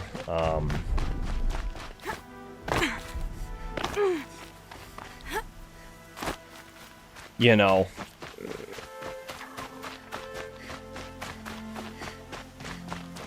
it's probably really easy to see, you know, it's different when you're actually doing it, you know what I mean? It's easy to gloss over stuff that really should seem obvious, and in retrospect, when I'm editing this, it probably will be obvious, but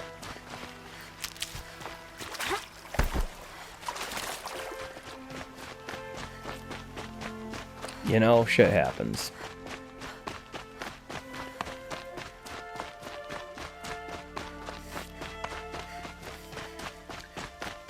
I'm not happy about it either, to be honest with you.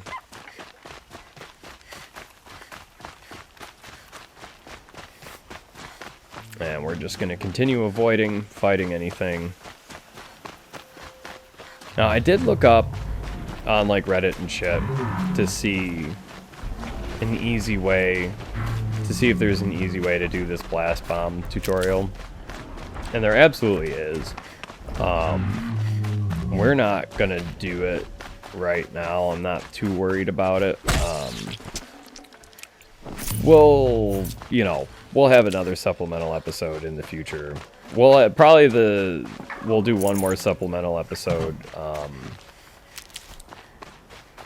once we finish up everything but the final quest of the main game, and then after that we'll get started on the DLC. But yeah, and we'll probably have to do a supplemental episode for the DLC as well. So probably 2 more supplemental episodes. God knows how long they're going to end up being.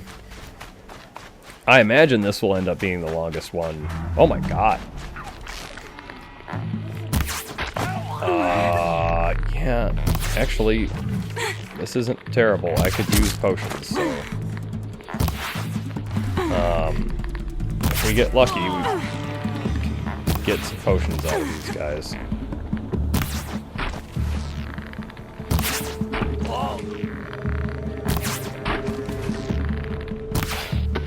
I can't really see all too well, even though it seems like I should be able to.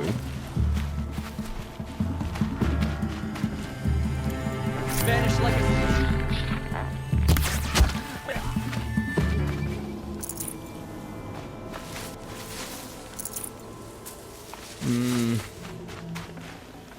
No potions.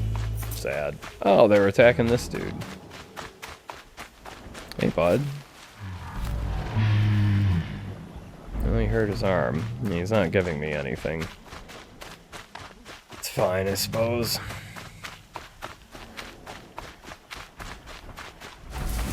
A lot of the times when you help people out in the open world like that, they do give you like a rewards box that has like 5 shards in it, and maybe a couple of blaze or something. Not the most important thing in the world, but hey. Worth checking.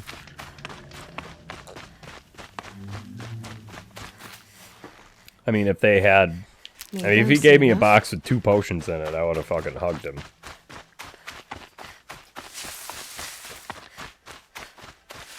But, you know.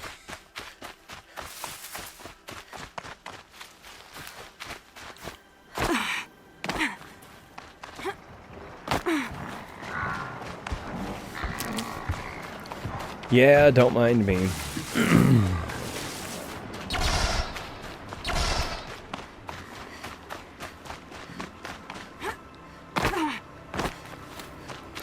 Oh, there's definitely glint hawks up here. There's the stormbird off in the distance, kind of hidden by the mountain. There he is. Like I said, we're just gonna do our best to... Scrabbling a bit. just run through and not die and get the things we need and get the fuck out.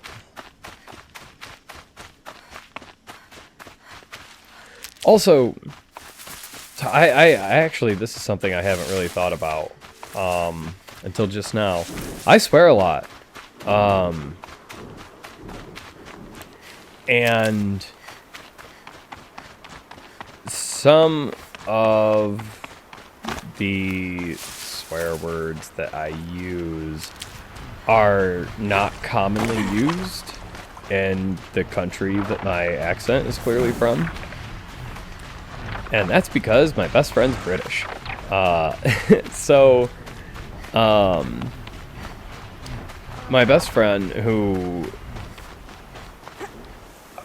Well, we're actually planning on making another YouTube channel together.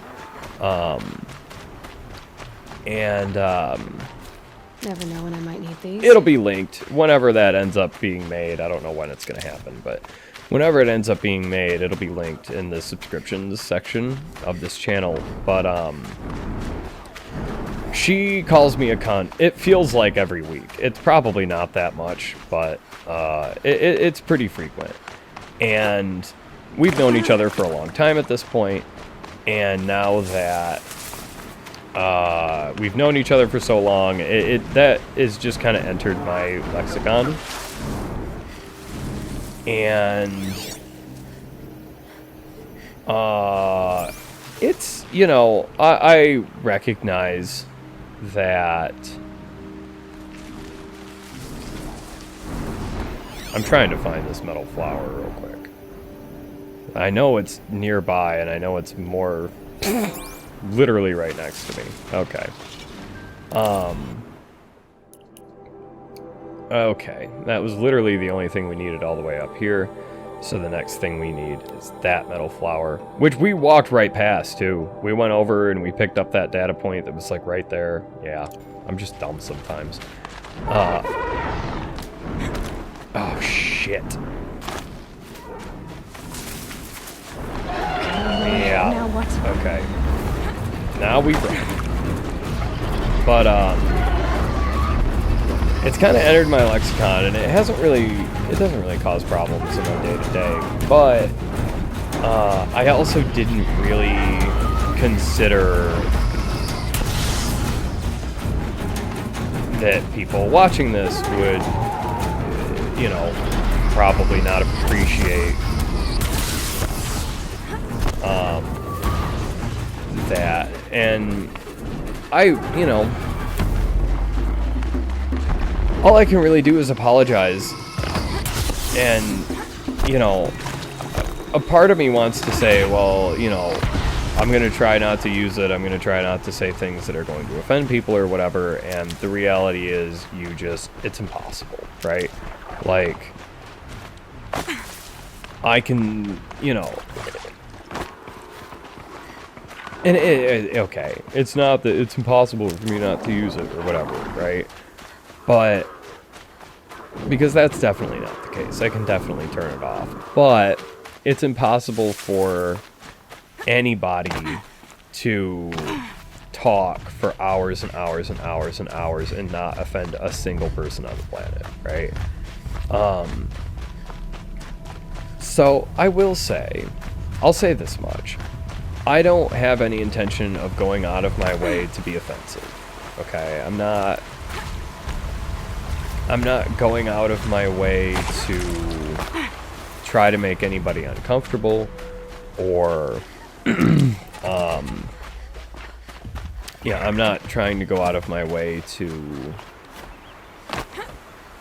be an asshole or anything like that. But there are times when, you know, again, if you spend as much time talking as I have and will on this channel already and in the future, it's going to happen. And all I can say is just know that it's not my intention to offend anybody. It's not my intention to make anybody uncomfortable. If I say something or do something that offends you, consider this an apology in advance. That being said, I'm not going to spend the time to apologize to each individual person every single time something comes up, like in the comments or from an email or whatever. Feel free to make that comment and send that email. Know that you probably won't get a response to that. Almost certainly won't get a response to that. But if there's something that you feel strongly about, that you feel the need to make it known to me, then by all means, please do so. Now, if so, okay, this is gonna get me in trouble. Okay, well, he just so happened to scan when I was nearby and kind of saw me a little bit. But so this is gonna get me in a little bit of trouble, I think. But if the thing that you're offended about is that I'm not making a big deal out of, you know, LGBTQ relationships being portrayed in this game, which there are. There's a merchant right here. We can just follow this path down. But there are, right? There's multiple relationships between two women. There's bandits right here. There's multiple relationships, or at least one relationship between two men. And I, throughout the course of recording this game, have made a conscious effort to not really even call it out. Not make a big deal out of it. Not call it out. Because in my worldview, in my point of view, it's not a big deal. It's just, it's insignificant in the grand scheme of things. And if you are offended by those types of relationships, if you are, there's the merchant. If you are uncomfortable, if those types of things make you uncomfortable, if those types of things... Oh, Shadow Rope Caster. Hello. If those types of things make you uncomfortable, or anything like that, you are... Okay, well, we're not going to bother with that kind of stuff right now.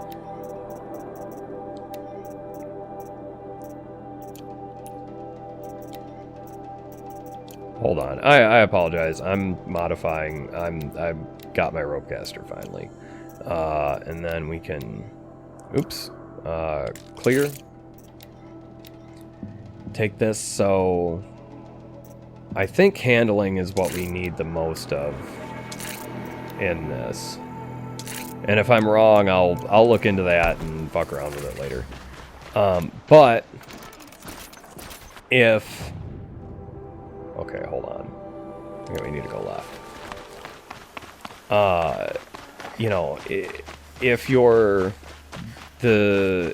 of the belief that those types of relationships are not okay, if you're of the belief that, you know, transgendered people or any, you know, a non-binary, anything other than, like, you're just bog standard, like, straight sexuality, or anything like that. If anything like that offends you and all that, then I will absolutely be the first person to welcome you to fuck right off.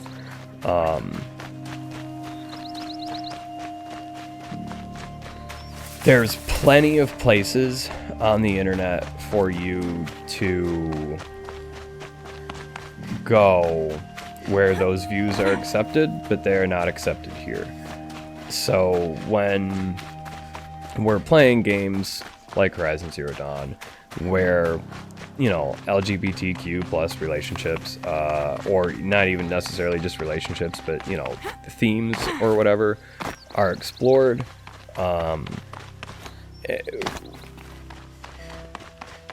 you know, it's just, it is what it is, and I'm not gonna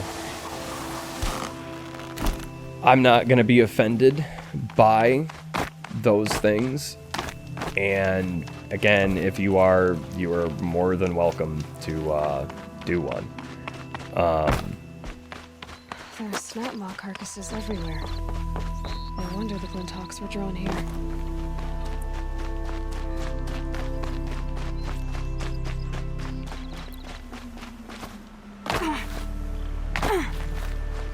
Okay, we're not fighting those things. So yeah, that's pretty much it. You know, there is, while I am not a part of the LGBTQ plus community myself, I know many people who are, and I know some of the struggles that they've had to go through.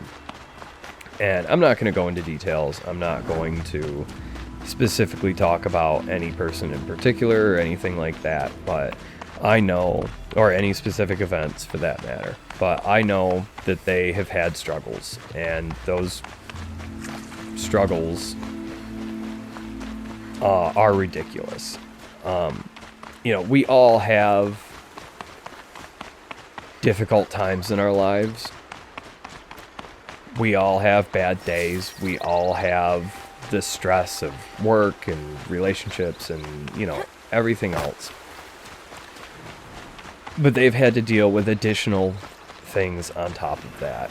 And I do what I can to support my friends. And that's all I can really do. But a little bit beyond that, the other thing I can do is not provide a safe place for people to spread that hate around even more. And this is the only time I'm ever going to talk about this. I'm not going to go off on it or anything like that. you know, this isn't going to come up all the goddamn time. I mean, this is like the 43rd or 44th video that I've recorded. Probably close to the 50th hour of content I've recorded. And I've not talked about this once. And I'm not going to again in the future. I just want you to know, dear viewer, that... Sorry, I'm... Okay, we're gonna head up here. I just want you to know that this is not the place. Okay. This is supposed to be a safe place for everyone. And again, on occasion, I'm probably going to personally offend you in some way, and that's not my intention. I hope that ultimately that ends up not being the case. But I can't promise anything. But given that this is essentially my own, the space that I'm creating,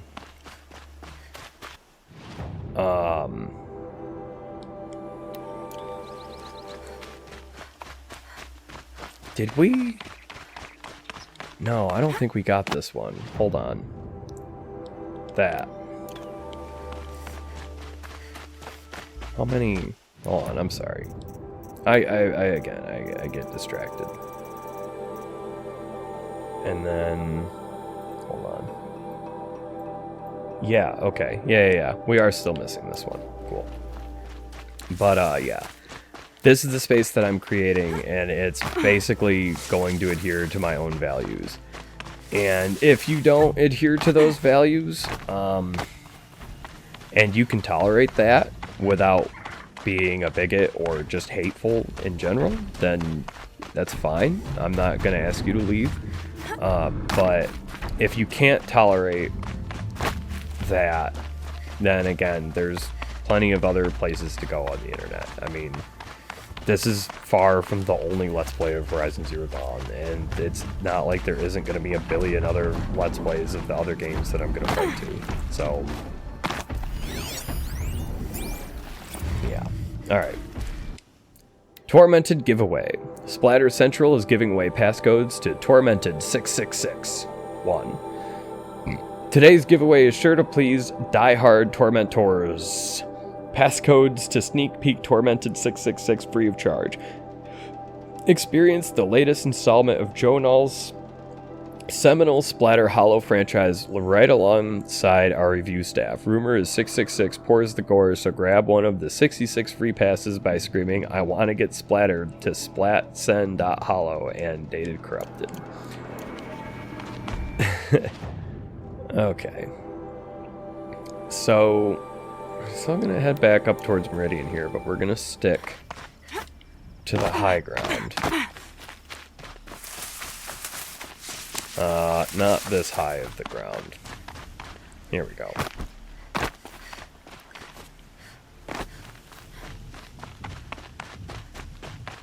So yeah, ultimately, you know, like I said, this is meant to be a safe space for basically everybody but bigots.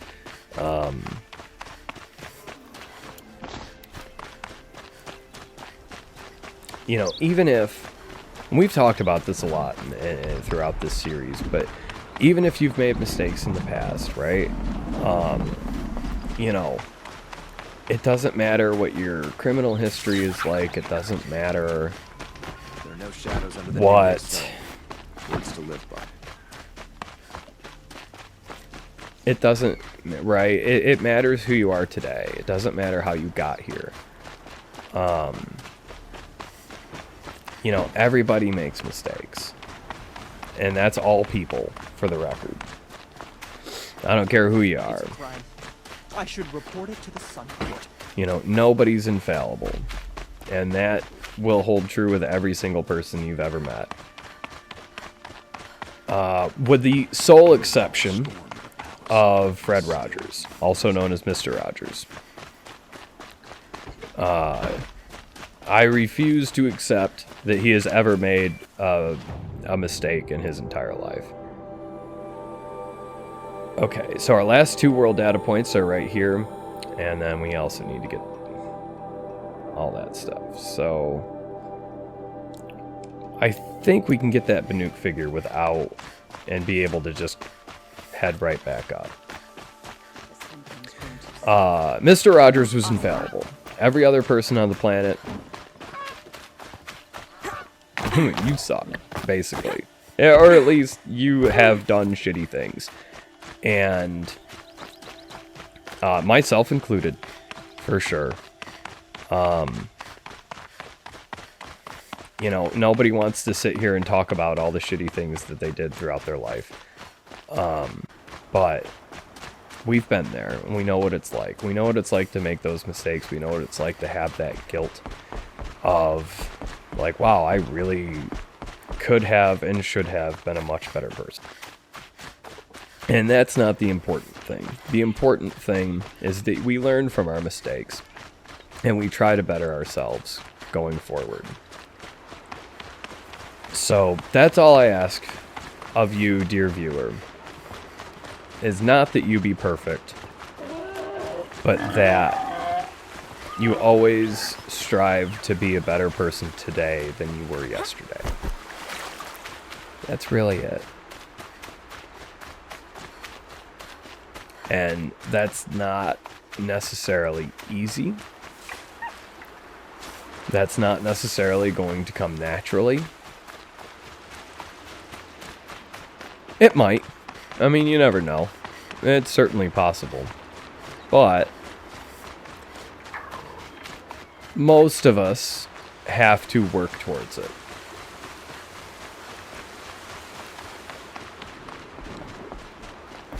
And most of us have to work quite hard to get there as well.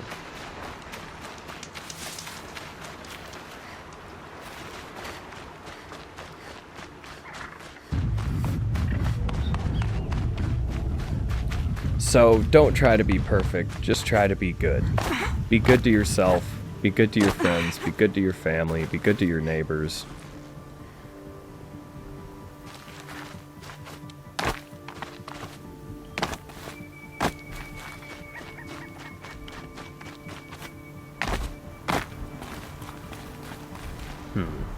I don't know if we can get there from here.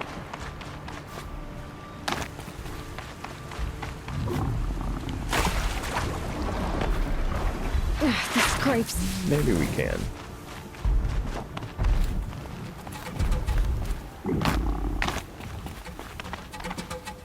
Yeah, there it is. Okay.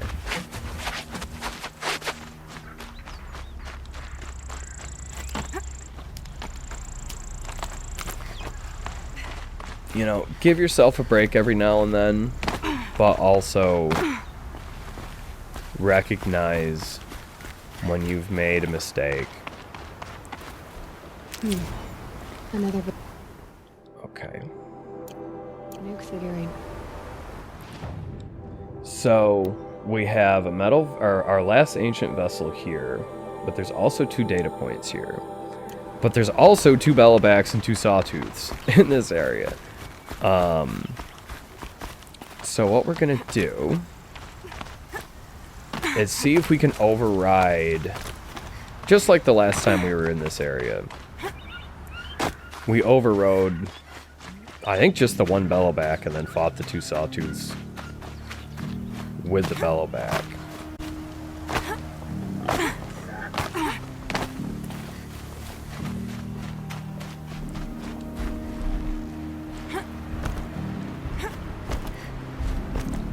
And I don't necessarily want to actually get involved in the fighting here.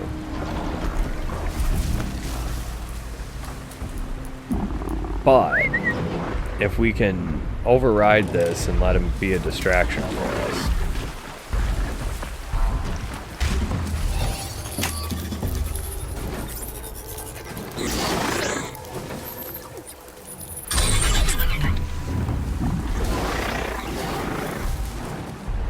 So we can get these data points. I see one of them.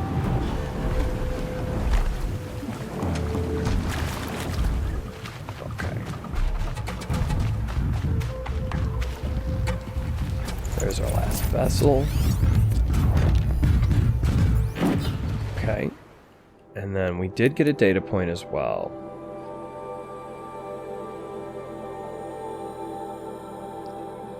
Not sure which one.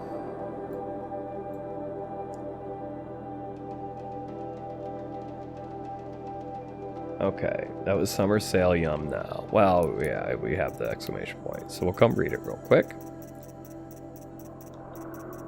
The Yum Now summer sale starts right Yum Now. Hey fitness buffs, how's that summer six-pack coming? Need a little extra boost? Just Yum Now loaded protein cartridges are 30% off through July 15th. Yum Now loaded protein cartridges are made from 100% all-natural whey protein. And talk about easy, just install any Yum Now nutritional printer and you'll be on the fast track to reach real beach, real bod you always wanted. Yum Now, leave avatars sexing to the fugs. What the fuck? Oh, okay. Yeah, avatar sexting. Yeah. Okay. That makes... I get it now. That confused the shit out of me for a second there. Okay. Our last data point's right there.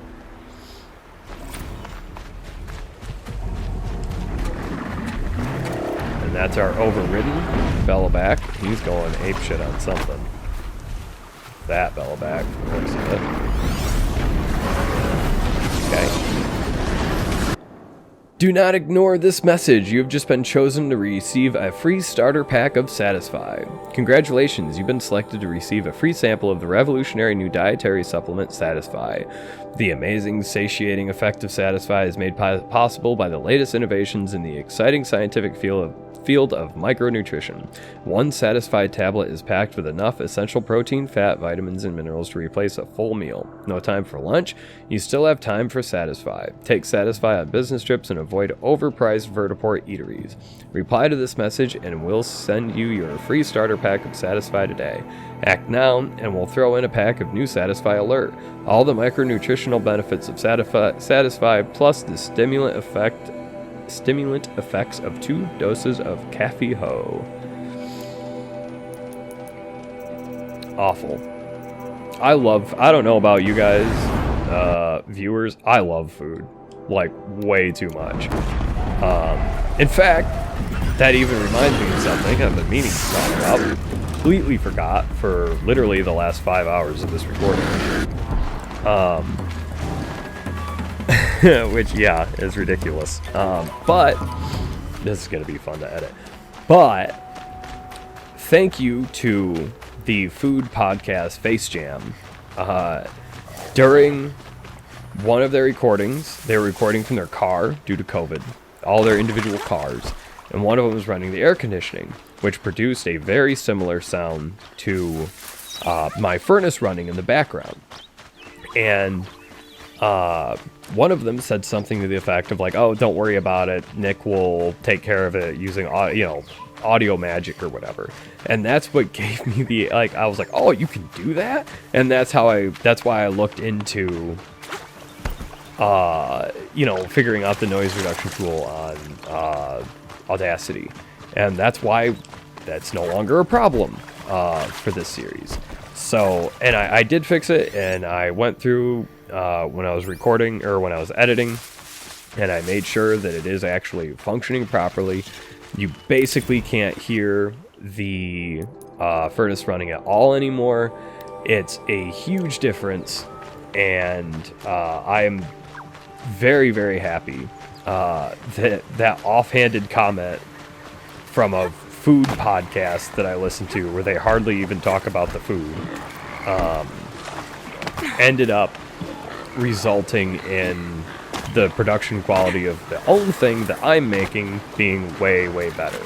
So it's a dumb thing, but nonetheless, I do really appreciate it, because it's... And, this whole series, this whole Horizon Zero Dawn series is essentially just like me learning how to do this, and then whatever I do next is going to actually be, good is probably a stretch. I don't know that it's going to be good. But at least from a production standpoint, from a, production quality standpoint, it's not going to be terrible. like this was, especially in the beginning. So, I have to really go out of my... Oh, snap pause. Really go out of my way to say thank you to them. And if you've never heard of it, there's 2 more right there. If you've never heard of it, it's a podcast called Face Jam. It's pretty good. I recommend it. They eat the food, then they rate the food, but they don't eat the food on the podcast. They want to make that absolutely clear. Alright, let's get past these snap laws. And I do apologize for the unprompted sort of miniature rant there that I went on. I won't say it was uncalled for, but, you know, if it didn't apply to you, then Going down fast. probably wasn't really fun to listen to. And I do apologize for that.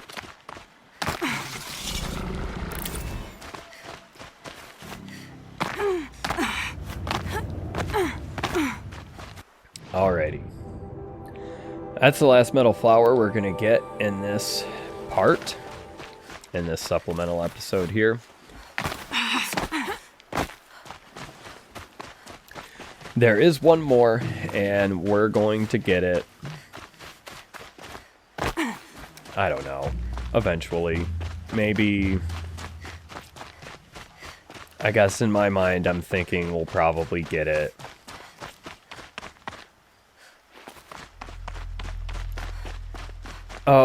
I would say maybe in the next main part. I don't know. It depends on what we end up actually going and doing in the next main part. It's just going to be the next part in general.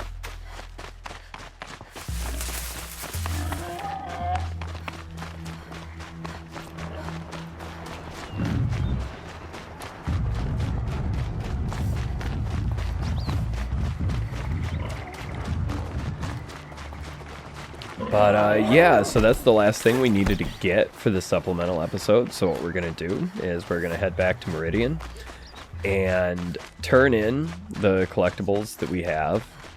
There's one metal flower that we won't be able to turn in, and that's going to just have to be okay. We'll get it another time. Turn it in another time. But we should still get quite a few shards and modifications and things like that. And we should have enough shards to buy at least the war bow and maybe some other stuff. I don't know exactly. Okay. Those are full of water. Something did see us a little bit, but that's okay.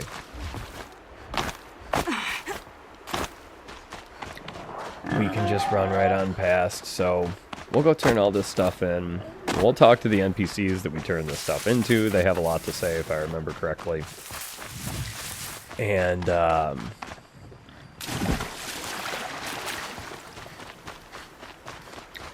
then we'll end it. Here they come. And I did not anticipate this being as long as it is.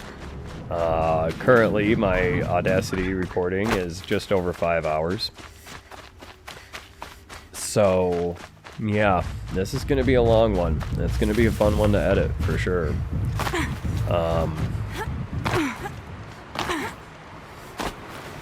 Yeah, I think I'm going to give it a few days before I come back into this. And it's going to take a few days to edit, too, because I certainly won't have 5 hours of spare time to just sit down and do it. Let alone especially being sick. God, I'm definitely not going to have the mental energy to do it. So this one's going to be a bit of a pain, but that's okay. I still haven't edited fucking part 38 yet either, and that's an over 2-hour episode as well. Or at least the Audacity recording was. It's probably going to end up being a little bit shorter than that. All in all. But that's okay.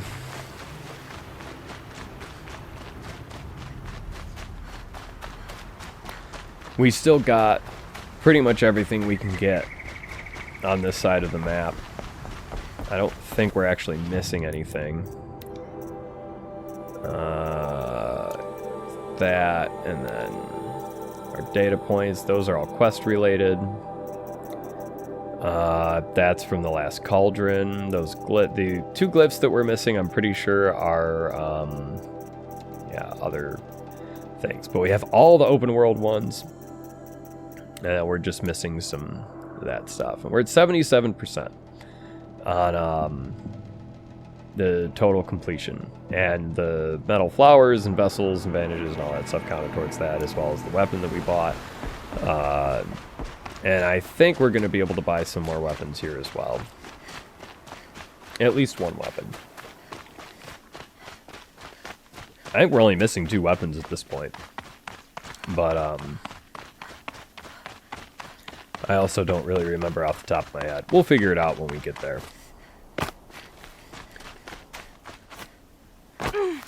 But we'll pop a quick save. I'm gonna unmark this campfire quick. We'll pop a quick save at this campfire, and then we'll head back into town.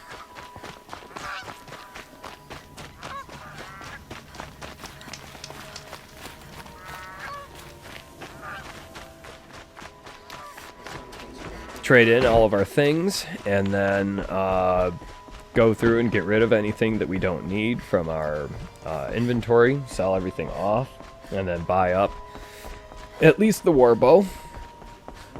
Maybe something else as well, if we can afford it. Whatever those things are. Again, I don't remember. My brain is fried right now. I've been doing this for so long. Really, I should have took a couple hour break and come back to it, but I was just so into this, it was difficult to come away from it. All right. What did you want to discuss? You're an outlander, which is good, but a Nora, which might be bad. Do you fear the ruins of the old ones like many in your tribe?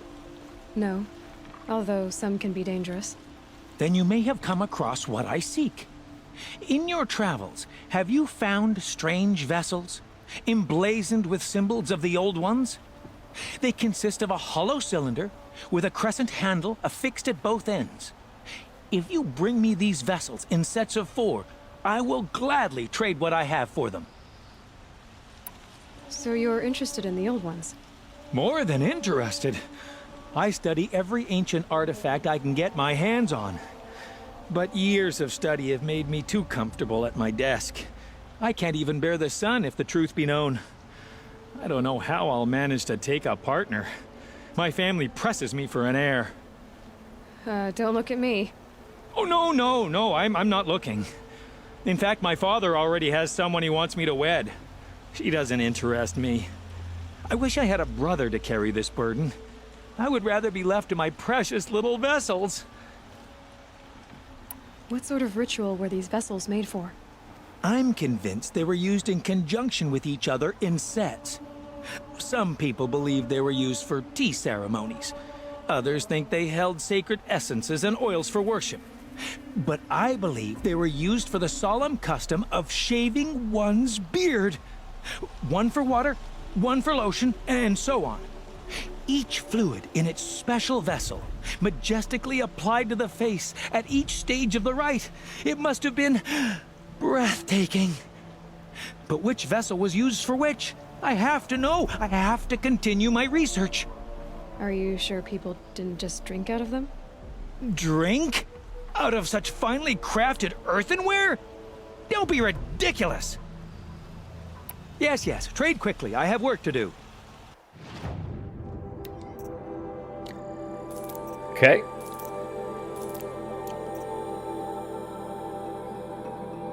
We do already have all the maps and everything. I will leave you to the hunt. Be sure to delve into the ruins. We did. Alright, let's see what we're gonna get. 500 metal shards and quite a few modification boxes. Same thing.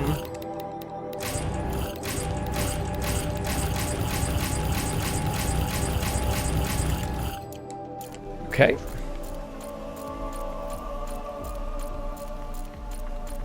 That crazy awesome tried to kill our Sun King until the machine rider stopped him cold.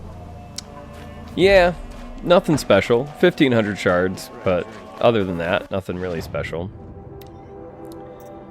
Oh, this was the... Yeah.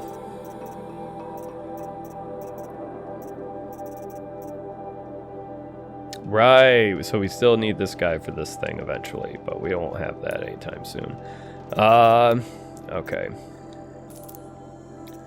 We're just gonna get rid of all of our green quality things. Except... Yeah, except that one handling coil. That one's not bad, actually. All the other green stuff we can get rid of.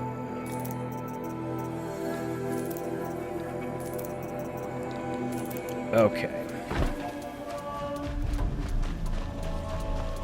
If we teach the Carja nothing else, Steel to my soul will teach him. You're looking for artifacts. Yes, but I'm no profiteer. Sun King Avad has named me an envoy to the Banuk.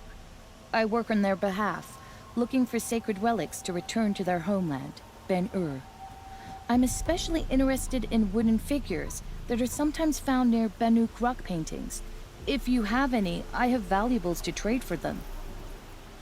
You said the king named you an envoy to the Banuk? Yes, I've been to Ben-Ur many times, and the Wirek chiefs trust me. I help them maintain diplomatic ties with Avad. Some say they're a mysterious people, but their ways make a lot of sense to me. All you have to do is be the best. Doesn't matter if you're born high or low, man or woman. They respect skill, not some fool notion of heritage. I see the appeal. I wish more Carja did. Anything they don't understand, they call backward or savage. Tell me more about these Banuk figures. Simple wood sculptures, made by Arnak, a legendary hunter who was exiled from Ban-Ur for killing his chief. He left the figures near painted stones in places that reminded him of his homeland. Later, his tribe declared him innocent. Now they see him as a kind of wandering hero and want those figures back. I do what I can to help him get them, including trade for them. If you have any. You ready? Let's trade then. I do have them.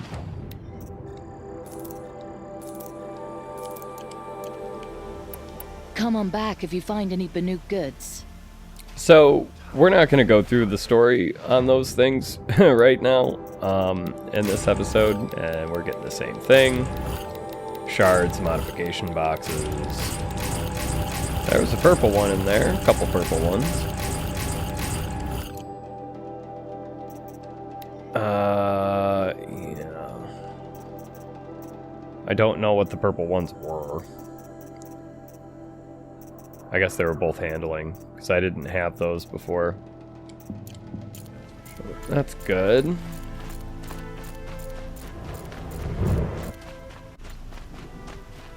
The main market is for the common. You're not who I needed. You are. Ah, you're back. Did you bring me something lovely? You said you were an adventurer. Just so. The nobles of Meridian crave flowers for their balconies and gardens. So out I went, with bow and spear. I made my name by searching the wilds for the wildest blossoms. No bandit nor machine could keep me from those precious petals. So what happened? Love happened, my sweet. My paramour frets too much when I venture out. So now I collect flowers for those without such bonds. Is it worth it? Being restrained like that? Of course. Freedom is sweet, but the embrace of my beautiful Theradine sweeter still. These metal flowers, what are they exactly? No one knows, but some say they began sprouting 20 years ago when the machine started to go mad. Perhaps they grow from the tears of the sun, for he has many faces, does he not? Wrathful one day, cool and patient the next. Perhaps he weeps for our suffering when his anger breaks. Ah, let us haggle over this beautiful bounty. Okay, so we are missing one. Until we meet again, my noble Nora. Everyone needs a splash of color in their life. We are missing one. Oh, we got a couple of just straight out. Yeah. A little bit more useful than I initially thought. Let's see, did it give us a stealth one? It did not, sadly. I think it gave us some shock. Okay. First things first. Let's see. Yeah, we don't have any more stealth ones. These are the best stealth ones we got. But let's check our weapons. So do we have a better damage coil? No, we do not. For that. But I know we have better handling. There we go. And then we'll throw that tear coil on there. Now, before we do much more, well, oh, that one is better. And that one's better.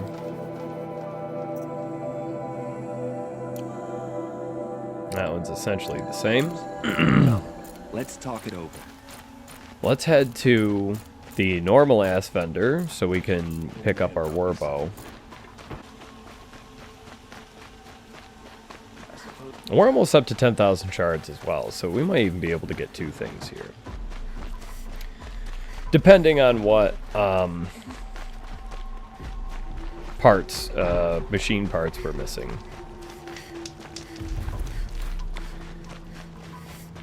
May or may not be missing. I've only been really on the snap maw thing, and the snap maw thing was kind of... I might have got a little obsessed with it there. Okay. Shadow Warbow. And yeah, we can even get the Rattler as well.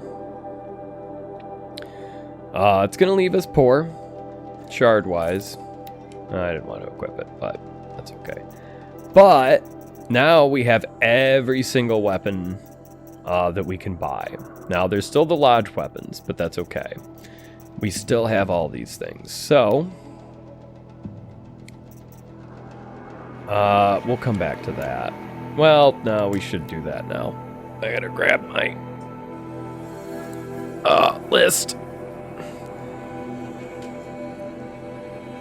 Okay, so we have all the weapons. So, okay. Let's see here. Long leg. Do we need long leg hearts? We do. Chargers we need as well. Scrapper.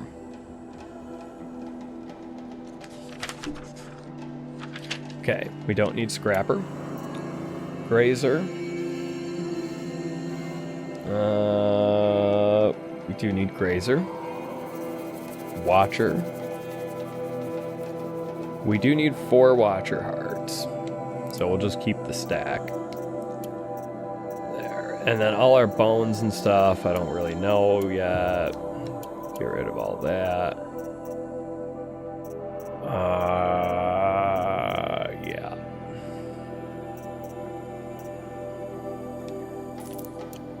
And then modifications. You can get rid of that.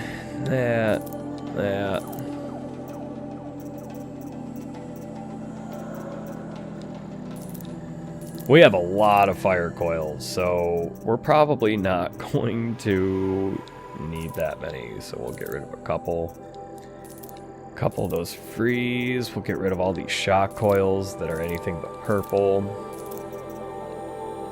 Handling, we still don't have anywhere near enough handling coils.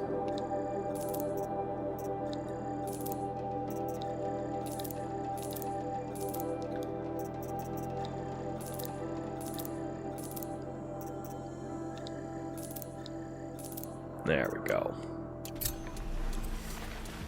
So, we have quite a few tutorials now, and we're not going to worry too much about them right now. But...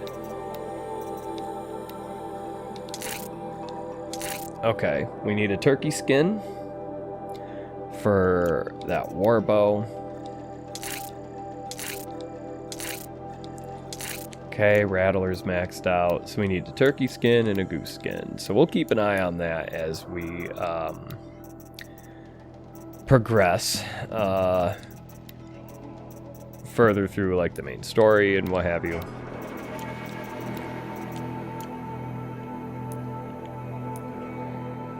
And then skills, yeah, don't have much to do there. So yeah, turkey, goose. Okay. So outfit-wise, we're still missing quite a few things for quite a few of these, but we don't have... oh yeah, Stalker.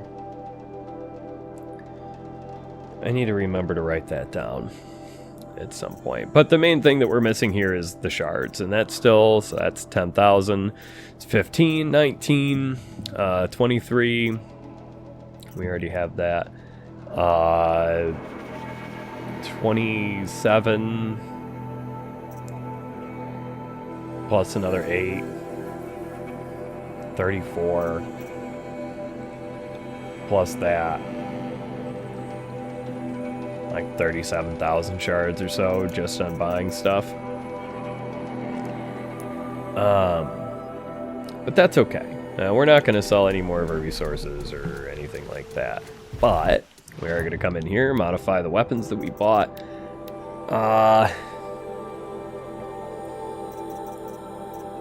So we do need to get a handling coil in there, but we're also going to throw in a good freeze and a good shock. And the Rattler... let's see. Honestly, just flat damage is probably the best. A little bit of terror as well. But I wonder...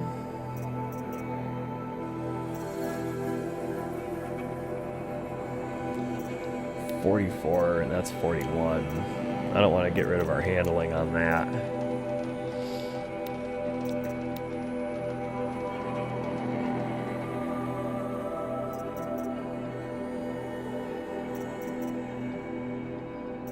Yeah. Okay. Our Shadow Sling, 44%. It's 44%. Blast Sling. No, all we really can put in is handling. Handling and damage. Our Sharp Shot Bow. Yeah, that's not as good. Rope Caster.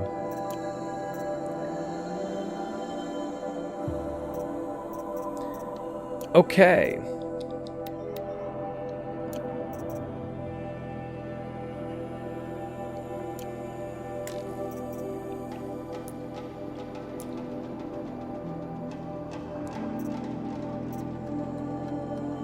And probably what we're gonna do next, definitely not that, is that, the Great Run Hunting Grounds. Yeah, we need to finish that off. But we're not gonna do that in this part.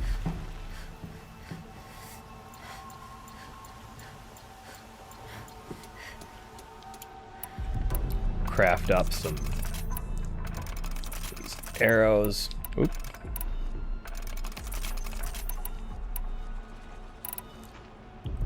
There we go.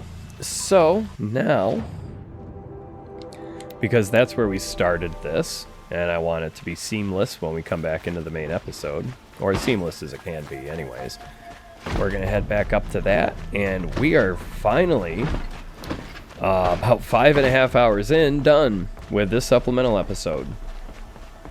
So, Gonna get our way back here. Watch out for the Oswald merchants. They'll soon cheat you as look at you. And as always, I'm going to say thank you for watching. I hope you have a wonderful day. I apologize for the length of this, but, you know, sometimes this kind of stuff takes a while, especially when we're so focused on the story and stuff. And when we get back in here, we're going to go do that hunting ground and maybe some other stuff. I don't know. We'll see. The Nora are under attack, and we have our quest marker all the way out here, so we should probably go take care of that sometime relatively soon. But that's going to be on the way, and when we're on our way there, we'll grab that Vantage and this Vantage, and yeah, we'll probably say fuck it to the Metal Flower, but we'll at least get those Vantages on our way through as well. So, we'll see you in the next part. It should be out the day after this one comes out. And I hope you have a wonderful day. Thank you again so much for watching. This was ridiculous as far as length goes, and it's going to be ridiculous to edit, but that's okay. That's on me, not you. All you have to do is sit there and watch, or listen, and that's fine too. So, thank you once again. We'll see you in the next part.